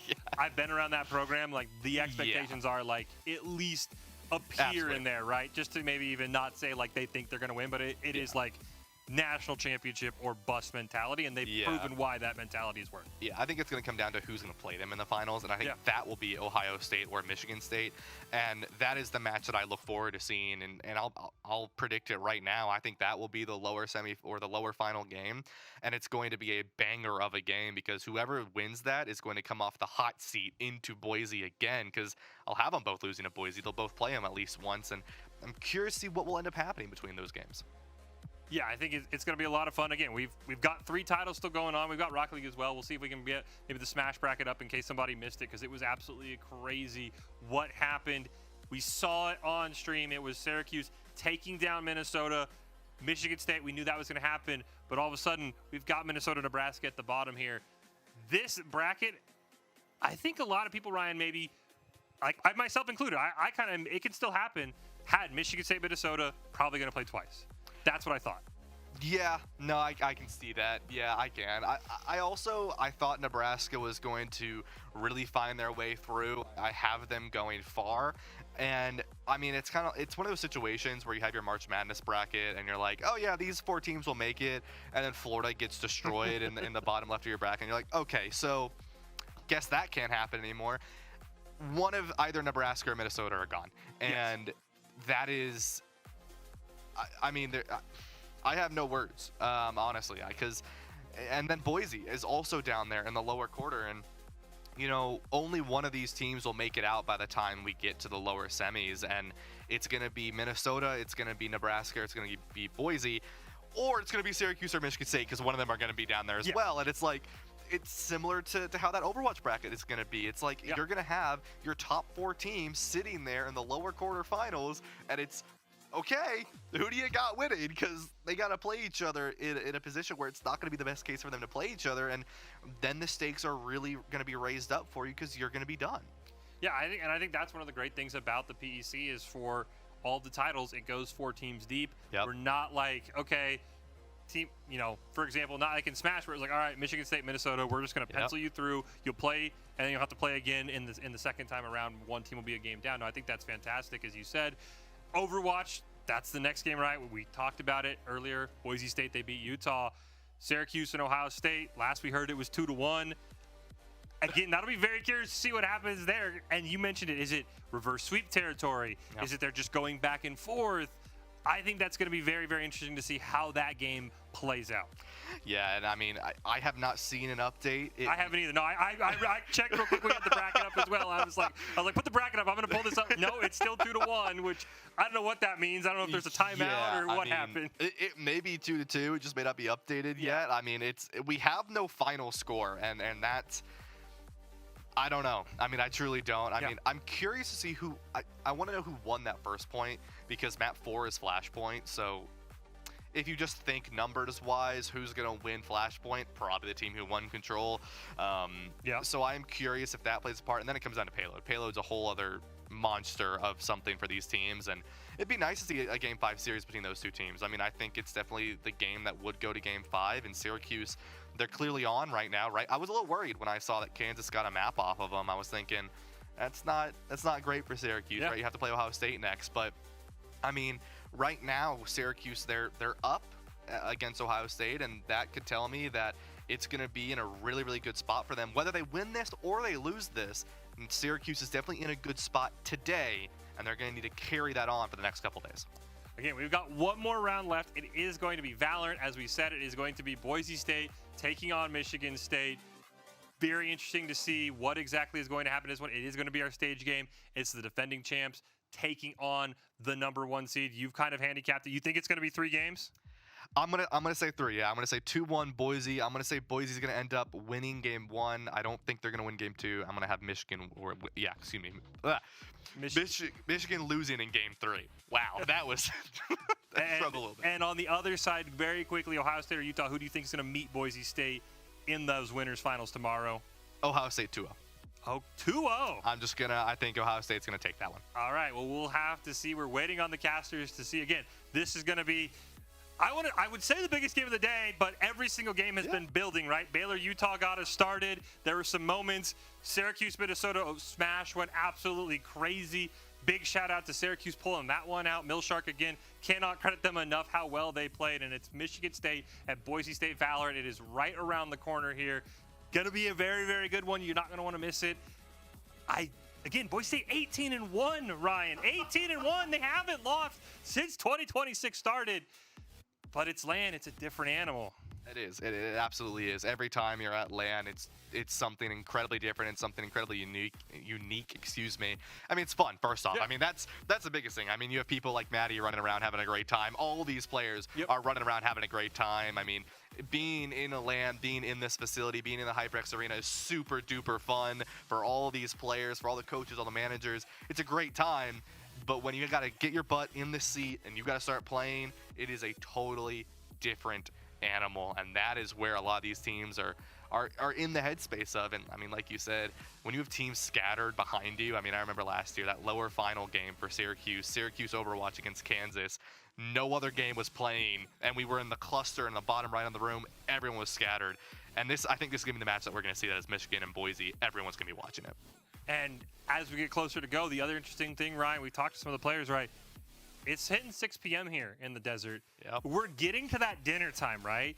And it's how you managed before dinner, right? I know we talked to one of the Boise State Overwatch players, like, yeah, we're not leaving until the job's done today, right? Yep. And if we get a 3-map series, like you're kind of thinking, I'll be curious if we're going to see, granola bars going up on stage, like lock in. Because again, it's managing. It's not just playing well, it's managing everything else. You've talked about it a ton. Managing the outside when it comes to a long day at LAN. Yeah, I mean, you think about esport athletes and normal athletes. At the end of the day, these players are in grueling environments. They are playing not 24/7, but they're playing for a long time. They wish they could. They wish they could. We're not going to make them do that. But they play for so long at such a high level against incredibly high-level players. They're staring at 240 frames of pixels, and your eyes get buggy, and you have to keep yourself locked in. Do the 20-20-20 thing, right? 20 seconds at the screen, 20 feet away. Something like it. Yeah, I don't know. well, but we're getting told it's time to go to the casters. Michigan State and Boise State, they're going to wrap up the first day here of the PEC Championships. Casters, take it away. Thank you so much, Dusk. Yes, we are live with our first quarterfinal of Valorant.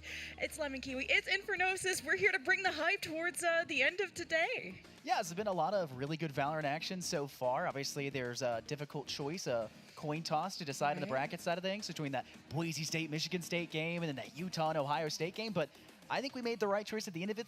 This one's not as so much of a coin toss, at the end of the day. That Ohio State game and that Utah game, either one can come away with the victory. It doesn't change the storyline very much. If Michigan State upset here, though, it changes everything about how we viewed the PEC going into this one and how we viewed Boise State going into this one, which is the expected victor and kind of flew through flawlessly up to this point, making it to this LAN in the first place. Yeah, Boise is that final boss, like coming in 17-1. That is no joke. They've improved so much as a roster, and Michigan State are no slouches too. They have BCJ as a coach, guys. This was Shopify Rebellion Black BCJ, who decided to come out and coach both the A and the B squad for Michigan State. They come in as the 4th seed, and they're 14-3 or something like that. Like, their record is pretty close to Boise, so this is upsettable. Yeah, and the last time these two teams faced off, week 11, it did go in Boise State's favor on maps that both teams typically like to play. Like 14-3 on Haven was the first map for Boise State.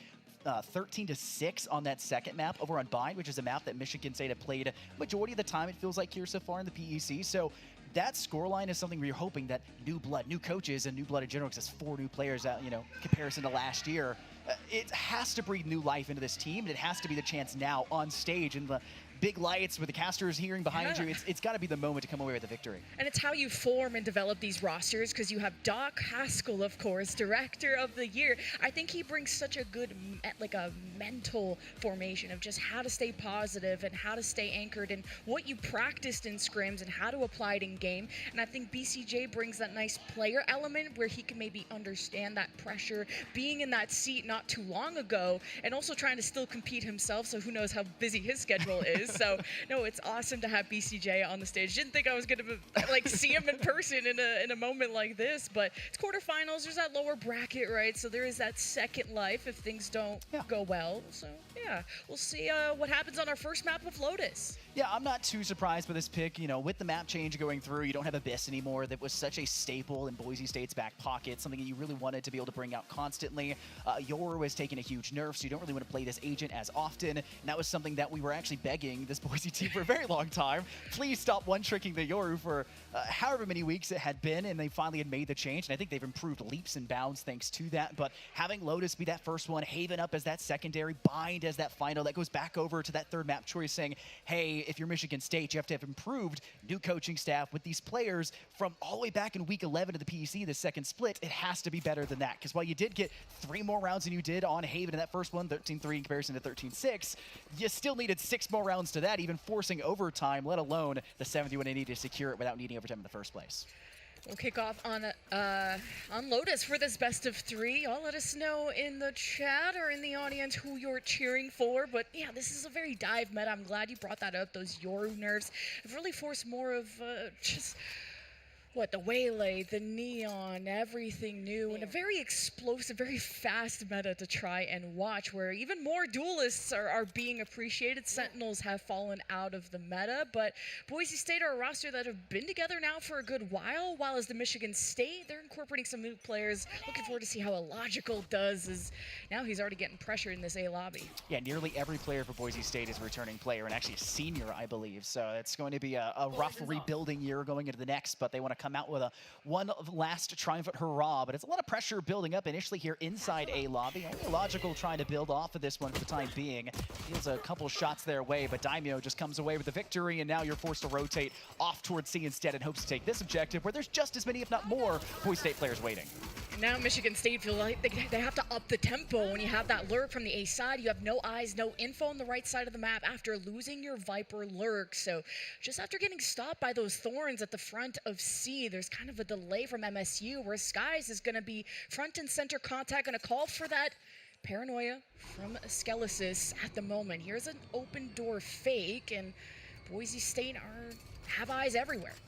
It's all about the slow timing right now. Wait for this dark cover to either fade or get Lemur into the gap as quick as you can in that Neon. But it's a pistol round. Most of your kit's already been expunged. The Sonata relay, attempt to dash past player behind you, get some damage, but it's Skelesis that took the first impact. Skies on that box, gets the next 3, and turns into a flawless result for this Boise State roster to start off this series strong. Open skies, open fire from BSU, just really structured setup. They had a crossfire, they had a paranoia as soon as they made contact. MSU just really took the time to communicate and wait for that dark cover to fade, try to see if they would have an engagement from opening up the B link door, but then you had the defensive raise from Boise State that had eyes as sharp as ever to watch that. Like that aggression too from Boise State, challenging that lurk towards spawn, winning that. It was a 2v1, kind of a 1v1 really engagement, but now with this anti-eco, Boise State able to buy up, and man, are they firing. Yeah, Utility does a whole bunch of damage you not anticipate seeing, and Daimyo and Skies will put their names first on the kill feed for this second round. A second out of the Guardian from Skies. As impactful as you'd expect this player to be, there's still 4 more players behind them willing to go against the Remnant 2 that are left here for this Michigan State side, and they have nowhere really to go except for forward. They're trying to lap back at that lurking Viper all over again, maybe off towards B, but Spike is left in no man's land, and at this point, you're just praying to drop guns out of the hands of Boise State, maybe kind of destabilize their eco going into the third, but with so much utility still coming at you, and our paranoia with that short sight, this kill is going to be as easy as ever for Skies, and it's just going to turn into Boise State needing to close out this last one for the returning player of Illogical to try to come away with it. And what a read from Boise State. It's like they knew, they could tell the future. They were pondering the orb that MSU were going to go for A. And this is a very long-range part of the map where I wouldn't expect you would want to gamble 5 pistols running it down. If anything, a lot of teams like to try for kind of a B aggression, to be able to flood in with pistols. That's what the classics can do a lot more work at close range. But MSU have been really trying to push back against the aggression at A lobby. It ends up being flawless, and this is starting to be that more convincing start here for Boise State, just based on not only the execution, but everything in between. So now we'll go into the third round where we'll have the first buy-up for Michigan State, and this is where we could get to see some signs of life. And with the double duelist selection out of Boise, many times you talked about that waylay, that ability to hinder, to slow down, combo that with a paint shell, it creates a lot of value. But in this instance, they're still wanting to bring that neon. They want the rays because they want the paint shells, the instant availability. It feels like that showstopper with how easy it is to get frags as this agent. They want to use all of this so often here towards A, and many a time we're going to see them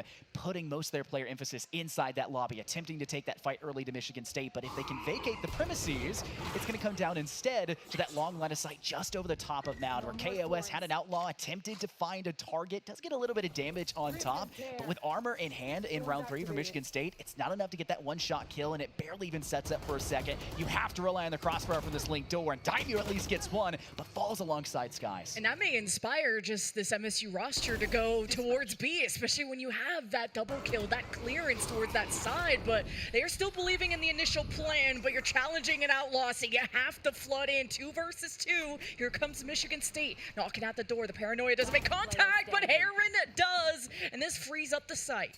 Beautiful execution. Now just a single raise remaining, trying to lap their way through Waterfall. Dark cover currently obfuscating their sightline, but they'll have to disrespect that utility to cross back through it, and Slouch has Hair inside and ensures that that kill goes their way. Master will not be able to sustain, and it will be the first round here for the Spartans to come away. 2-1, your standard typical mold for Valorant, gets the ball rolling, but if you're Boise State with the huge success you had in round 2, you're going to have plenty of eco for this, and on top of that one, these players have been spreading the love. They're going to get ultimates online nearly all across the board at the same time, and you're going to start to see if they put numbers off here towards A. Locked down here currently from the wall, they're going to put the agenda here towards Michigan State first and put that pressure on with that double wombo combo of utility, and there's 4 players looking to take this contest early.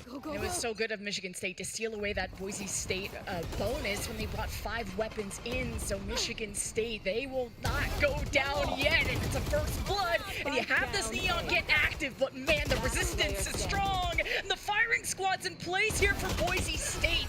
And Illogical can only scratch a little bit of this plot armor as Boise State are back in control. The question will be, how long does it take Michigan State to make up for rounds like that, make up for moments like they'll be forced into another moment with the question about an eco buy, going thrifty, full saving, and that's just going to continue to happen if they keep pressuring towards this A site, but they'd like to hit A because A creates availability to take that B side link, get into B side. If B doesn't work, wrap all the way around through Waterfall, take back through Spawn, go in through Mound. This map is so good about driving teams to use the majority of it and play that map control. 3 zones of territory, attacker control, defender control, and no man's land. And you're seeing Boise State disrespect the idea of 3 territories. It's all theirs, and they want to take the fight as early as possible. And they're still willing to let Michigan State take towards C because they just know they can let utility do all the talking for them when they actually battle goes down on site.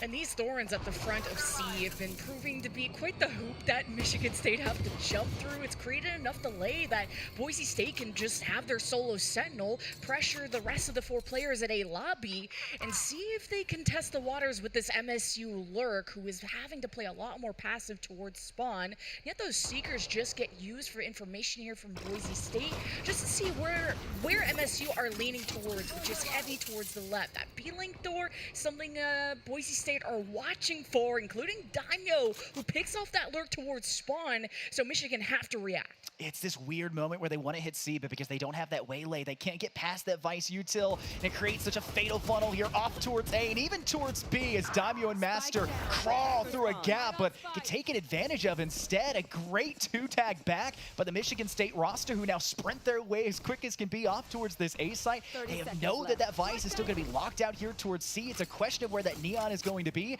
They're likely going to be taking the same route to try to wrap back around, so get out of the objective, get this spike down, and now solidify this for the post plant, and they still want to claim as much of heaven control here on A as they can, because otherwise you can't prove where those 2 players are. Once you lock that out towards spawn, they have to come from your own side.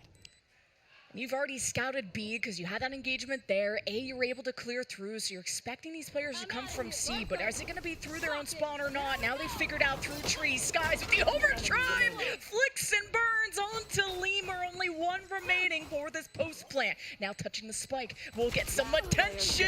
And Kirisu was so close for the 1v2 there. KOS securing it, gets the defuse in afterwards, and Boise State will continue their dominant spree. Now making it a 4-1 split it. And again, you can see how their agent selection has started to pander more to their favor, but how close Michigan State can make that despite there being obviously an eco round for them. Their attack losing out fairly early with that first blood that came out of Boise State, but the over pressure and kind of the extension into that B long, into attacker spawn that you're seeing the Progress attempt to do, they cap back the other way. As long as they have enough numbers looking back towards you, it's going to end up being a 4v2, and Michigan State will take that any day of the week to secure it.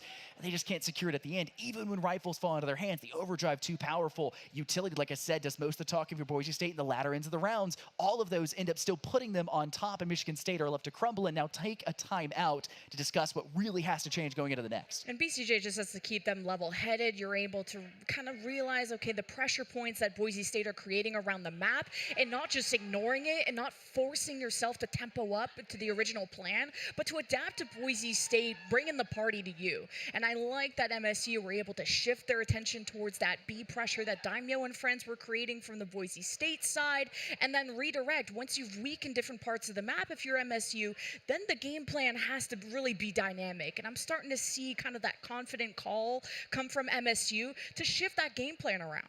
Yeah, both directors for these programs were asked what they were going to do to get their players ready, and most of them had all responded just straight up saying, it's any other day. They're going to play like they play at home. We just have to make sure they're in the right mindset. And Boise State has had one less game than many of the teams coming through to the series at this point has had to do. They locked out that last one fairly fast. I mean, KOS went in an ace one round and dropped like three 3Ks in a row. Like, they're on fire, and they played most recently, but Michigan State are on attack. They should be dictating that tempo. They should be taking control over these spaces sooner than BSU can try to clap it back the other way. So on top of everything that's been working, they just have to make slight transitions and then use ultimates to do the rest of the talking. Well, that's a lot of talking from the Seal Garden, but did it really affect anyone? Maybe it tagged the Rays on the defense, but MSU stepping up, first blood and speed in their favor. They had that deep dark cover both to get halfway to A and now to secure the back of the site. I like that one way, but there is another way trade from BSU as they creep up towards the flank. That's that tree position that they fought for before. Is MSU. They may just need to get a bit proactive here, but they're really just leaning on their util. Now, you've got the Nightfall from the attack to push back this flank from BSU. Again, multiple points, and Kirisu handles business. Gorgeous to finish this round and put Michigan State in a well state of confidence at this point. They needed this win. They're fresh off the timeout. They had to use ultimates to accomplish that task, which, yes, is a big expenditure, but it also could force this Boise State roster to have to respect these angles a little bit more, play a little bit less haphazard, and obviously if they're able to get into this A site and start to find out where these players are sitting in practicum, they can make a couple of smooth transition into those gaps and take advantage where required. But I think most of that's going to come off of applying equal pressure. So many a time you expected the Viper to be the lone player prowling off towards A. They still want to stack off 4 in this direction. They still want to put the pressure on and at least bait with that utility to make sure that if you do have 4 players, though, we'll know really quickly. And if you don't, we're going to make you think you have to rotate even if you do.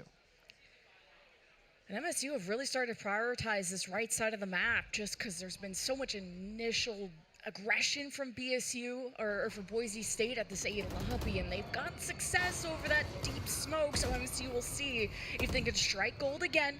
And just now with this raise nade from the defense and a showstopper, if MSU keep knocking at this door, a raise is going to answer it, and Kirisu answers the call from a 3K to a first blood. MSU off to a fantastic start as the smoke dissipates. They get another. Still one player off towards B-Link. A second one not too far behind. Kirsuto tries to get into that gap, but Skies is ready with that Sheriff and somehow comes away with that kill. But Michigan State will say, yeah, it's whatever. Maybe you collect that rifle. We now can position ourselves accordingly in this post-plant scenario. We're in control. One player upper side towards Heaven, one player deep inside Hut, and then Slouch sit them default and one towards drop. This creates equal pressure that they can reswing and play off player loss because they know they're in the lead. Credits aren't super dry after that last round win, but the loser's bonus is coming before. Slouch will bait out with the Shrouded Step. 2 players in Garden. Daimyo pays the price for peeking Hayred, and Hayred is going crazy for another one. But it's Slouch finishing the job, and Michigan State just getting 1 round closer to tying us 4-4.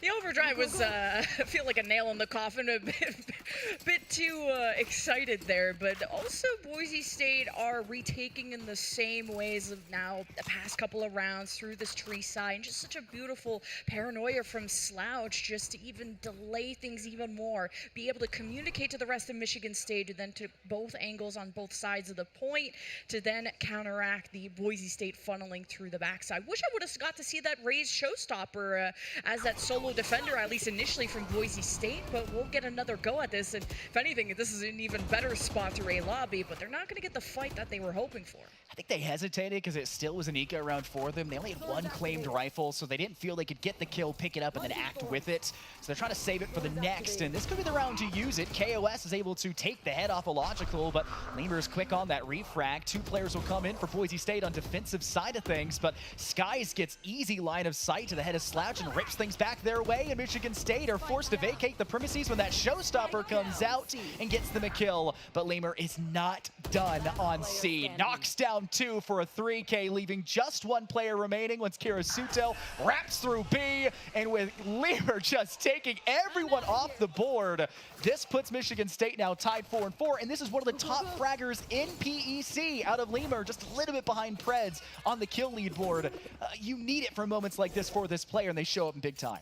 And ever since that timeout from Michigan State, they have gone 3 rounds in a row. They have fixed, they have really, I think it was a confidence thing to just be having your first official match on LAN, at least with all the cameras on, I should say.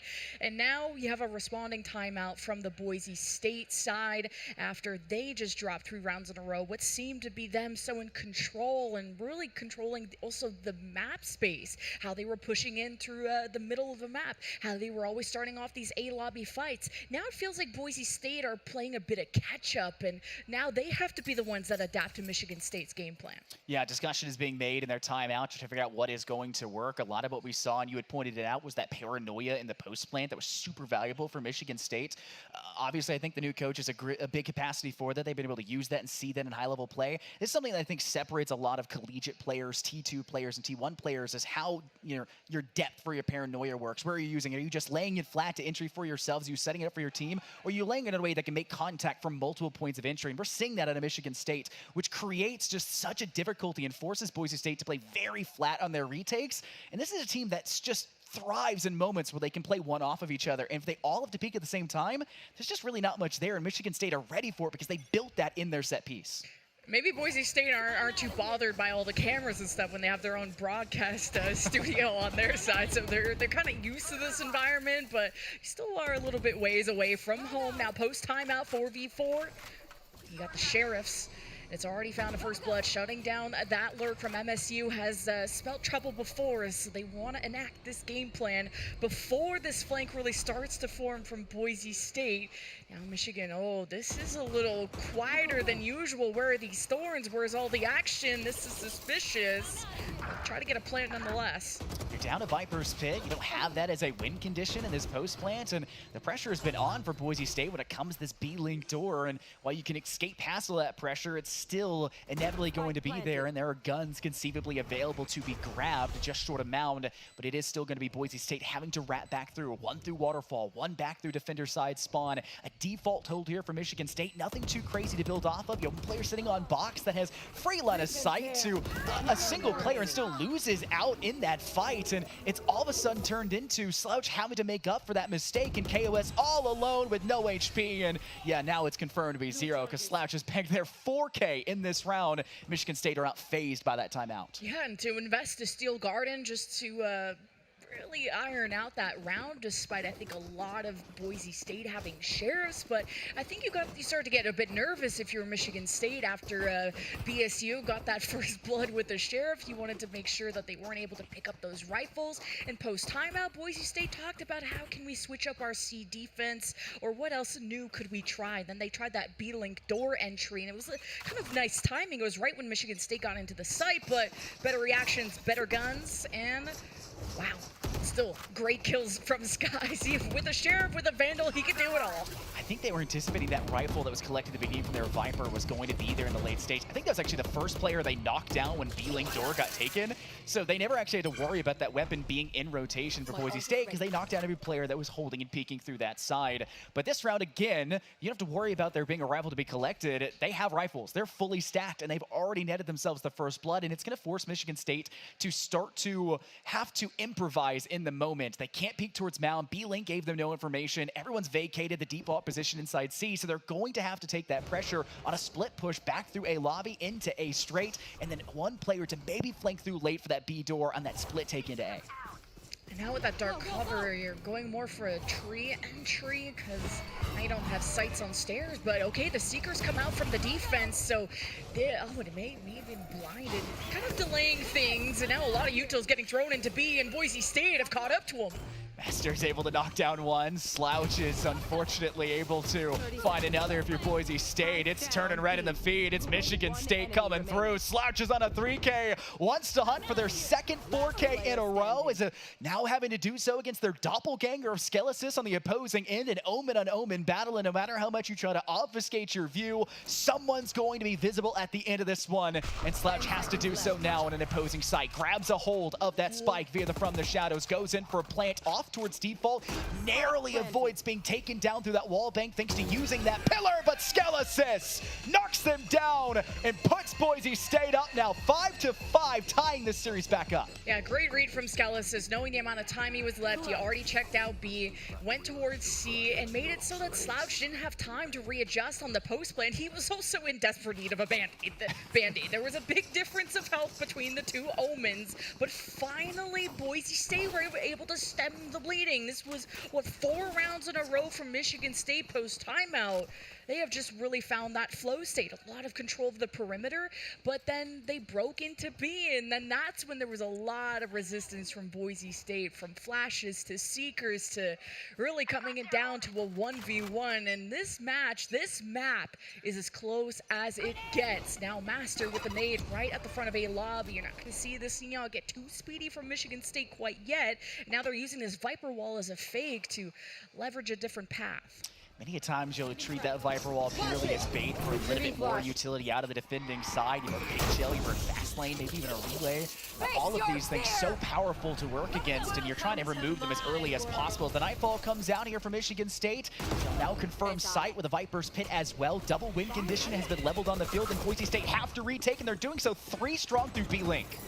Viper's Pit will remain, the fortress is up, but the walls are fragile, and Boise State are exploring the perimeter, and eventually they will have to converge. And the rest of Michigan State will also play through B main. Worst case, they'll try to trade with their Viper, but man, the shotguns up close, they hurt. Numbers in favor of Michigan State, and time is on their side, and so are the kills. The lead goes to Michigan State. Yeah, that Viper's Pit takes up the entirety of that B side. It's not a very wide room, and to top things off, they'd used a Nightfall before, which had guaranteed you didn't have any chance to fight against that swift take by Michigan State. A very well-prepped set piece that Boise State just didn't have the faculties at that point, a lot of thanks to the burned utility in through A main, to deal and counter with that. Paint shells would have been a great value point to try to find the corner that Viper was hiding within. A fast lane to at least close off a little bit of the sight line, make it a front-forward engagement for the 2 players to peek against each other.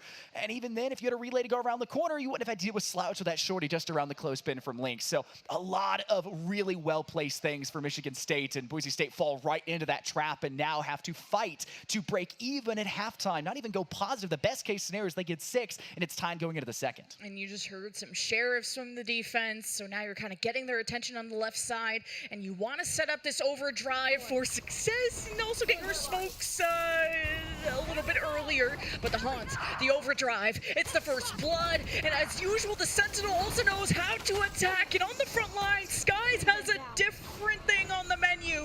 Overdrive, overdrive, only 1 remains. Numbers in favor of the offense, and Heron locks in to give a 7-5 half for Michigan State. Garnet comes out at the end as a prize as you step into the second half, now going 7-5, and Michigan State will revel in that scoreline for as long as they can. If they get this pistol, that almost confirms the 9-5 scoreline. If you don't break that standard typical mold of the 2-1 splits, Boise State is a dangerous team, whether it is attack or defense. It does not matter the guns they had. I mean, they've even had eco moments, left those first bloods multiple times in the skies to secure with sheriffs. These are things you're looking for in normal rounds, and especially in these pistol rounds where there's not much utility to do the talking, and that turns it back over. Boise State, most of the time it was their utility being the value point of their retakes, and once those were kind of stuffed out or burned early by Michigan State, the scoreline very quickly threw back their way instead. And you get such much more accurate information using the fade over the sky, although sky gives you the leverage of having maybe deeper flashes for a stronger A-sided fight, but now you got the 1-1-3 defense here from Michigan State. You see their duelist, the Neon, has already been tagged up with damage. Now it's B exploration from Boise State with the Prowler that didn't necessarily go into B main, which could have discovered Boise State, but they also have to maybe traverse through a Viper wall from the defense, so Boise State are at a neutral point. Trying to get some recon value because you know it's not super easy for Boise State to do so on their offense. One of those moments you maybe wish a Tejo was in play, but you could wish for it all you want. It was your choice at the beginning. Now you must sit in it for the rest of this one. It's a high-low leveled for Michigan State. That puts Kirsuto up for the first blood, and though Daimyo still wants to peek this, they're stuck in the razor vine, and it turns into another kill now for Michigan State, now putting this into a 5v3 where they're forced to now step into B-side. Kirisuto is, what a series, what a map that he's having so far, and the Lemur just leads Michigan State now closer to that flawless pistol. And, you know, after dropping that first pistol, Boise State bringing all these guns into the bonus. Ever since Michigan State had this timeout, it's been a different beast, but KOS is a beast in himself, and Slouch steps up to the arena and puts him down for good. Yeah, free gun, but KOS can't make value out of it for that final one. And in a pistol round, it doesn't matter how many kills you get credits to yourself and some ult pips. So something to say for the next round, but the scoreline widens against you, and you were in full control going into round 7 of that first half. It was really not much to say for Michigan State. They couldn't get into sight to go for plants. A lot of really early gunfights just favoring Boise State, even though we were seeing First Blood still be that Boise State's kind of bread and butter throughout that first half. Michigan State found way more value in their post-plant snares, and once they were getting on the objective, it felt like that was all she wrote, and now you have to replicate that same style as one of the best attacking teams you can ask for in the collegiate space, in the PEC, assuredly. Now you have to do so, and you're down with the pressure's back on your shoulders. And the pressure into B as the Prowler from the defense was able to slow things down, but Boise State setting up camp. You have Skies on the front lines with a Bucky. You better run, you better hide. The logical, don't want that smoke, at least not without some friends tagging along. So he'll go back towards spawn, and Boise State will go back towards A. And I love that they're extending out of the side, but I love that Heron is starting to poke and prod, try to find timing, while Boise State were leading the charge towards the front side. Heron still doesn't feel like he's really been noticed. Scalasis is maybe setting up for a paranoia retake. Now you're smoked off from your own spike. It's an awkward position for Boise State. The Neon's gonna get a look, and you're gonna get the look at the back of this barrel. What a retake from Michigan State. And it's gonna be too slow for your final player to peek through and get towards Pillar. KOS is trapped in Waterfall. The team could not sustain within that dark cover. The initial peek out, the jump and dive out of your Neon, it fails to net you enough information. The team of Michigan State act so swiftly to get into that, and Slouch just sprays down that lane and comes away with 2. Such a gorgeous way to break out that round in a way Boise State had made it entirely theirs by putting that spike down and netting that initial first kill. Pressure was everything to them, but inevitably when the pressure came back, they crumbled. That cannot be the continuing storyline for them in the second half. And despite Boise State being at a disadvantage in terms of the weapons, they also know when to slow it down. They're such a firepower team, but when you have Skelesis, maybe you just got to keep on going and racing ahead, surging for kills. They just are farming. Lemur does pull away with 2, which now evens things up a bit more. It's now very winnable for Michigan State, but they'll be in a retake position with not the best agents to try and shake up the fortress that Boise State have. Yeah, it's a guard and hold, and this is something Boise State are going to be very happy to continue to hold on to. Illogical only has a bandit, a valuable weapon for some medium-range engagements, but it's not going to have the potential to go for that one-shot kill on anybody for the side of Boise State because armor is in play.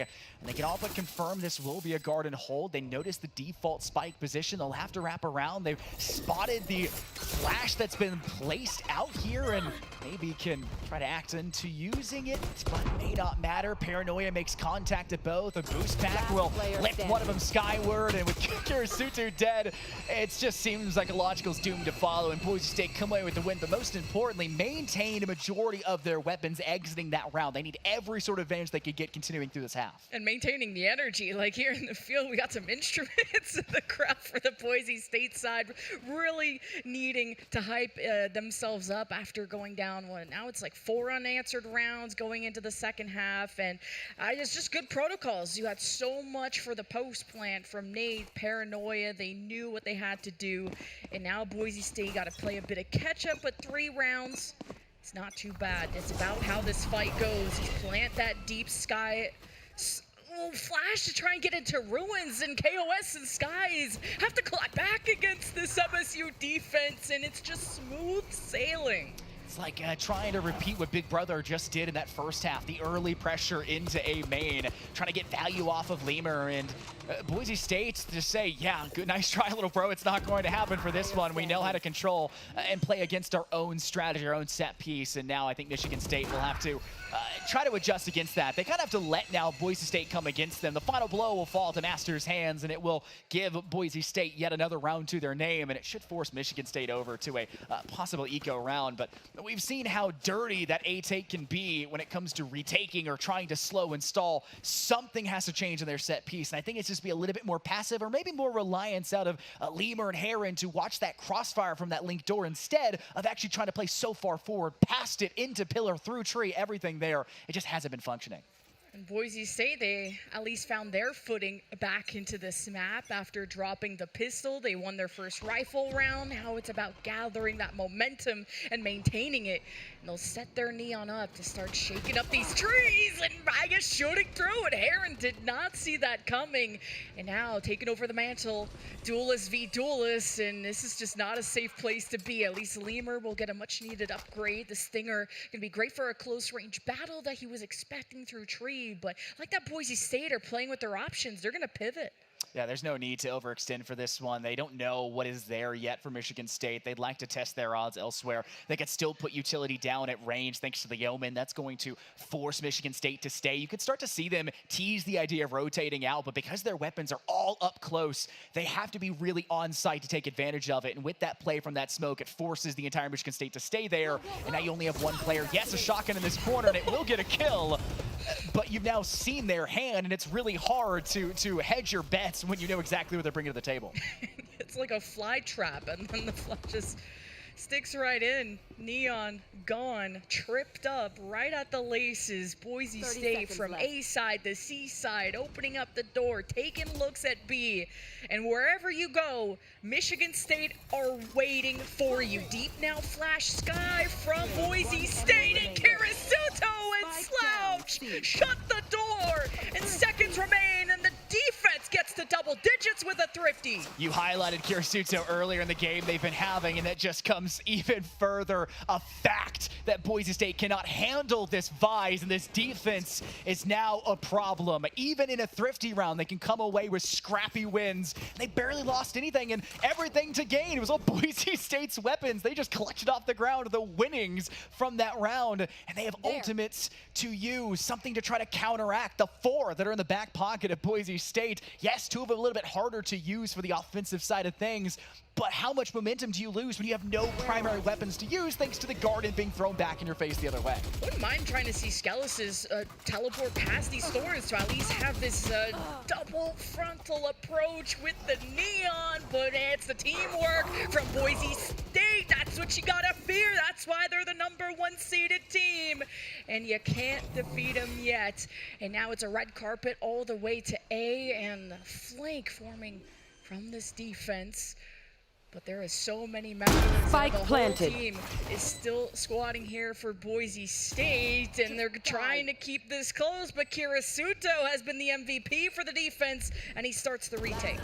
It's been started, but it seems like Daimyo and Master are finishing it, not allowing much more to build past that initial kill, and it is a nearly flawless result coming out from them. We call that 10-digit score point for Michigan State, that checkpoint or chokehold. Many teams get choked up, many teams struggle to find the 11th, find the 12th, and get to that 13th.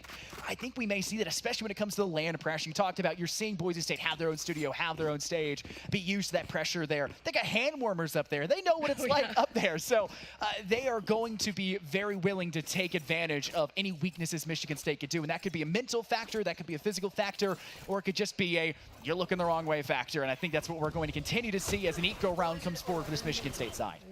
And I think Boise State have gotten success just trying to shoot through smokes and also through walls. They got that kill on Heron and Tree, and they have Illogical tagged up and Cowering forced to reposition. Boise State, they got ults, a showstopper, and even an overdrive, so these duelists can do a lot of work. How are they going to stop them? The Steel Garden will force Boise State out of that. Thankfully, the door did not close. Speaking of doors, they're going to open this one and go into B. When one door closes, you can just open it right back. There's not a problem here at all for Boise State to rotate. Slash will at least knock down that Neon Skies, but the showstopper comes back the other way, refragging, and it's Lemur's overdrive 2, not allowed the third. And it's an even 2 versus 3 really for Michigan State, but again, they didn't come into this one with the best of weapons, and one of these players is a pixel of HP. Skelesis is waiting. Man, Heron is watching, can knock down Master, and with Skelesis forced to turn the other way, it's Illogical, ensuring that final kill falls. It's 11 for Michigan State. And the gap remains between these two teams, like 2 or 3 rounds where Michigan State have maintained this lead, and Boise State, even after the timeouts, were able to keep it close, but never regain the lead that they had at the start of this game. And it was off the showstopper to keep things close for Boise State. They got a lot more options. They like to use those Seekers for early round info, but the ball is in Boise State's court on how they hope to come back from this. This is going to be quite the brawl here for A Lobby. With the Sky, gives you leverage with those deep flashes to destabilize a further back defense, but Michigan State are towards the site. Yeah, they've got full control of A main. They do have to worry about the possibility of MSU taking that late flank into lobby, and 2 players are there for them. So it's just about getting out of Garden as fast as humanly possible. The utility should do most of the talking for you, but now you just feel like you're stuck. The flank's been built. Heron is there for it. Lemur was alongside them, but Daimyo and Master, such a wombo combo between the two of them, level that down, and now they can take that transition point through Link into B side. And if they don't like B, guess what? You can just go through Waterfall and take C as well. Go through B main, take the Link door. You still have plenty of options if you don't like the look, but they're going for the plant. And when they do lose one, that's just the player they left behind to hope to take advantage. They still have numbers, they still have space, they're looking to claim it. Oh, quick check at the corner, and Illogical still wins that. It's traded, but wait a minute. Michigan State are causing trouble, and Boise State want to end it. Stepping out of the smoke and into the Lion's Den. Slouch is now on his back, and Boise State are within 2. You've got to get your wins where you can if you're Boise State, and if you're Michigan State, if things look tough, if you're worried about burning their ultimates, not allowing them to get these kind of, I won't say freebie rounds, but more advantaged rounds to go ahead, it's going to come down to kind of evening out the eco across the rest. And if you're going to lose, make sure there's only one, make sure there's only 2 players left standing on the other side. Discussions now to be made as a timeout is called. This is Michigan State's attempt to try to build up something. Obviously, it's been somewhat 50-50 through this second half. Getting the pistol really created some sort of advantage that you could work with, especially when you closed out 7-5 at halftime. But that gap has felt like it's closing, even though the numbers really haven't closed. It's kind of been Boise State playing catch up. But that's something you cannot allow them to have. Momentum is ultimately the biggest driver for a team that is so fluid like Boise State is on their offense. You have to shut that down as much as possible and stall them. And I think that's a big part of what this timeout is for. And Boise State I also feel like there's a lot of depth to this strategy. They're pivoting towards different sites. They're faking. They're leveraging their smokes really well. It's just when push comes to shove and kind of these hectic moments, can you really have the mechanics to push back against Michigan State, who are rotating just as quick, and they kind of are surprising Boise State in those moments. Think about the Omen that just showed up from MSU to kind of check out B, and Boise State were just starting to set up. So you have to be on red alert at all times, and Boise State will still be within 2, having that timeout. They're going to explore more chapters into that Doc Haskell book to see what they can do to get back in control. They have their Omen in position. A Sky Flash just destabilizes Michigan State. They lock back in and focus, and the Boise State reaction was too late, but it's still welcomed as Heron tries to hold their own against the dog and the fire and the flames, and he almost didn't work. It's a 1v1 showdown to decide the round.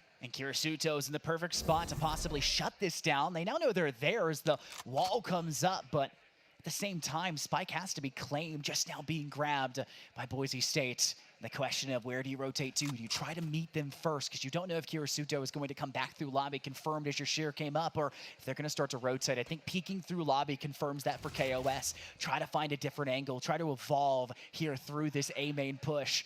Make the decision. You'd have to break door. That's a ton of noise. It's an IOQ you do not want to give up. You can move back through stairs. 40 seconds is plenty of time to wiggle off towards either side. But if you can just get information that no one's heaven side here towards A, no one's in HUD, a Razorvine could at least give you an audio cue just moments before they could escape through drop. You could just get Spike down, set up this post-plant scenario, and step in a garden where your Arc Bros could be the only contributing factor to actually closing this one out. This Razorvine's just going to be something to try to stop them from rushing you, and it's just a time buyer. And I think the biggest time buyer is how far away this player was for Kirisuto. They were off on C. Yeah, and if Kirisuto has any flashes to try and fight through, he could try and bait using the spike, but I don't blame this read. I mean, this huge time advantage for the Boise State Vise here as Kirisuto's going to try to get this to half to alleviate the clock. The flash is out. KOS is as well. Boise State catching up.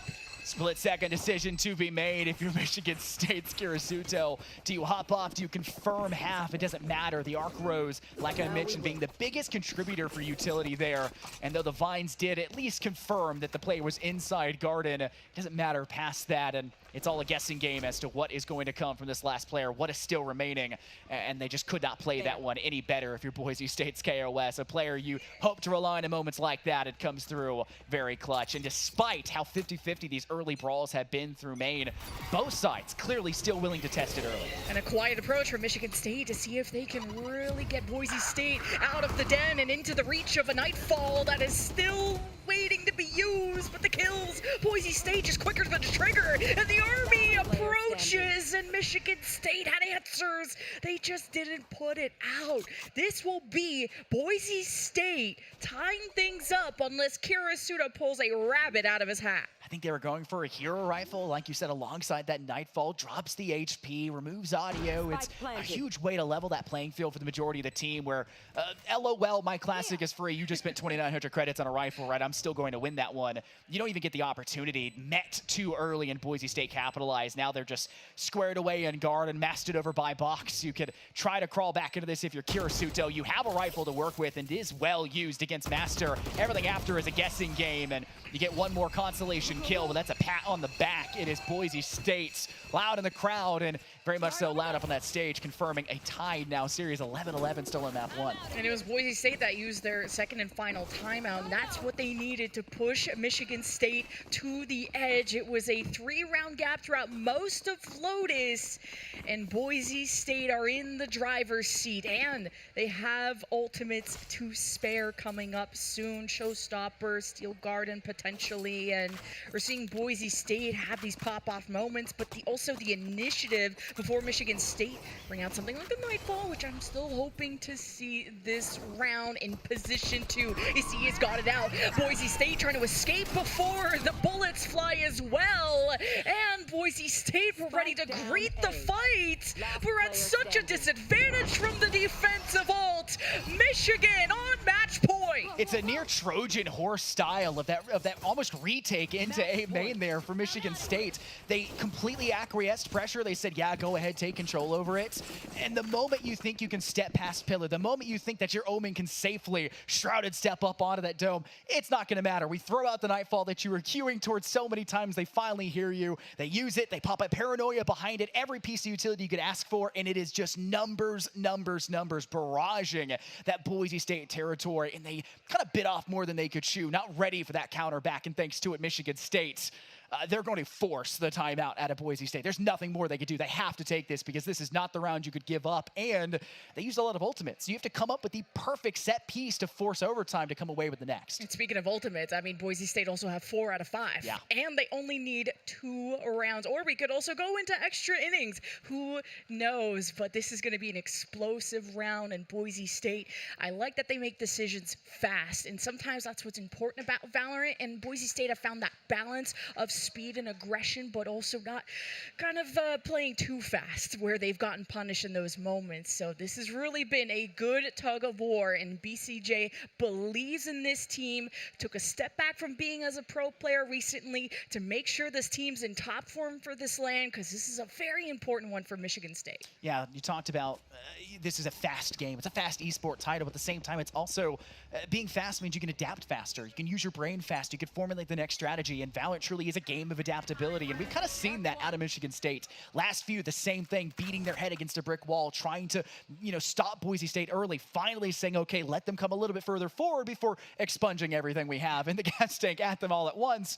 Now, they don't have that. They don't have the ultimate, so they have to play still much further back. Let Boise State have that much pressure, that much buildup inside main, and give the comms over that you need to play for a retake-driven side. They don't have a Viper, so you don't have to worry about a Viper's pit. That is much harder to use your ultimates on an attacking side if they're not super valuable post-plant ultimates, which is really what I think Michigan State are trying to rely on to get out of this first map without needing overtime. Michigan State are creating such an illusion, or an illusion of safety, just bringing up this Viper's wall, playing a very passive defense, and at any point, I mean, Boise State can get sick of it and pop the Seekers. They want to be as close as they can. They also need to be economical. It's going to be the Steel Garden first, the Seekers, the Showstopper, and Boise State want to put on a show, and you know just how close that neon is, and oh, the trail of the Showstopper almost clipped the wings, but MSU still all 5 intact despite that early investment of Boise State. But this post plant, it's got a lot of kick to it. Skelis is the bodyguard at the door. MSU may be ready for a Paranoia play. It's going to be the Prowlers first to test the waters, and this will get BSU to drop back from the blind and to rely on KOS to shot as usual. But Michigan State coming from multiple points. Lieber with a double kill. Lasers through the competition. 2v1. Make it 3 for Lemur. And Michigan State will take Lotus. 13-11 your final score. Boise State, ultimates and more to get into that round, to punch their ticket for the 12th round win and force overtime in the start of this series. And they burned everything, similar to the way we saw Michigan State do so in that last round before.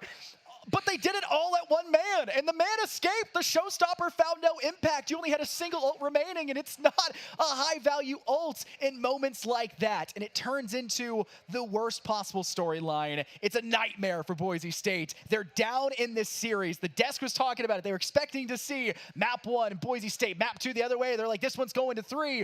Well, now Boise State have to force the 3. As the #1 seeded team, the expected team to be in that grand finals, now has to earn that even more against this Michigan State side that already upset a Syracuse team that was being rallied as this dark horse in this in this final day, or this first day, I should say, leading into the final days.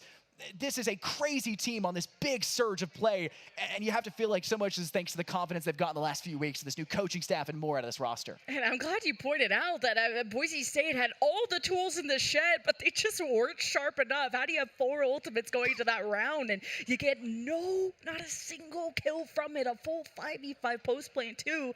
You would think would favor the offense, but the blinds, the utility, the reads from Michigan State were so next level, and to never lose that composure despite how the map started, and the fact that you're facing a pretty fearsome team. I mean, this is the Boise State that were 17-1, coming in as the #1 seed. Michigan State also don't have all the years of experience together as a roster. This was such an exciting map. And we were worried that this one may be a little bit more lopsided. Remember, they met in week 11. It was 13-3, 13-6, and that was actually on our next two maps in this series. We're going to Haven next. That was that 13-3 that went in Boise State's favor. After that, we're heading on over to Bind. That was 13-6, a lot closer for Michigan State. And if the first one was a blowout, we'll do in heavy quotes for it, the second one being closer, that really doesn't bode well. Not that this Michigan State side have this kind of new, I want to say revitalized team. They look like a completely new set piece. They look like a fundamentally new team of Valorant, and they're really filling into what I feel like is the current meta in the collegiate scene, and countering what Boise State, who's been facing some of the best in the collegiate business and more. They've been having the toughest competition you can ask for, and yet Michigan State just took them 13-11 on the first map. And just really well set up fights from kind of these initiators and also the pseudo-initiator of the Omen. Like Slouch, the paranoia timings, always hitting somebody, creating such good opportunities. Then you had Heron on the fade, the Nightfalls. Yeah, we're hit and miss. Sometimes you have to go for the blind ult, but sometimes that delay, that security is a variable to consider. And I just felt like they worked off of those setups so well that Michigan State come out ahead in a lot of those fights.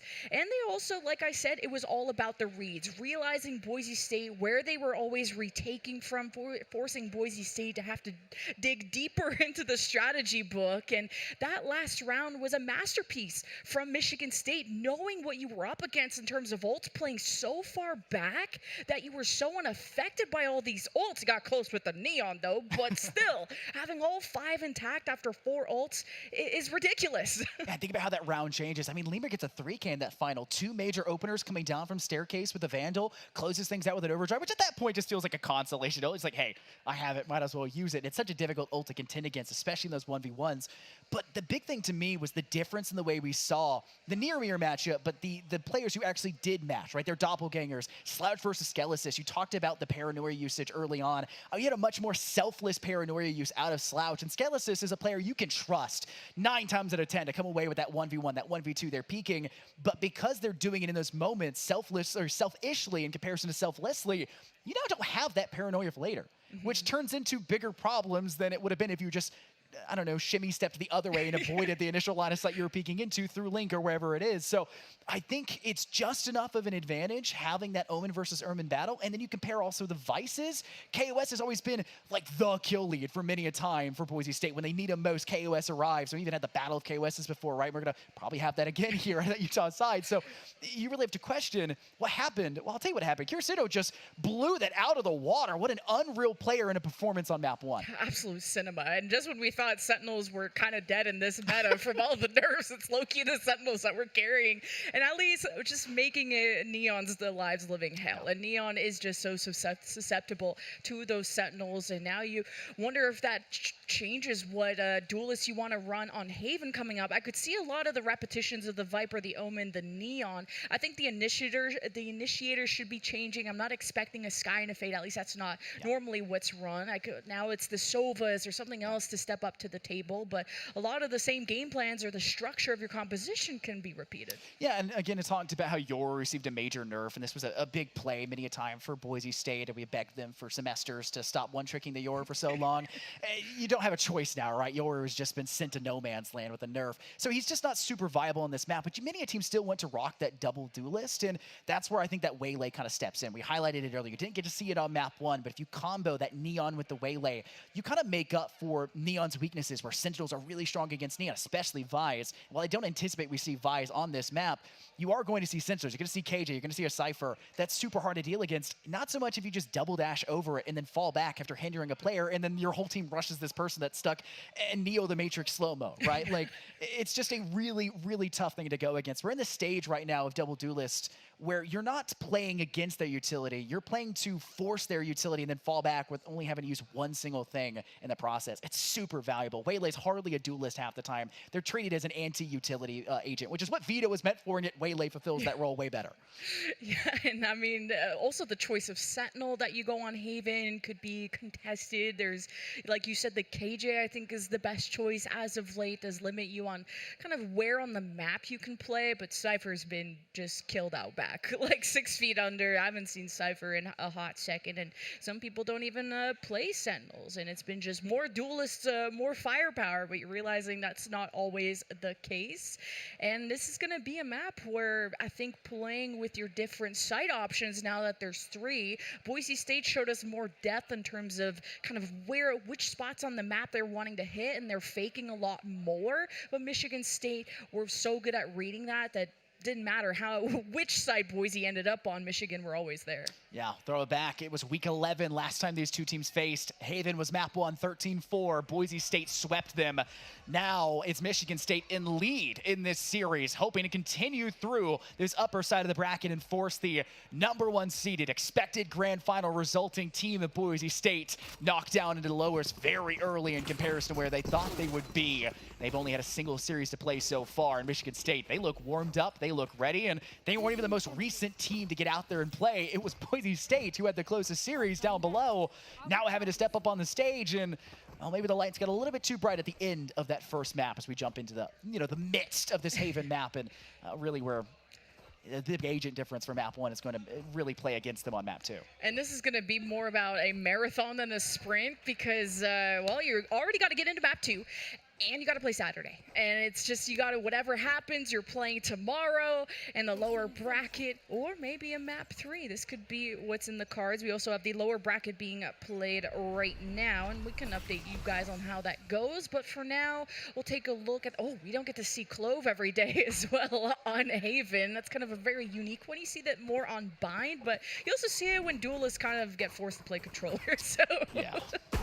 It's a pseudo-duelist, right? You have a lot of utility, the ability to heal yourself up. You're still useful beyond the grave, though that's been heavily hindered by Riot in the background, constantly changing the balancing scheme. But nonetheless, it creates a lot of value for that player if they are used to sitting in a duelist position and can still play with controller utility alongside it. And if you already have a pseudo-sentinel out of that Viper, 2 pseudo-controllers, 2 pseudo-things, you still have basically 1 full controller, and you can kind of work with it as you do. We were talking so much about the Waylay, but let's talk about this retake. Skies just gets floored and bloodshed across the board. Kirisuto wrapping around, gets the timing on KOS, and you have Michigan State taking the pistol. But yeah, going back on the whole Waylay conversation, I mean, sometimes you fall back onto what you know best, which is the Jet, which has really fallen out of favor in the meta because of Waylay's ult just being that much better and also more selfless, if I will say that, just because it affects the whole fight and everybody can have fun. Yeah, what a Jet ult in comparison just pales, but at the same time, it's almost the same value point as the Neon ult, right?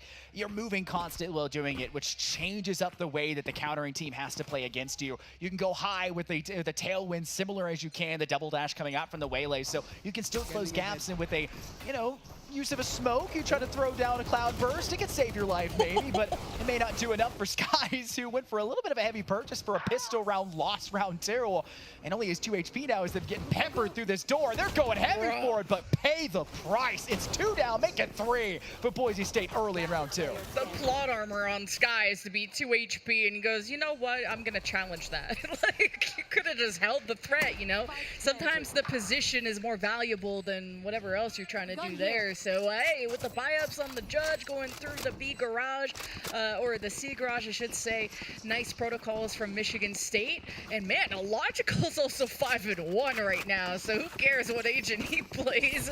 As long as he's comfortable, I'm happy. Yeah, this player had glimpses of it, and we talked about them being the senior-most member on this roster. Every other player on this team new this year, so something that they've been having to kind of grow through.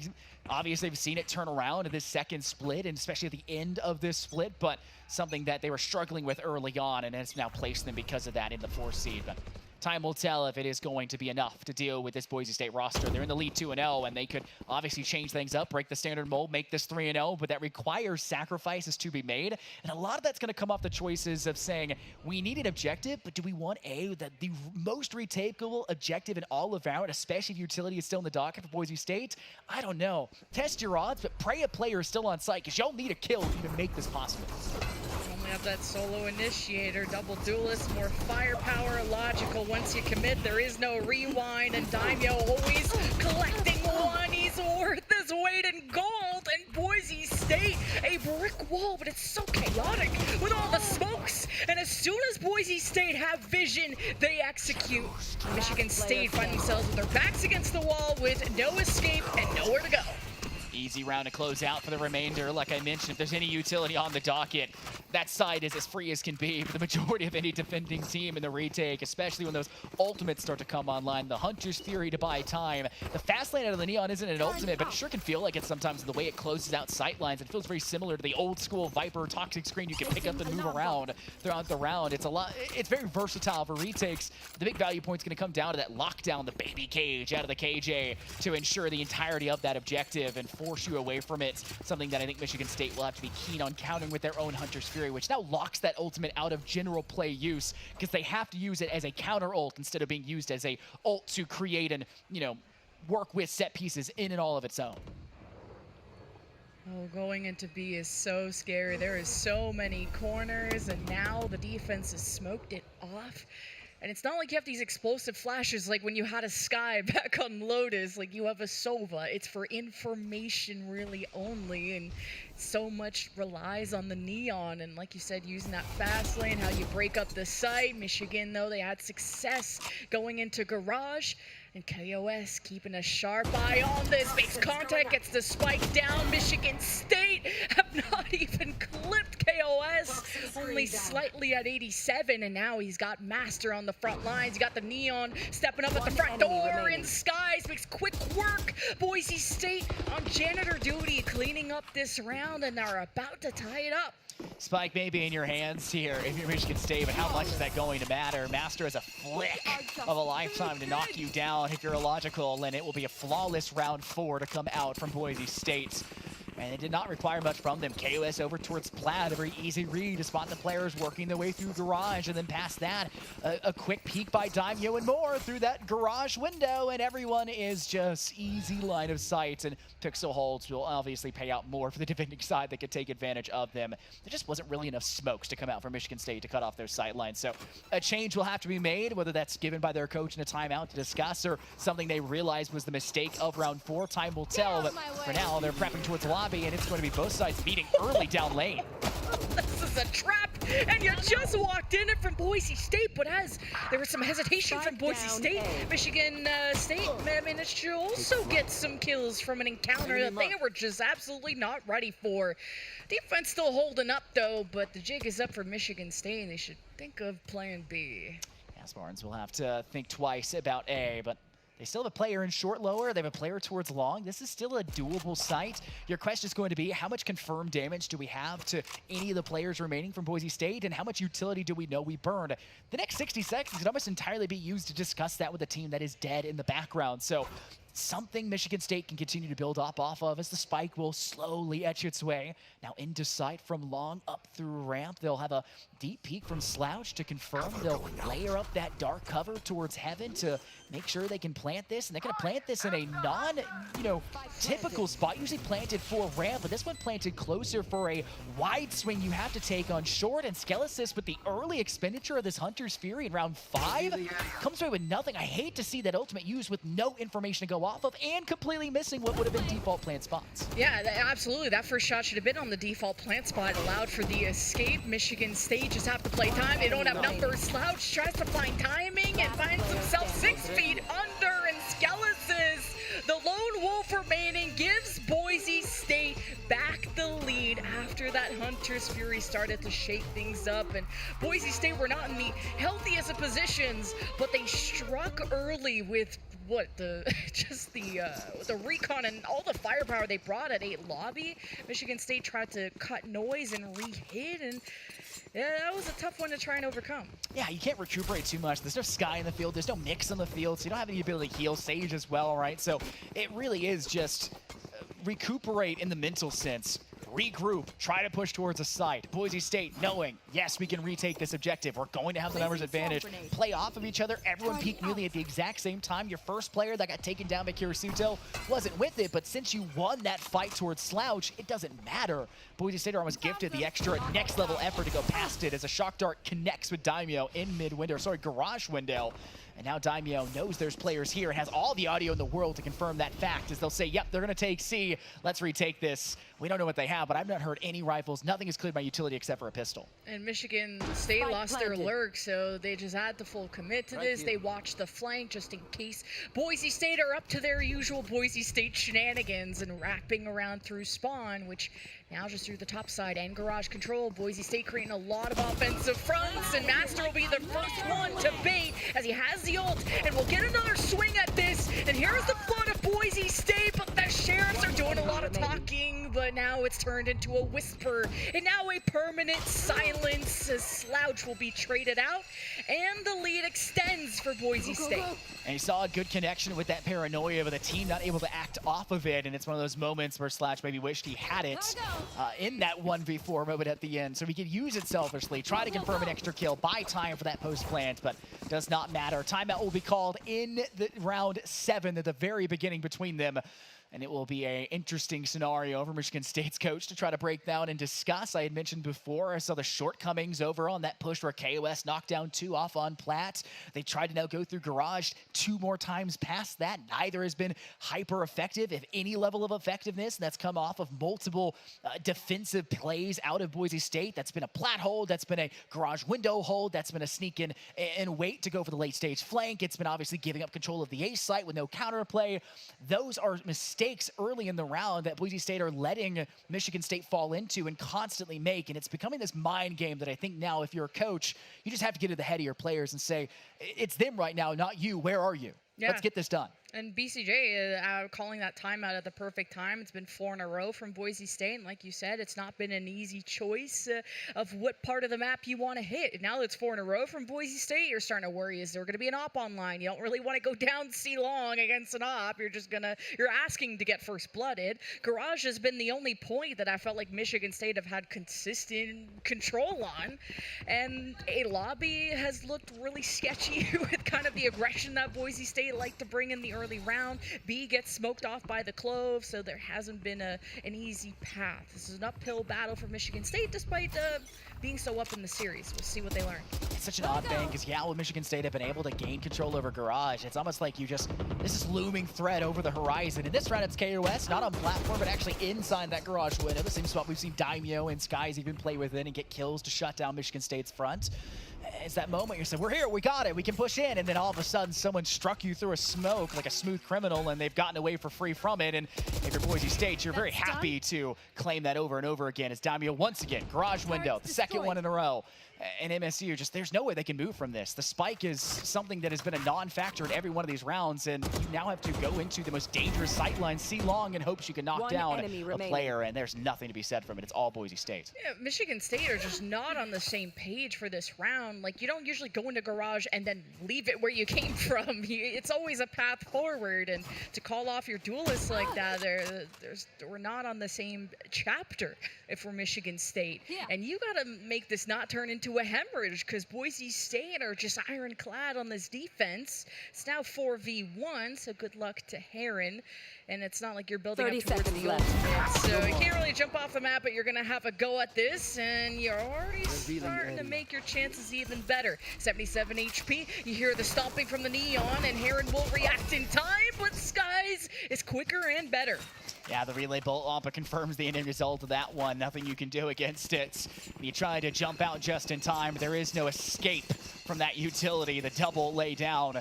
And Boise State are continuing this spree of round wins with nothing that Michigan can really do, but Michigan State can do about it. And I think they just have to vacate the idea of C, but every time they've hit A, every time they've gone, it's been an early meet by Boise State just as the walls fall down and they go against them, or it's been a retake that seems all but too easy for them. And now when you combo that out where they have a lockdown, they can use that to retake a site. And yes, you could counter with a Hunter's Fury.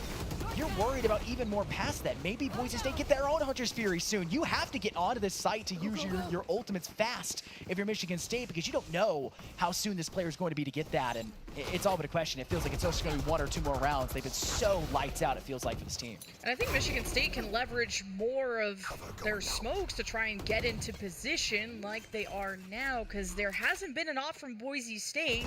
KOS is still kind of feeling like a sniper with these shots, but looks like Michigan State have made their wrap towards C even tighter and even quicker as Boise State will be left into the dust. This is looking like almost a flawless round. Look at this high-low you have on Logs. You have eyes on Garage. Boise State, though, they are scratching the surface. You just never know with KOS. He's been warming up and winning his ones. Yeah, it's just about confirming that player that you're worried about off towards Courtyard. I don't think they have any intent to really take this objective. Let Michigan State finally have a round win under their belts, and for you, just maintain credit superiority and maintain that balance. We'll see if anyone over-aggresses, and you can see that trying to go out here for Lemur, and they'll even manage to get the kill of Skelesis to negate a lot of the value point you were hoping to see for the remainder of Boise State. And again, the ultimates, I feel like, are going to be the biggest deciding factor. You can't use this locked in to be Boise State. You need to use it for a retake. Michigan State are holding on to the Hunter's Fury for it entirely. They have their own lockdown that they need to use before Boise State get their, Hunter's Fury back in return, and Skelesis is just one pip off. I mentioned being 1 or 2 rounds away. They have to use it sooner rather than later, and they have to, hope that as they do so, that player doesn't strike for a first blood, which overall, this team at Boise State has been very good about gaining right off the rip of these rounds. Just that one-sided Hunter's Fury for that lockdown, though. Let's see how Boise State want to use it to deter an attack in Michigan State. Already claim and free up Garage, which is going to get Boise State's attention towards the left side. But Michigan State haven't really danced around the map. Even on Lotus, they're pretty committed to the game plan that they've brought, although they are droning towards a long. So at least Michigan State are weighing options, but are still pretty happy with this Garage control that they keep getting. But it's KOS who's been the ultimate anchor that has been such a thorn in Michigan State's side. He's just warding them off at this point. You spot the player there, you go, oh, it's the Viper, and you just turn tail, tuck and run the other way. It's just not something you want to have to deal with if you're Michigan State. But you want to try to confirm that kill onto that Sova if you can, and Skelos has been a pretty clear threat.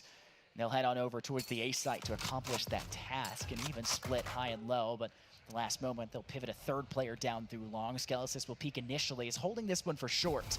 Maybe Kirisuto doesn't catch on to this one, but that recon bolt and more, as well as that dark cover going up to heaven, should at least isolate that player and make them a non-factor as they'll go in for this spike plant, just waiting to see maybe what Boise State can cook up into the table. Lemur with that overdrive makes contact with Skies, but there it is. Skelesis gets that kill, gets the ultimate now online. You've used the lockdown if you're on MSU, and unfortunately, because the ult gets charged, you can throw it back the other way and shut it down instantly. This still allows for Boise State to retake. It's an even 3-on-3, and there's a lot of utility that's been burned, so you're going to have to go in fairly dry for this. This is going to be just straight peaks for the majority of this roster. Good timing on the smoke from Michigan State, because Boise State were about to watch from above, now waiting for the collapse. KOS makes first contact. He's traded. Kirisuto takes over. It's a 1v1 to decide the round. Will Boise State just keep on hammering this team? Now it's a ring around the Rosie, and what a read from Skelesis, and he'll claim the round. There's no way to hold that. You have to wide swing out through short, which gives time for Skelesis that they were trying to defuse to play against that and to top it off. You have a Clove. You've got a smoke in the afterlife. There's no fear for you truly that you would have to worry about that. You're going to force them to have to wide swing anyways. So it's not planted well for short. It's something that Michigan State are going to have to realize in these kind of moments if they're trying to play in these post-plant scenarios where they're relying on Kirisuto to be that last player standing instead of holding off towards long for their post-plant. It's not well done. And now it's put Boise State. They're broken even guaranteed at halftime. They have 3 more rounds to go. They could very well make this a 9-3 split. And remember, it was 13-4 last time these two teams played against each other on this map. We could still see that scoreline the way Boise State are currently playing.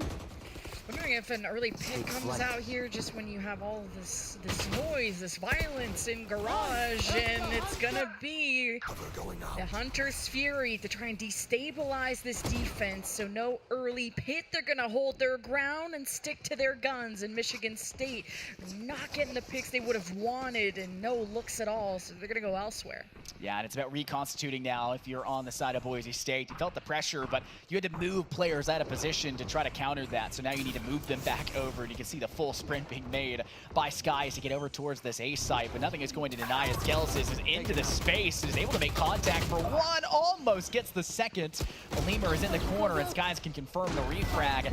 Aaron's on the objective, and unfortunately, though they were the last player left standing, Master wanted their 3K, and they were going to get it. Your life proving it. 7 rounds now for Boise State. And great damage from Skeletons to call out that one of the last players remaining was probably below half health, and really he's had good mechanics this match too, stepping up as that Sova. Now you got 4 ults on the side of Boise State, and this is where Michigan State can kind of realize this, but you can't really back away from this one. You're on the attack after all, and this lead is getting out of control. Michigan State have, post-timeout, have only had 1 round win, and the Hunter's Fury wasn't able to do much, but we'll see what Boise State have cooked up, because when they got ults, they get confident.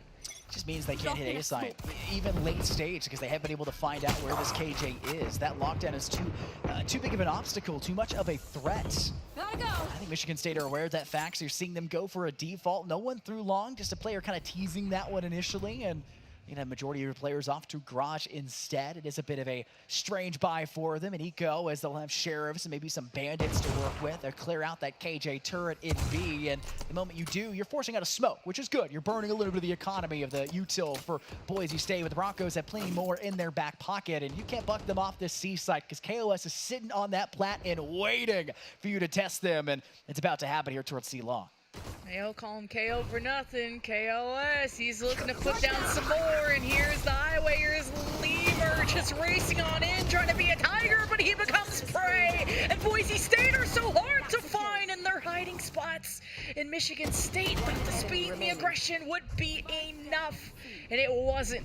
Boise State as resilient and stoic as ever. And now just kind of missed that one. There we go, a flawless one. That was also an eco from Michigan State. So last round of the half, you got to go out kicking and screaming.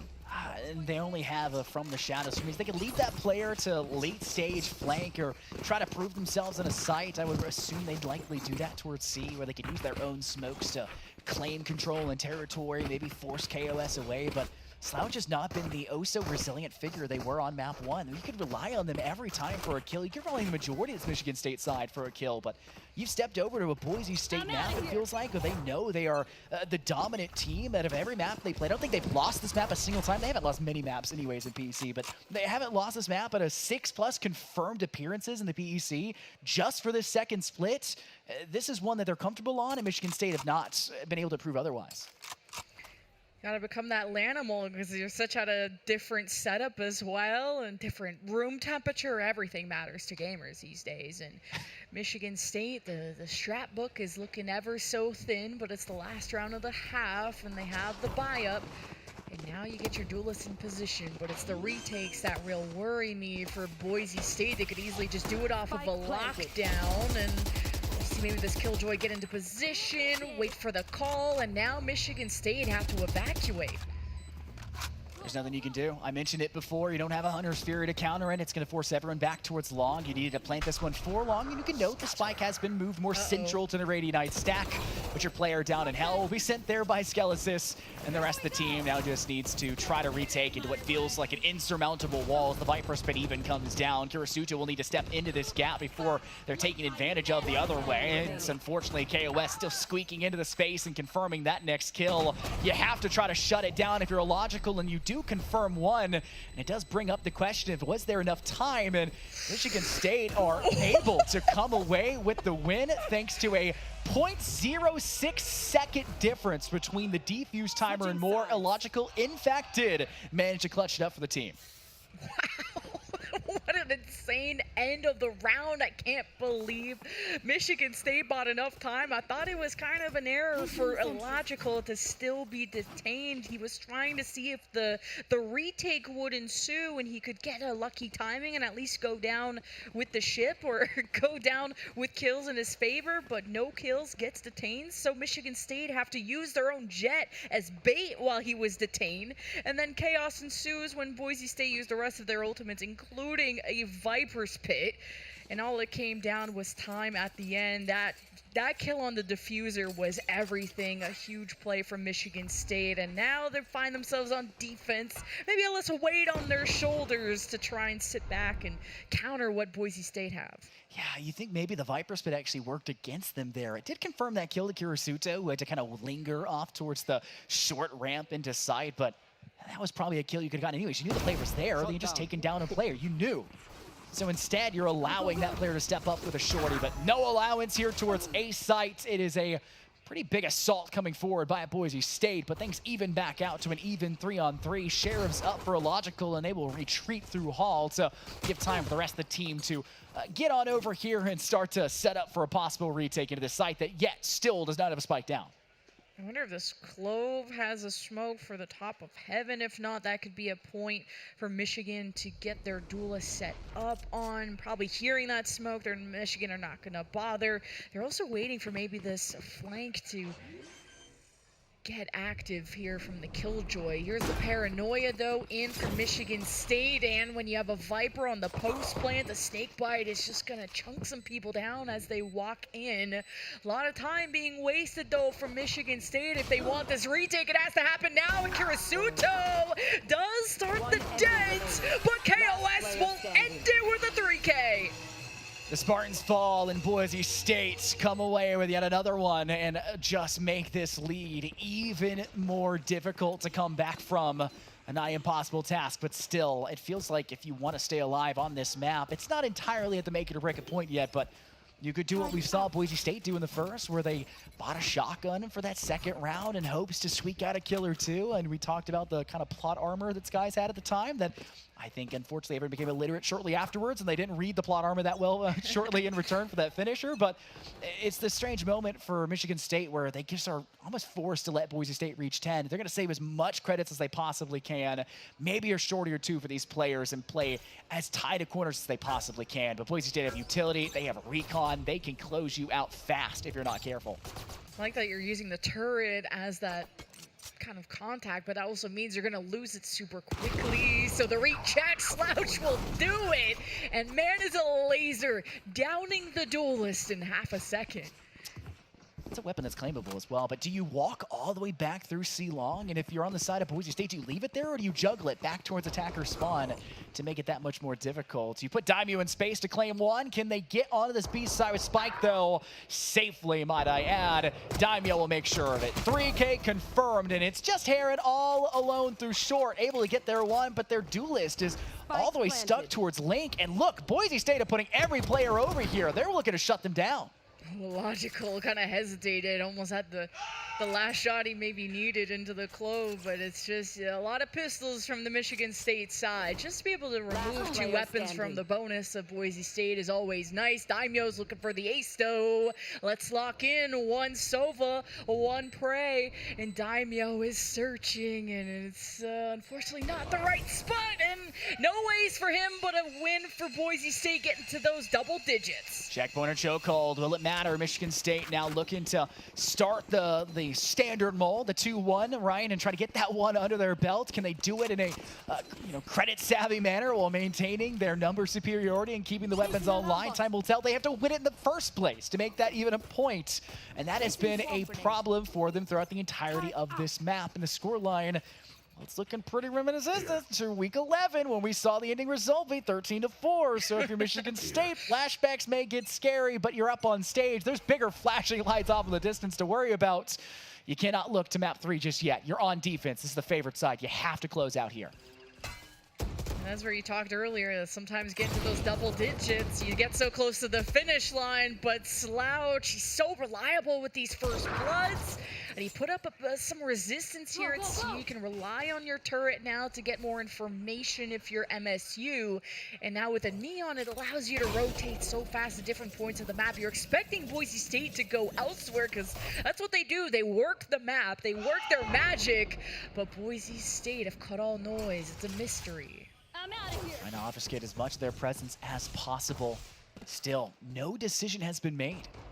Boise State wait to see if Michigan State will step into what they would argue to be their claimant control Michigan State are all too happy to wait back and let them come to them. 40 seconds now left and ticking, and finally starting to see the Broncos head in the direction of a site, maybe an early contest if you're Heron to get a visual of these players. Boise State doing a great job of hiding it initially, but I think they spotted enough of a shoulder to call on over a player to sit inside Graffiti in hopes to hold on to this site, because a retake's difficult with a number disadvantage. They can't sustain or at least break even for these kills.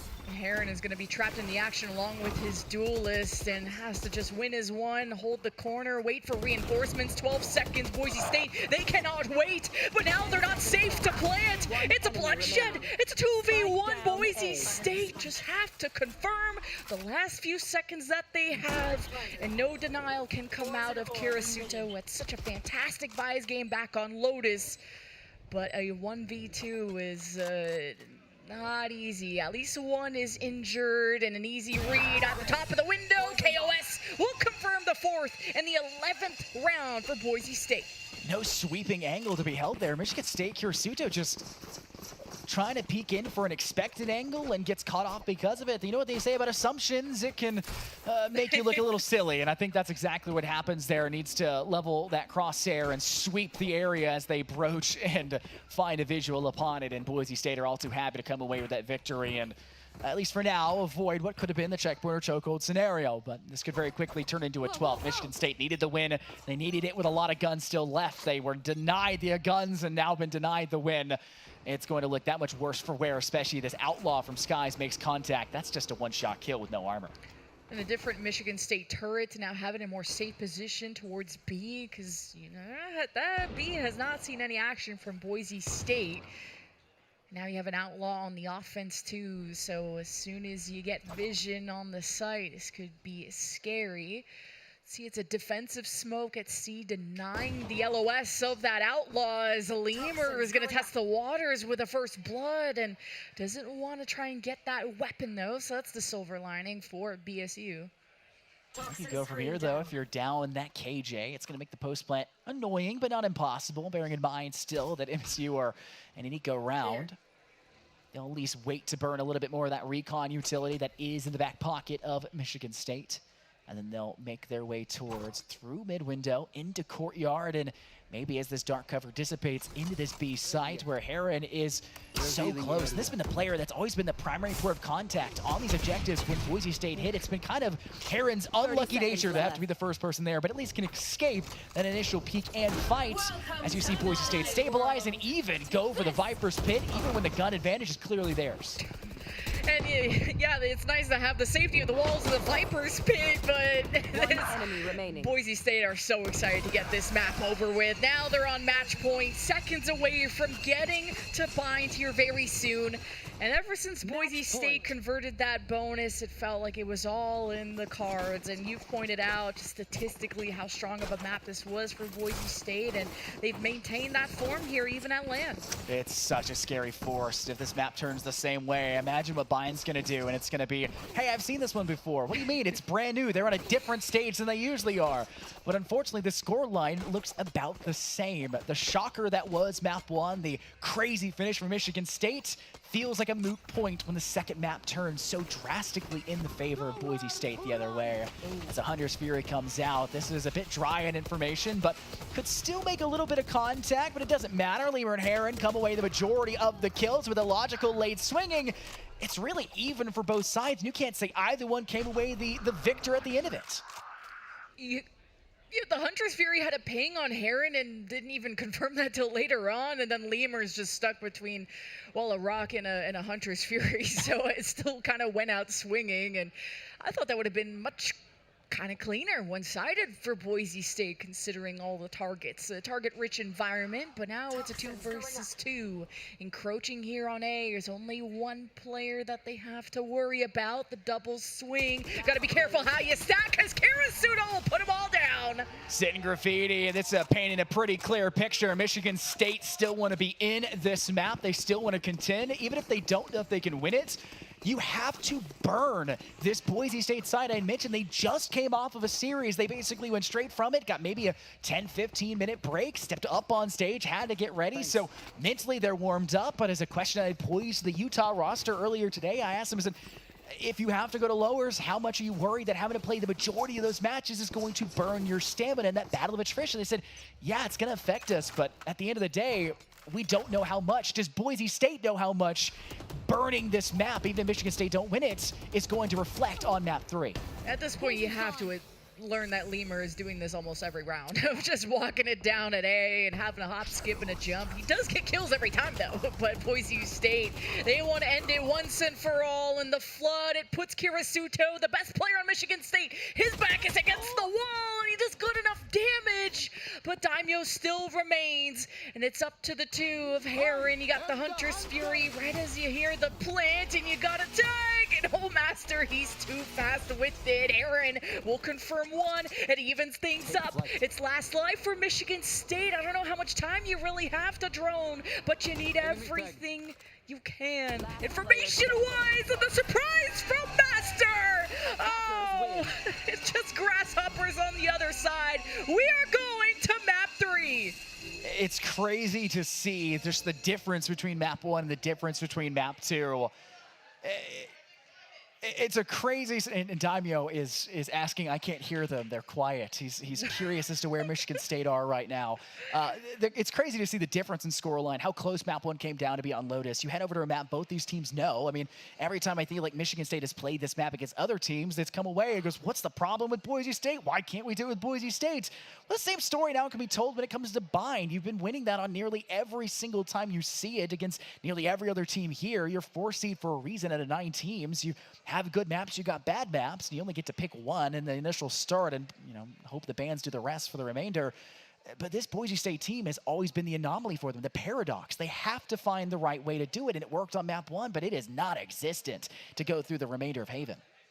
And that was not just a statement, that was domination from Boise State. And yes, they needed that for the series, for sure, but also for the morale. Like, you saw Boise State get fired up. Their fans and supporters and maybe players from other games are also here getting loud with the instruments every time. So if anything, he's like, I can't hear Michigan State, but man, do we hear Boise State out there. They're making a ruckus, I believe. That's the word. That's the word. We call it.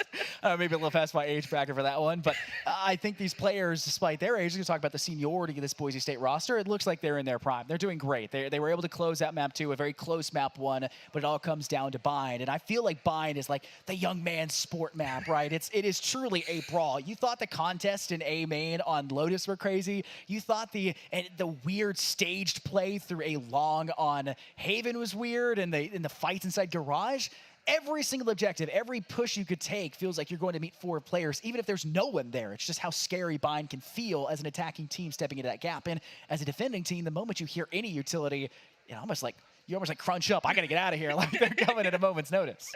And Bind has certainly been that map where even before the meta of the dive came out, that Sentinels have been kind of out of the picture. It's been a lot more of a controller-heavy, duelist-heavy, initiator, just anything that could make the attack easier for you, because there's a lot of difficult choke points to get through, and it's so important to have good controllers on your team, like someone like KOS that can really seal in the site or kind of leverage these fakes depending on where you're setting up your wall and what vision you're obscuring. But been really great to see Boise State back on their high horse, and that's where you can lean on your coach Doc Haskell to just mentally get you back into that game, because that Lotus was so close, yet no cigar. Yeah, it's also this weird thing. You mentioned the lack of Sentinel compatibility right now, and a lot of that's coming off of we've transitioned into double duelist. You don't need flank watch if you just don't have to worry about the flank. Just get out of sight before it matters, right? Sure. Like a duh. And that's the idea many teams are trying to do, but you still need that Sentinel for post plants. But then comes the question, what's the point of a post plant if we can't get the spike down? And I feel like objective-wise, I think this is a point you and I have made many a times, and I think most talent will make reviewing and watching this Boise State side. They are a statistical anomaly when it comes to their attack. They're so effective, not just objective-wise, but kill-confirming-wise, and target-rich environments, coming away the victors for them, even in number disparaging moments. They're just so good on offense, and they could leave some to be desired on defense, and that's where Michigan State needs to capitalize to get a lead in a half, but it's so hard to play against that, and you take good note of that here in the second half where Boise State, they just gave nothing over, it feels like, to Michigan State to work with. It was just recovery, not there. Recovery, not there. Not much to work with. We got to go map 3. And I'm wondering what the choice of the duelists are going to be, because yeah, you're able to repeat the Neon on Lotus and Haven, but Bind, I wouldn't say is too fun of an obstacle course for Neon. It's a lot more raises, waylays, anything mobile, because again, there's a tough choke points to try and get through, and you want to do so quickly and at not the expense of tripping up over any utilities. So we did see a raise back on Lotus. I'm trying to remember the name, but that's where that can be repeated. Raise pretty strong on Bind, but there's been so many different flavors of duelists as the meta grows. I feel like this is finally we see that Waylay come out. And I mentioned before how, Boise State have played some scary teams, some of the best teams in, the collegiate Valorant scene and other competitions. So one of the best things you get out of that, even though sometimes you kind of get whomped by them, and it's you take it as learning points, right? You grow from that experience. And one of the best strategies you see from those big dogs, from those big teams, is using the Waylay Hinder as a way to create an opportunity for the next kill. Not just with a shorty where you could get it yourself, but on top of that, creating the chance for the orbital strike to open things up. Not just being used as a post-plant piece of utility, but actually as a confirmer and a space confirmer, especially on sites that are a lot harder to get into off of basic standard player. Maybe you could get into, but not so safely, as your Waylay has to obviously recall back, and then that creates a big gap that the rest of the team needs to funnel into to take claim and control over. So I'd like to see Boise State take that in stride, but if you're talking about Boise State and having that experience at the high level, again, look at the coach at Michigan State. They're going to have that much and more to try to work with. It's just a question of how much is being brought over from those top dogs and how much it's going to reflect here on Bind. How much all that yapping is going to affect Michigan State too. Like this is where do you play better when you're angry, or do you make more mistakes as you get angry? And that's where a former player, still a player really, BCJ comes in and kind of really needs to calm everyone down and focus on the game plan. That Haven wasn't their best map. And you can kind of take that on the chin and go towards that final map. You float Bind for a reason, and it's a best of 3. It's not like a best of 5 where your whole it feels like your whole map pool is being exposed. So you should be going into Bind as confident as you can. And Michigan State showed a good game plan back on Lotus. Their attacks are definitely their stronger side, and we'll see what side we also start on for Bind, because that map can be tricky. It's this weird state where prior pool we lost Ascent, so many teams would like to default on that map, and I feel like that's something Michigan State with their playstyle would have really done well on. And then you had a big question, Corrode, which was a big crutch map for so many teams here in the PEC, but also it's so much the collegiate scene and beyond. It just was a fan favorite for a reason, and a player favorite. That was removed, and in came Lotus. We got to see that, but that also was a popular one when it was in before, and the other one, Fracture, is not one that I think teams are going to look for. We're probably only going to see it in the grand final, even then we're lucky if we see it in the grand final, because you still could ban it, and one of these teams could just say, we don't like this map at all, and get rid of it. So you got to get there to make that even a conscientious point. But I think if you're Michigan State, you're looking at the result that came out, same as it was in week 11. How much have you grown? An infinite amount since then, and yet the scoreline did not change on Haven. You have to make a change here for Bind. And Heron is making a change also on the Initiator, at least back on Lotus. They were on Fade. I think you can make Fade work on this map as well, but the Sky has just been everlasting in terms of the best Initiator to use. Just with, again, how deep into the site can you apply that flash, and also the dog just getting you such good information and really good a good fight tactic. And I think we saw Boise State show a lot of good decisions around the Seekers based on where that was trailing off to. So I'm believing in Boise State's experience around playing around the Sky, while Michigan State, their whole composition has to change, including the duelist and everything, which we saw Skies, I think, float on the Waylay, so we're excited. Yeah, I think this is going to be a very interesting one. You talked about the Seekers over on Lotus. That was actually used as a great way to confirm that they were actually going to take the rotate to join that tertiary, floating player into B instead of just taking that A side as they were. So while you don't have to worry about 3 objectives like you did on Lotus, like you did on Haven, Bind still has all the more reasons to rotate. You have TPs. You can get over the opposing side. It doesn't matter if you're a fast duelist or a slow sentinel. You're going to have the capability to rotate just as quickly, and you have to take advantage of that as much as you can.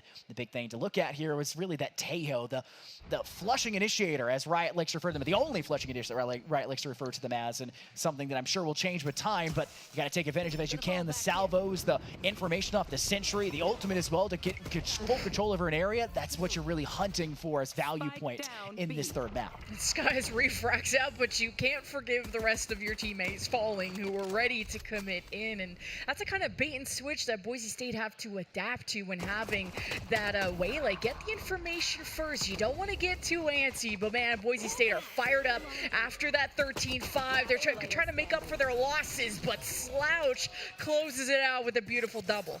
It's exactly what you're looking for to set the tone for this third map. The Pistols were eluding you for many a time on map 2, despite being fairly good about it on map 1. You needed to come away, at least starting off this map strong, considering how weak your finish was on that second map of Haven. At least get them into working, and we could actually hear them a little bit from up here in the booth. They were cheering, and so they were apparently listening in. Unstabio was saying, we can't hear you, and they want to make their presence known to at least kick off this third map and final map this series for Bind. I cannot believe that this Boise State roster is having this much trouble, but if you're Michigan State, my goodness, that's just how much you've improved over the time. It's so impressive. And no Brimstone, too, is such an uncommon look. And Lemur takes one look and waves goodbye to 2 of Boise State on the entry. The power of the Outlaw, the power of Michigan State getting rallied. Oh, they are no slouches, and Boise State have not had a safe foot on this point.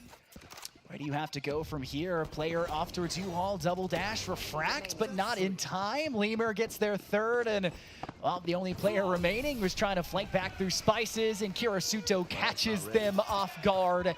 Flawless round 2 for Michigan State, and they are getting loud, and they are proud of the results they've been able to bring to this point so far.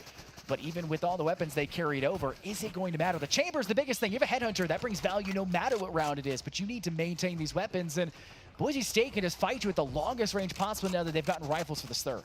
And just the number of smokes that Michigan State have when they have a Brimstone. They get to control the chaos, and Boise State have to navigate through it. And they really got to get the most impact and most value out of this refract to get the information, because that may be the only real tool that they have besides some screaming birds from the sky, and that really doesn't tell you exact positions. So Boise State have often felt like they have to go in blind past the smokes, where Michigan State are welcoming them with open arms.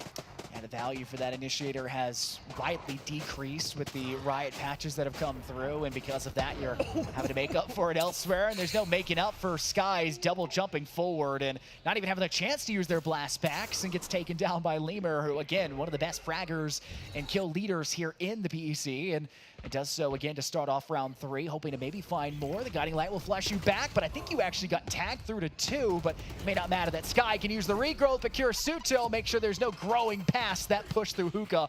Down they fall. I'm surprised Boise State wanted to challenge that Outlaw, especially in the hands of Lemur. And now you know the next coming threat is from Hookah, and Boise State have 3. And Master, the one that ended Haven in their favor, looks to end this third round in Boise State's favor, but it's KOS the tip of the spear, and Boise State will not let too much momentum go in the way of Michigan.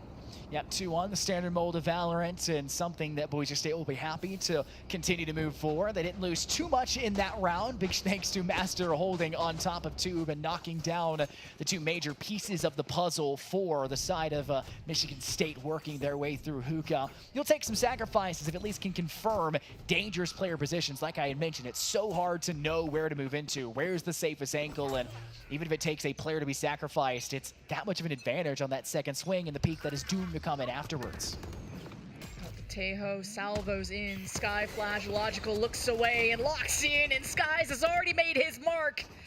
And he's refracted in, so refracted back, so Boise State have to work back in, healing back up their duelist. Boise State taking it one step at a time through U-Haul, but Slouch also eliminates some options, trying to get towards a plant position. The showers control from Michigan State is a problem, while Boise State starting to falter on, and also being a little too slow. I'm worried about Michigan State taking mid control here. It gives them the possibility to deny that TP, but they need players on site for A to force Boise State to take TP. So it creates this, horse before the cart scenario, the cart before the horse, and it turns into this question game now. If you're Boise State, how safe is this site? You'll move Spike into spot to possibly plant, and you could tease it for a moment to see if anyone does pressure for Michigan State. Skelesis will not just tap the Spike, but confirm it all in one fell swoop, and now you'll have to take those players that were waiting to lap all the way around and hope to shut down Lemur, who uses the tour de force to rip away 2 lives for this valuable post-plant Boise State needed. And we need to see Lemur on more snipers, and Skelesis brought a nuke to a gunfight, I guess, and it works out 2v2. Despite a skin of his teeth, though, Skelesis more trouble around the corner. How does he handle it? Multiple angles. He checks one at the door and hesitates and repositions for HP. Heron, stop playing with your food.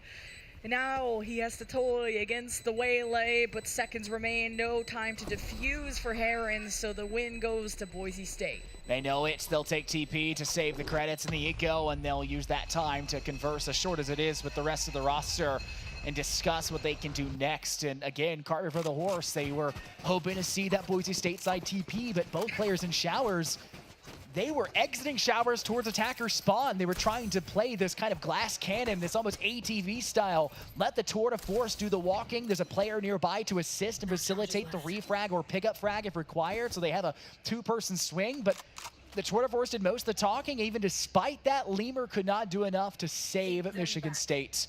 And Boise State proudly win out the round and now have this 3rd map tie 2-2. Boise State kill Lemur, maybe it's winnable, because that guy is the raid boss of Michigan State, and where he is on the map, he sniped over at B, he sniped at the top of boxes of A, and it's that discovery phase. This is a very dynamic defense that Boise State have to discover, and these salvos have kind of just been a distraction. You're not really flushing anyone out of position. They're not even going towards U-Haul, which I would think would be the best use of it, so Boise State are very quiet right now in the default. Almost a lot of that utility use is actually to tell the other team where the Teo is, to almost lull them into thinking, okay, if the Teo's here, maybe the team is here. So you'll force a player to rotate. Then they rotate too soon. And now look, they've got to go all the way back towards B. And if you hit this right at the right time, which seems to be the set piece for Boise State, you should be able to capitalize. But kills turn the wrong way. It's 2 up for Michigan State. You're trapped in this angle that you have to flee from if you're illogical. And Skelesis will at least confirm it. There's that flushing initiator I talked about and the utility working out. But the late stage roam in from Heron off TP regains that kill lead, and if you're KOS, you're trapped inside showers, and it may be a clean finish for you because you're the only player left standing thanks to slouch off towards heaven, sending Daimyo the other way. And that Tiger tells you everything you need to know. Finish there for your the Viper v Viper battle, and that is it for that round. A gorgeous defending round to recover from. This is still a full house, with this being the last match of the day. Of course, maybe some people still grinding for tomorrow's matches. It's gonna be a long weekend, and this is already a long series. This has been a back and forth brawl between these two teams, and you're not letting BSU or Boise State get momentum. That was a possible 3-round win streak that Michigan State just shut down, and Lemur dropped the op. I wonder if that was recovered. That'll be a consideration for Boise State. But they're a type of team that will repeat the op, and they will challenge you. This is a confident team, and this is a confident duelist. As Sky through showers, caught the Brimstone with utility in hand. And around the sides of this smoke could be some defenders at Boise State. They have to face the music, and Michigan State are facing some bullets right to the dome, and it's a safe plan with all 5 still intact. Yeah, they're facing the music, but it's a funeral track, and it's, Michigan State!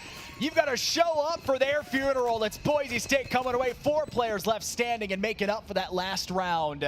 They played the music all right. That is as clean of a finish you could ask for into the A objective. The first finisher to just destroy out a valuable piece of utility and just momentum out of a player out of the Brimstone, pocketed off towards bench. No sustainability, no survivability. You're trying to get a player removed from default Radiant stack. You know they're in there because they're leveling a guiding light to give them a chance to swing it. Master hides within the smoke, says, yeah, sure, bud, it's okay. And it just all red in the feed for Boise State, and exactly where they want to be, as they'll have some confidence now heading into the next to work their way what seems to be towards this B site. And this Brimstone is such a huge part of delay with the mollies and now an orbital strike, so needs to live on as deep into the round as he can, as his His presence will be summoned over to B as the Seekers lead Boise State within the site. A deep flash 2 on the other side of Tin gets Boise State comfortable, and it gets them grooving. They're even going to wrap towards elbow, and they could be catching Boise State, or Michigan State, I should say, as the waylay hold to enable things to open up the path. The Red Sea has been parted, and it's soaked in blood. Master with 3 will put an end to Michigan State because his retake is gonna be tumultuous. Yeah, that's Master. He talked a little bit on map 2 about having the Clove and having that pseudo-duelist and putting a duelist in that role. That's exactly what it feels like has happened for this third map just the same. And while it has been very back and forth, now obviously only one round despairing between these two teams, it's Michigan State kind of despairing after the results of them, and so they'll call a timeout, discuss with their coach in hopes to find the answer. They're not yet through the first half, or the half of the first half. They still have one more to go and then continue out through the rest, but it's still anyone's to claim, and they are very aware of that fact, and they want to come away at least breaking even, entering into the second to make Bind doable for themselves. And it's so hard to balance the decision between, do you stay within the site, do you play for retakes? Because Bind, especially the left side of the map, that B side is enclosed and it's small and it's tough to try and fight when you get just rained on with utility from flashes to everything else that the sky provides. So much needed timeout for Michigan State to also maybe think about the buys going forward. I don't know what the situation with the economy is, and it kind of sucks when you're not able to get that kind of steady, because Lemur is an absolute threat if he can get the op and even an outlaw online. Yeah, it's a day in the life right now for Boise State. It's a place they've been before, a place they think they'll continue to be under the limelight and in the lead. And Michigan State, well, they've got to show and prove to everybody that they belong here. Map 1 was the way to do it, but it was really close. And map 2 left, well, really no inkling of that fervor. They exited map 1 with. Can the third one change as they'll start things off here again after the timeout, hopefully with a new revitalized presence as their defense comes forward. And they've got a majority heavy 3-stack here towards B, and they are putting Lemur in a dangerous game. Well, thankfully the rendezvous can get them out of danger, but it nets them the kill nonetheless, and it puts Boise State at a player just lead. Lemur with the op. I am sitting up in my seat. I'm ready to go. And Boise State, they're the type of team, they face that fire head on and they bring a bucket of water. But this time they're going to just reset back to a default. And it's not the worst case scenario to not have your Viper, but you would have really liked to leverage that wall if you would have gone towards A.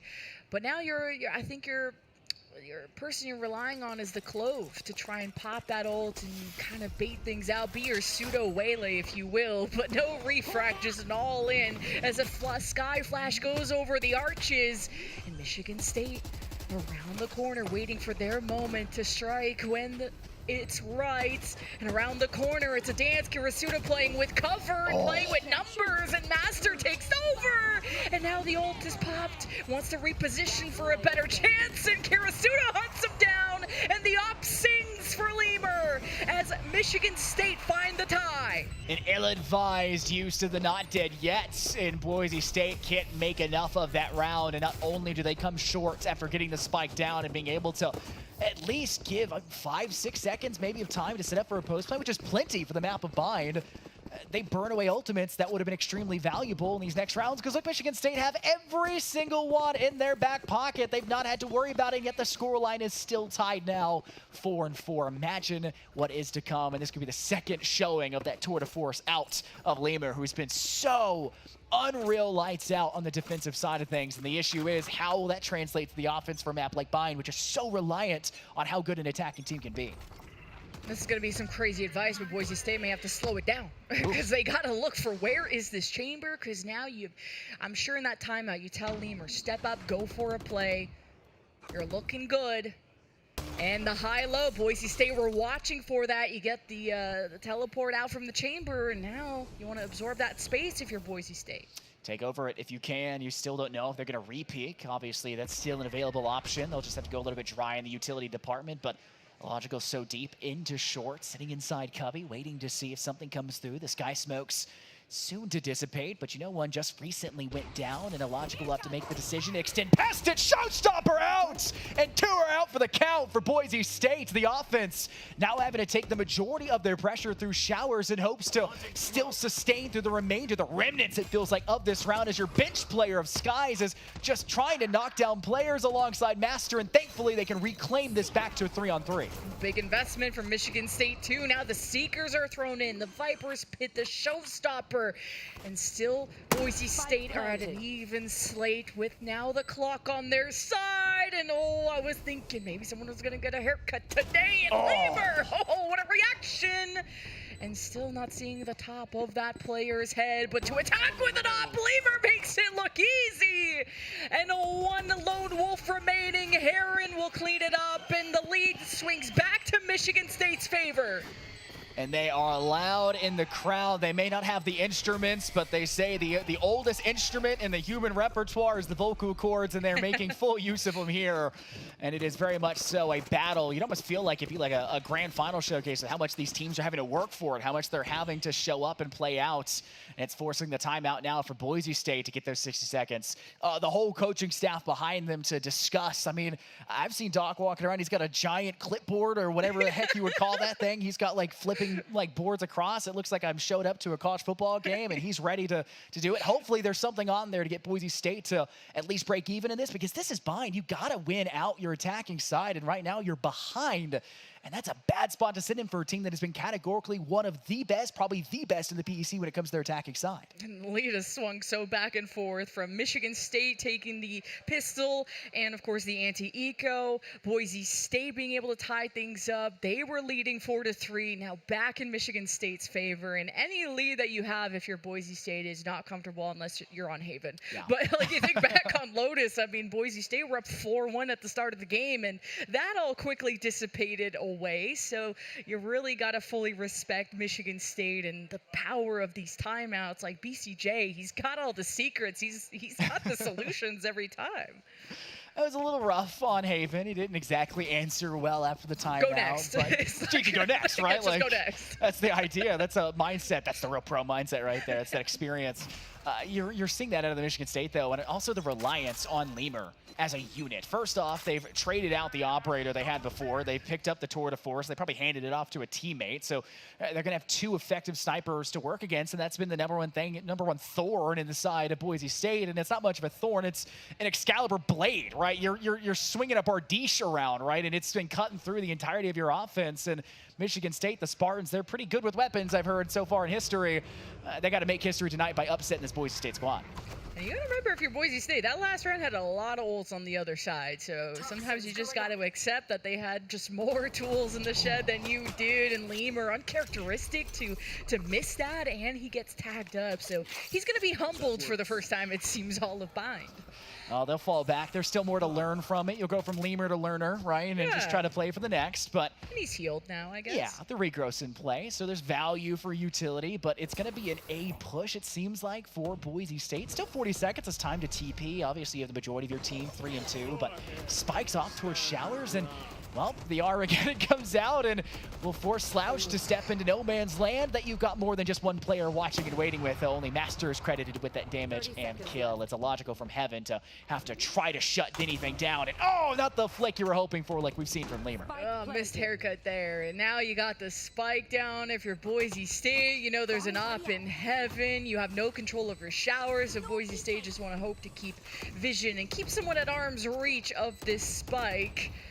It's maybe even have salvos. You have maybe something left for the post plan, but Master, he's eager, he's hungry for kills, and with you all control from Boise State too, you're sitting pretty, but Michigan State want to make this ugly, and Lemur, he's the tip of the spear, and Daimyo hopes to blunt that, but even he can get overwhelmed. There's only one left. KOS just has to play time. It's a 1v1, taking down Lemur has no time, and the clutch goes to Boise State to tie things up. KOS says it's kill on sight time, locks in, and makes this a 5-5 score line.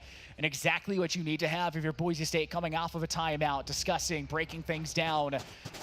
it's such a strange thing to see this team struggle on offense, of all things, where they've been at their best on a map that is driven so heavily by offense, and yet Michigan State's defense so heavily driven by Lemur. Lemur's not able to close out that final kill in time. Father Time ticking basically made that a 2v1 anyways for that lonesome chamber. And it turned into the result for Boise State. Now an even score line, anything could happen. Best case scenario, Boise State 7-5. Best case, Michigan State, same score line. This could still go 6-6. It just comes down to how these ultimates are played and if they can avoid the line of sight of Lemur's boomstick. And there just is no keeping players alive when that crosshair hits. And even if you just hurt him a little, he's got a Sky in the back pocket, and it was close for Boise State to punish him last round, but so many First Bloods have gone this Chambers way, and it's also just ruined the play style of Boise State to have to slow down. They're such an explosive team, but they got answers.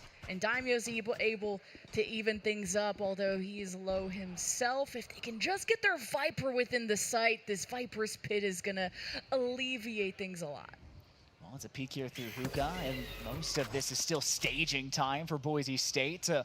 Recon could go out here for Skelesis to try to get a little bit of reconnaissance through this long and into what we call Octagon for a reason. It's a very brawly location, and see what sort of shenanigans the Boise State side can make up. A little bit of utility burned either way. Skelesis will now jump and skip into the line of sight of Aaron, but that's a fight that should have gone that way, and yet Boise State are happy to take it, but it's two crazy ones back for Michigan State, and now Slouch joining in with just utility and a Vandal to close things out for KOS. They had to plant, they knew it, and they won't let you stick it. 6 rounds now, Michigan State.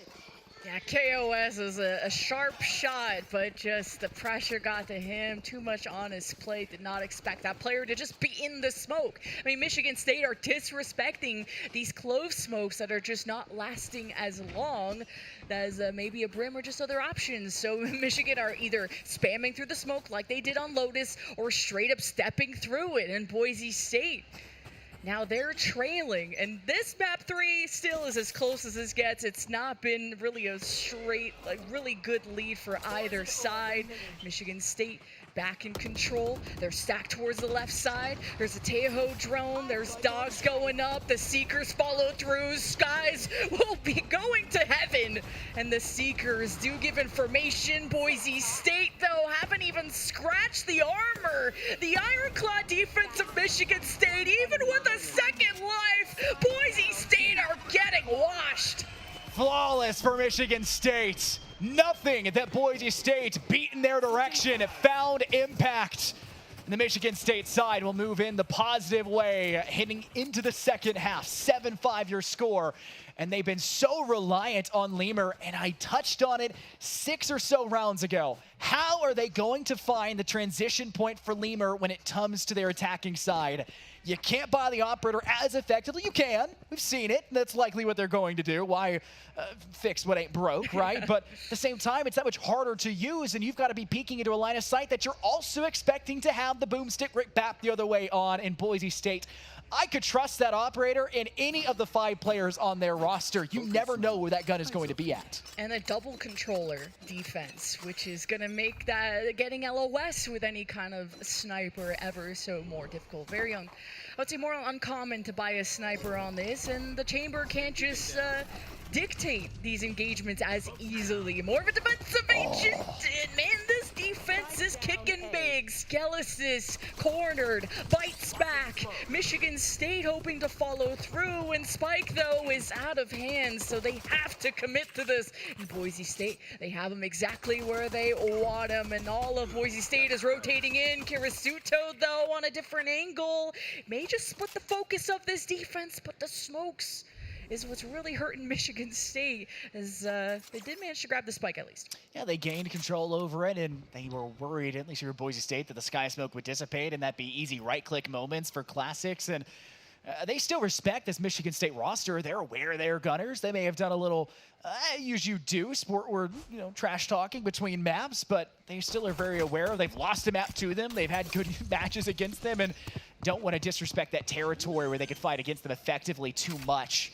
and cause problems. It will be a plant where Michigan State now the post-plant scenario down on this A site. Still the player disparity there for Boise State, and with KOS taking down their twin of Kirisuto, and now turns into a 2-player lead that Slouch has to make up for, and unfortunately just can't do enough to make up the other way. It's Michigan State failing to hold on to their post-plants, and Boise State starting off the second half, winning the pistol, hoping for the second thereafter, but starting strong. And this should lead them to tying things up, barring a crazy force out of Michigan State. But it's good teamwork and it's a good team fight off of that Sky Flash thrown from Daimyo. Everyone knew exactly where Michigan State were holding in the post plant, where Showers based on that plant. So you have good reads, good decisions from Boise State, and you need a clean round here so you can bring as much as you can into the bonus, because that bonus is going to decide, I think, at least who will have the lead, barring, again, anything crazy in the anti-eco.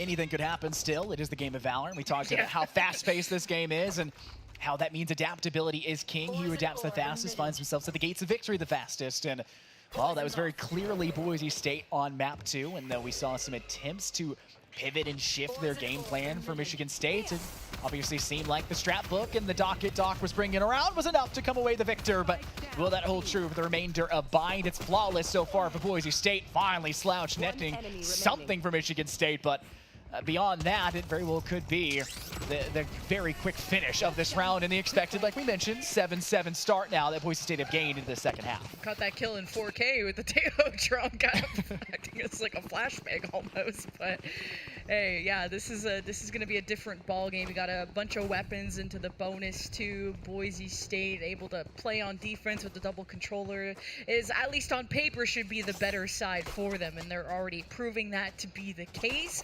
Although, you know, you would criticize the choice of a Clove rather than a Brimstone, but Master showed just how comfortable he was back on Haven and being, what, I think second in frags for his team and having that game winner at the end, so I believe in him. It's also the weird moment where that probably is the explainable reason why their attacking half didn't work out as well as it could have, or many teams have on their attack, right? You're lacking the orbital strike, you're worried about post-plant scenarios and stabilizing. You have the Teo for that, but there wasn't really that much value out of the salvos to do it. It was mostly time bought, and then you were forced to peek afterwards. So maybe that's why the score was Michigan State's at halftime, but that just makes the second half that much more doable, which is an odd statement for Boise State. They played Agent Select better for defense, but it's also their weaker side, so why not do that and take advantage of being strong on offense to try to gain the lead and then making up for it as best as you can when it comes to that second half. See if Boise State can convert that bonus. That's what tilted the scales in their favor back on Haven and what kind of ended it once and for all in that second half. And Boise State really held back and stifled the offense of Michigan State, who are hoping to work the map a little more. Now have collected, and now are heading towards the B site, where it's a lot of smokes to try and get through, and you're trying to wait for that to expire as KOS plays with the fuel and plays with his food, getting peeks. You got the flash maybe as KOS looks to fight through this off the call, and as something slips through the cracks, and it's a logical shooting. BSU in the backs. Fortunately, Lemur can't sustain for that next one, and Kirisuto will try to join in their teammate who's taken the TP and sprinted on over to this A site. Salvos will try to buy time. There is, well, a player watching down at you. Skelis hops down from heaven and sends a logical the other way. And they'll win it purely off of time thanks to that Father Time makes that final moments, but was a 4v2 into a 5v2 as if you have a full team. He's kind of a fickle mistress in that regard. He'll join either side when available, but Boise State are clearly taking advantage of it when he's on their side. And clearly the Tejo is having a lot more value on the defense. I think Skelis just needed to use it more on the post plants rather than just trying to force positioning, because like you pointed out earlier, it reveals that positioning of the Tejo, which I think worked against them at some moments, but Michigan State are now at a deficit for the first time in a while. They've held on to that lead pretty well, and BSU converting that bonus could spell trouble for the future. And now Michigan State are taking their time to decide. Broncos have plenty of time. flare towards Spices, a single through showers. Lemur tagged by the Tasmanian Tiger, and the salvos will confirm the kill. It was actually Skies to strip away what would have been a utility credit in the top right, but everything past that is just blue in the feed for Boise State. The Spartans are struggling to claim anything into this A site. Oh, it's kind of confusing getting through that smoke too. Good timing from Master. He's really been the master of controlling that space and disrespecting even his own smokes. You know, has to play around his own setup. But wait, Michigan State have something up their sleeve. They're keeping this round close. Logical Guardian up. Worried very much so about what could be off there towards U-Haul. It's 2 players tucked away, trying to eke out a possible high-low, but Logical's also doing the exact same thing. 40 seconds. That's plenty of time to rotate. If they wanted to go through metal, work their way through C, that's an option. Gun obviously in hand for both. They could try to cut off what would be the hopefully still remaining player on the C side of what you'd assume to be a Boise State defense, but they're going to wait for their team, tuck away inside cave, and then say, when my team is ready to go for this retake with a player advantage, we're going to do exactly what we did on Haven, which was play the numbers game. Let them peek out, give the information immediately, swing with fervor afterwards, and capitalize when we can. And it'll be Boise State now being forced to play against this C-side push, as you'll hear 1, maybe 2 TPs being taken, and that will all but confirm 2 players to go through hookah. Where is that third, though? You're screaming in the back of your players' ears if you're Michigan State. Kirisuto will just have his 1v1 while this Rays within the site will just have to play their lives, especially at an injured state. And no Sky around to aid this. And oh, KOS finds it back. Kirisuto's attention was caught. And that means Kelesis will get the defuse and the lead grows for Boise State. There's been a second half that is Boise State's to regain control over, and they have accomplished that task quite nicely. And to top things off, it's just foul timing, right? Kirisuto turning at just the wrong moment, just the wrong moment. It could have been doable. And Daimyo standing, shout out to the other side, hoping to hear some loudness, and a timeout obviously called for that side to discuss, and hopes that there is more to come in regards to what their offense can bring to the table, because they're not able to rely on the crutch that was Lemur in the Tour de Force, not able to rely on that boomstick, and even if they were able to, they weren't able to get the credits to purchase it. So it's been a problem, a thorn in their side when you were trying to use the bigger thorn to their side and never been given the chance to do so. Yeah, Boise being 2 syllables makes for an easy chant. I'm hearing Boise. I can get along with that. That's easy to learn, and this has been an easy half for Boise State, who have yet to lose a round. It's 4 in a row for their defense. So final timeout for Michigan State to dig deep in BCJ's brain on what else do you got for us.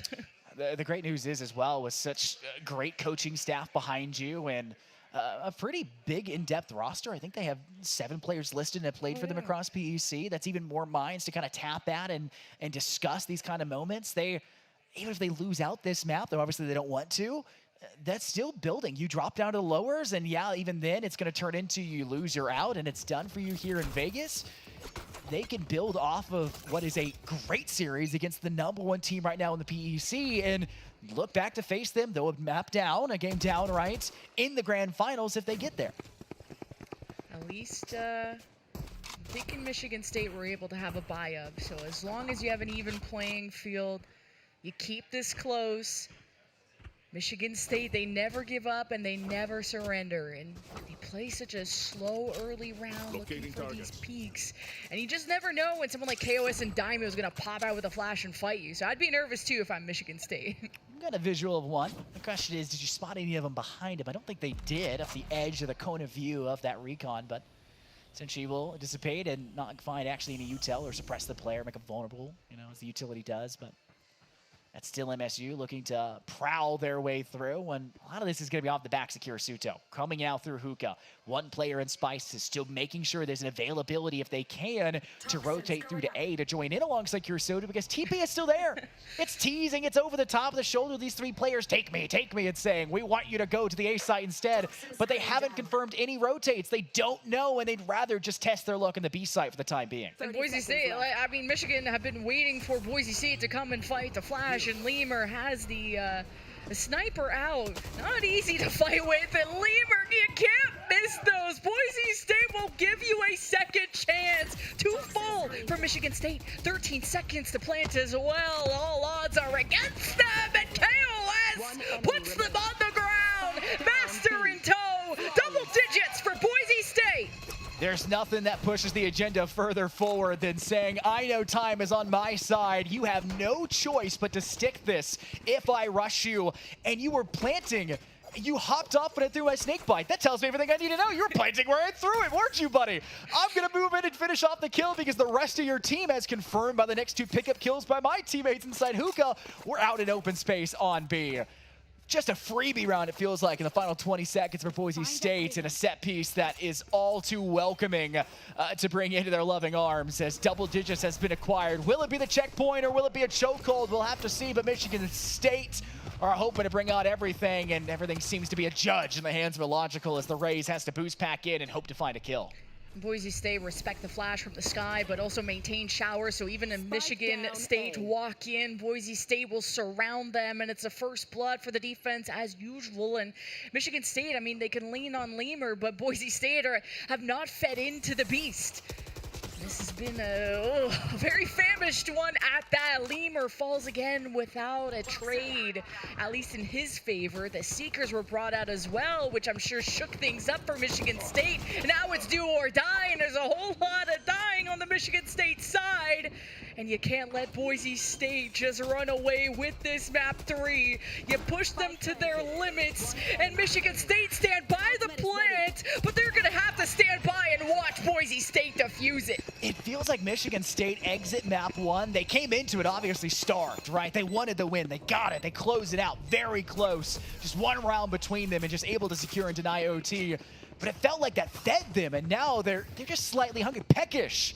Result in map 2 should have made them starved all over again, and yet Boise State come through, and they're biting at every opportunity that's given to them. That's not just a pun of the snake bite that nearly wiped out Illogical. This is a Boise State side that show that in a sword and shield kind of battle that the Spartans are trying to bring to the table, their shield, their defense can defend and deflect just as much as their offense likes to come at them, and it's leading to a disparaging result right now where Michigan State have no answer for it, and just their offense is not able to collect themselves well enough. At least the loss streak is good enough that you're able to keep buying, but that's not a situation you want to be in, not having a single offensive round. But Kirisuto off to a good start. Watches carefully as the Clove comes out of the ult, traded by Aaron. Just Master so greedy to chase down that Sky on the back foot.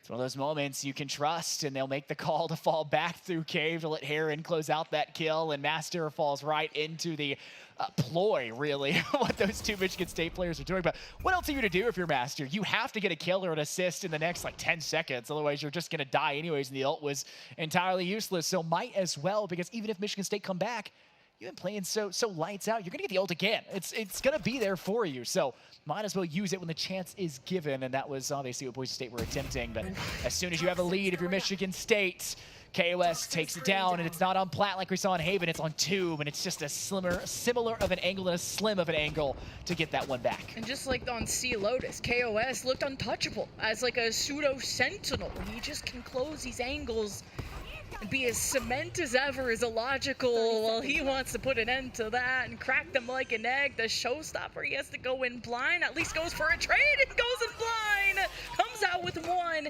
and now will delay for the spike to get planted finally around in Michigan State's favor after the first blood.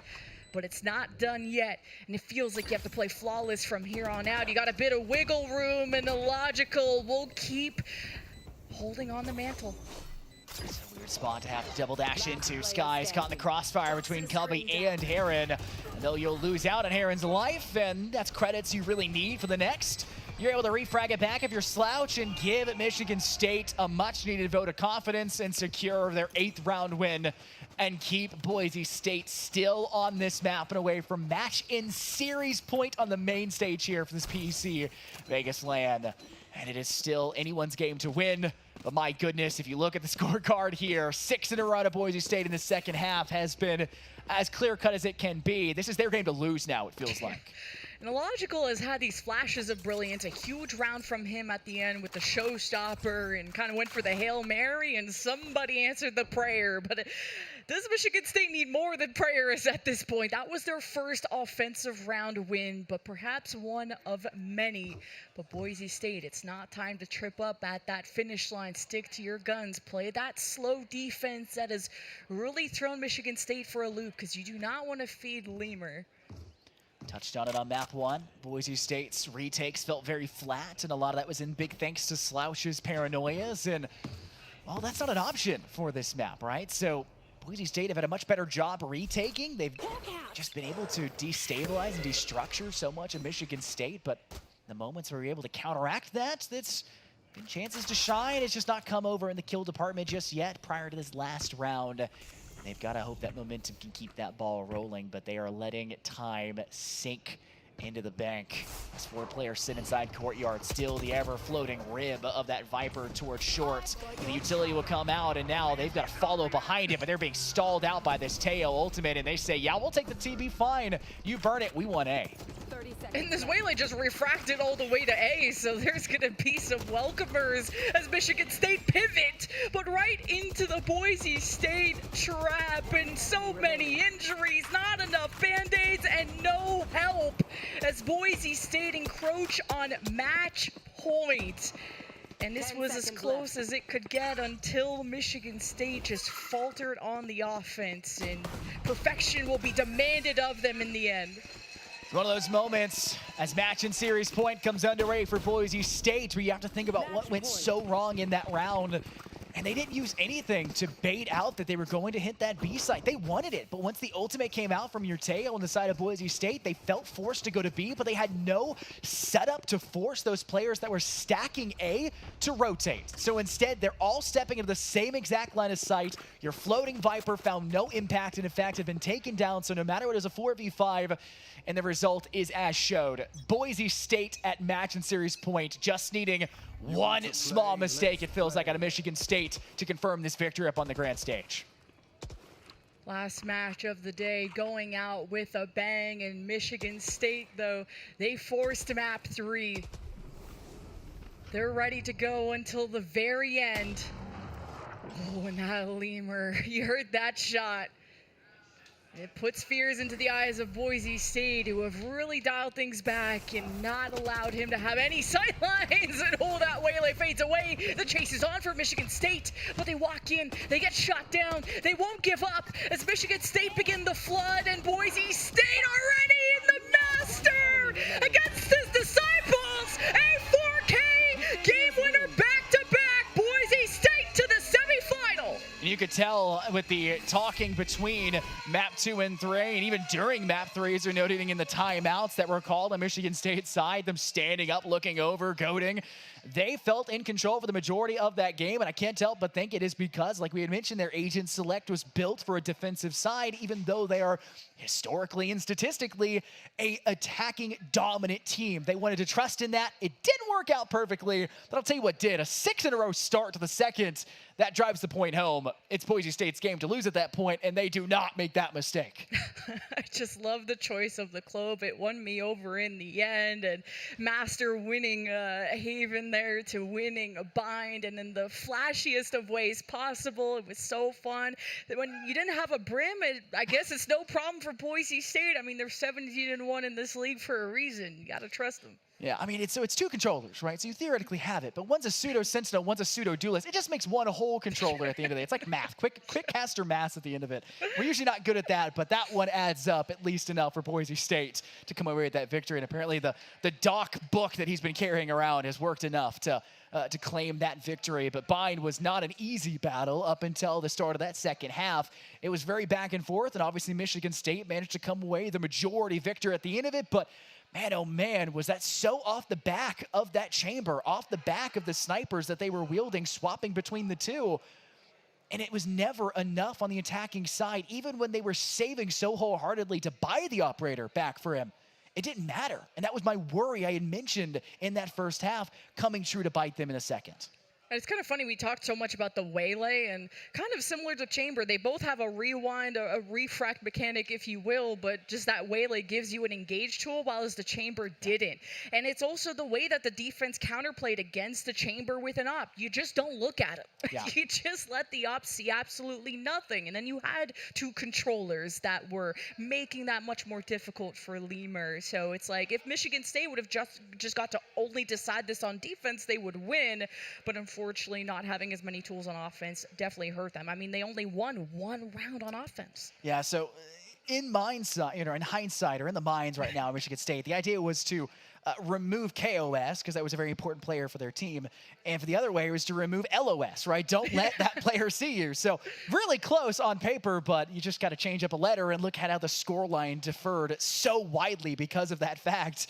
It just was a story to, witness up on the stage and be a part of. At the same time, now it creates another one. Michigan State have come off this loss. They took the #1 team here in the PEC, the #1 seed lead, has only lost a single game to Ohio State way back when. And now they've got to do that in the lower bracket, where if they lose again, and they've already sent Syracuse here, if they lose again, they're out. And they just put up that good of a game against Boise State. They don't want to go out. They want to meet them back again in the grand finals. Yeah, they want their revenge. Yeah. You hear all that yapping, I can't hear you. Well, I can't hear anything because people are getting off the stage, Yeah, but I can only hear ourselves, and I'm tired of that too. So it's almost the end of the day. I mean, we've had Overwatch, we have Smash, we have Rocket League tomorrow. Valorant kicked off with a banger. This was our first Valorant match, one of many, and it went to map 3. We had, a 7-5 half. We had a tied Haven at some point. It was such a banger. I could totally believe Michigan State coming back for revenge, because I know they're hungry for it. The issue is the loser of that Ohio State and Utah game is also dropping down into the lower round. So that is your #2 and or #3 seeded team that is down there to meet you. And that game was one that we were also tempted to come up and put up on broadcast, put up on the main stage, because it was just going to be that good. We felt the story implication for this one maybe had a little bit more, and unfortunately for Michigan State, even with the hopes on their shoulders to see someone topple the Broncos ride off into the sunset, getting ready for tomorrow instead, because they finish out their 2 series. I won't say clean, because they did lose a map here, but about as clean as you get, especially when it came to that second half on Bind. Yeah, and I can tell there's still some Smash and Overwatch players here with how loud those guys get. Because, man, I love that everyone's supporting their school. We're here late. We're here cheering on everybody, because this is everyone in the same boat. Like, they're all representing their school. I'm out of school for a long time. We're Unc and Auntie out here. But tomorrow we also will be up bright and early, because Rocket League will get to kick off tomorrow. And those young guns, they're ready to scrap too. Yeah, it's been a lot of great action. It's actually been quite interesting to kind of hear. Everyone's so close to each other here, at the HyperX Arena. So you'll have like Overwatch at 1 seed and then Valorant right behind them. The difference between how loud they are, how much they communicate. The Overwatch teams are talking constantly. Oh my goodness, it is so often. And then meanwhile, Valorant, I've heard teams not commenting at all, and I'm like, what are y'all doing? What's going on here? You got to communicate here, guys. You got to get this together. I know they're going to be quiet for their teammates who are still alive, but don't just be relegated to watching a replay cam at the end of it. Come on, you got to participate at least a little bit when you die. But it's been so interesting throughout the entire day to explore that. And we still have tomorrow and the next day on Championship Sunday to try to go at it. I know. And yeah, Overwatch comp's super simple. You just spam the name of the heroes. Widow. Monkey. Yeah, you guys are going to hear enough of that. This has been, the energy here has been amazing at the HyperX Esports Arena. And it doesn't end here. We're going to send it over to our analyst desk to recap the day and set you up for tomorrow.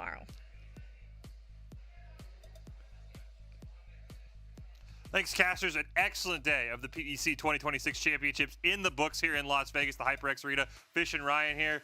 We've got brackets to get you guys updated on, but we got to talk about the game we just saw, Ryan. Michigan State and Boise State in Valorant. You called it 2-1 Boise State, and you nailed the prediction too. You're like, Michigan State's going to take their own map, which they did. It was a little closer than maybe Michigan State wanted, right? 13-11. Boise State immediately answers back 13-5, and then Bind.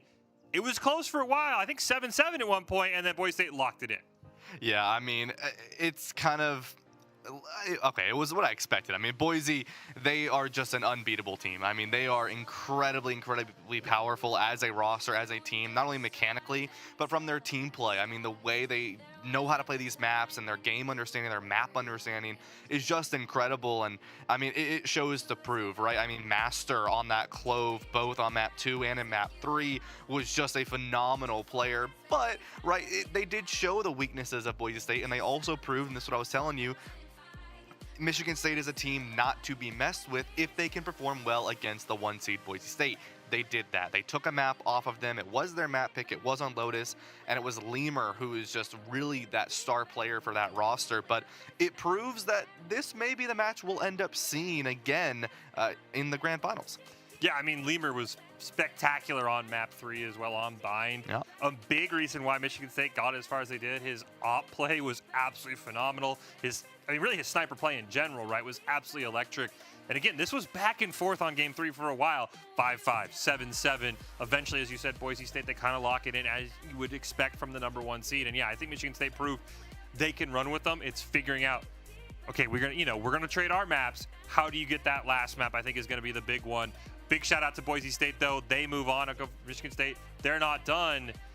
And it's going to be crazy, Ryan, because as we see these highlights once these get done, we've also know how the rest of the bracket is shaping up in Valorant. And there's a lot of big name teams. I mean, the defending champ Michigan State is in the lower bracket, and day 1 just ended. Yeah, I mean, take a look at that right there. I mean, they'll play either Minnesota or Kansas, and then Utah will play Syracuse or Baylor, both those matches happening. But, I mean, that is... It's what happens as you get late in these days. The end of day 1 is here, and you see these teams in the lower bracket. I mean, in Overwatch, there's also Utah and Ohio State, by the way. Spoiler, are in the lower bracket. It's those levels that is for you. Ohio State and Utah, one of your top 4 teams are getting knocked out tomorrow. End of discussion. Yeah, and then you can also see there, Boise State, they took care of business in the winners final, so they're already moved on to the grand finals. That was a 3-0 for the Broncos, so a phenomenal job there. Just really doing a great job. Again, as you said, Ohio State, Utah, one of them's going to be out. Syracuse now waiting. Top 3 locked in for them potentially, so a fantastic job to the Orange. By the way, Valorant was the only title where the top 2 teams made winners finals. Yeah, exactly. I mean, that's what you kind of, what we were talking about earlier in the day, Fish, is at the end of the day, all of these teams were going to be unexpected to see where they were going to get fleshed out, and it's what happens. I mean, you take a look at these brackets, and only a few of these teams have really made it where we expected. I mean, Boise made it to where we all expected them to make it for Valorant. And Ohio State, Utah, 2-0 for Ohio State. We didn't expect it to be a 2-0. We thought maybe 2-1. You maybe didn't, but Utah's a team that's got a lot of praise. Again, that's going to be a great one tomorrow. We've got Smash here as well. That bracket looking very interesting. Speaking of massive upsets, Nebraska, who came into the day, I think, as a legitimate threat. They are done. Their day is over. Their season is over, unfortunately. They get upset in the first round by Boise State, and then they get, we're talking about it, a crazy tough draw of Minnesota in round 2 in lowers, and now all of a sudden their day is done. It's going to be very, very interesting. You see Boise State, unfortunately, their day done as well. Minnesota, Ohio State, and once again, we talked about this the open of the show, Ryan. Ohio State Smash. I don't know what it is about land, but they lock in, and all of a sudden they're in the lower semis against a Minnesota team that maybe can be beaten if you can get them to a game 3. Yeah, I mean, Syracuse, Michigan State, and then Ohio State and Minnesota, all 4 of those teams, it's likely we'll go to a game 3 with all of them. I mean, it's going to be close. Ohio State, they figured it out. They know what they want to do. Minnesota, they looked a little rocky against Syracuse, and now you're going to nearly had it too, right? Remember, exactly, they kind of choked it away, and you wonder how that affects them. Yeah, and so now you're sitting there, and I mean, that's the thing that all these teams in the lower bracket need to worry about now is this is your final shot, right? The teams that are left in that upper bracket or that upper rounds, you still got that second chance alive for you in the next day or 2. Everyone in the lower bracket going into tomorrow, that's it. You got one more day, one more chance to prove yourself at the Power Esports Conference. Tomorrow, though, that is going to be Rocket League Day for us for the most part. Remember, that title did not start at all, so they are going to be all fully fresh. This is what the bracket looks like. We haven't really taken a look at this one. It's Baylor on top. They are the undefeated, the only PEC school to go undefeated. They'll play the winner of Minnesota and Utah. You've got Syracuse and Ohio State, Boise State, Nebraska, Michigan State, and Kansas. 4 of the top 25 teams in Rocket League. We expect those 4 to advance. But then what happens, right? Syracuse and Baylor, the Orange have taken them to game 5 at a couple of tournaments. Boise State and Michigan State, those 2, I think, split the regular season. Yeah. Much like we've seen in all their titles, that second round of games is going to be very interesting. Michigan State or Boise State, one of them's already going to be in lowers. It's guaranteed. Yeah. maybe Baylor as well. We'll have to see, but it's going to be a blast of Rocket League. Very quick before we go, what are you expecting for Rocket League tomorrow? Rocket League, I think, like you said, I think those first matches are going to go pretty much how everyone expects them to go, but that second one, that's where things are going to take it.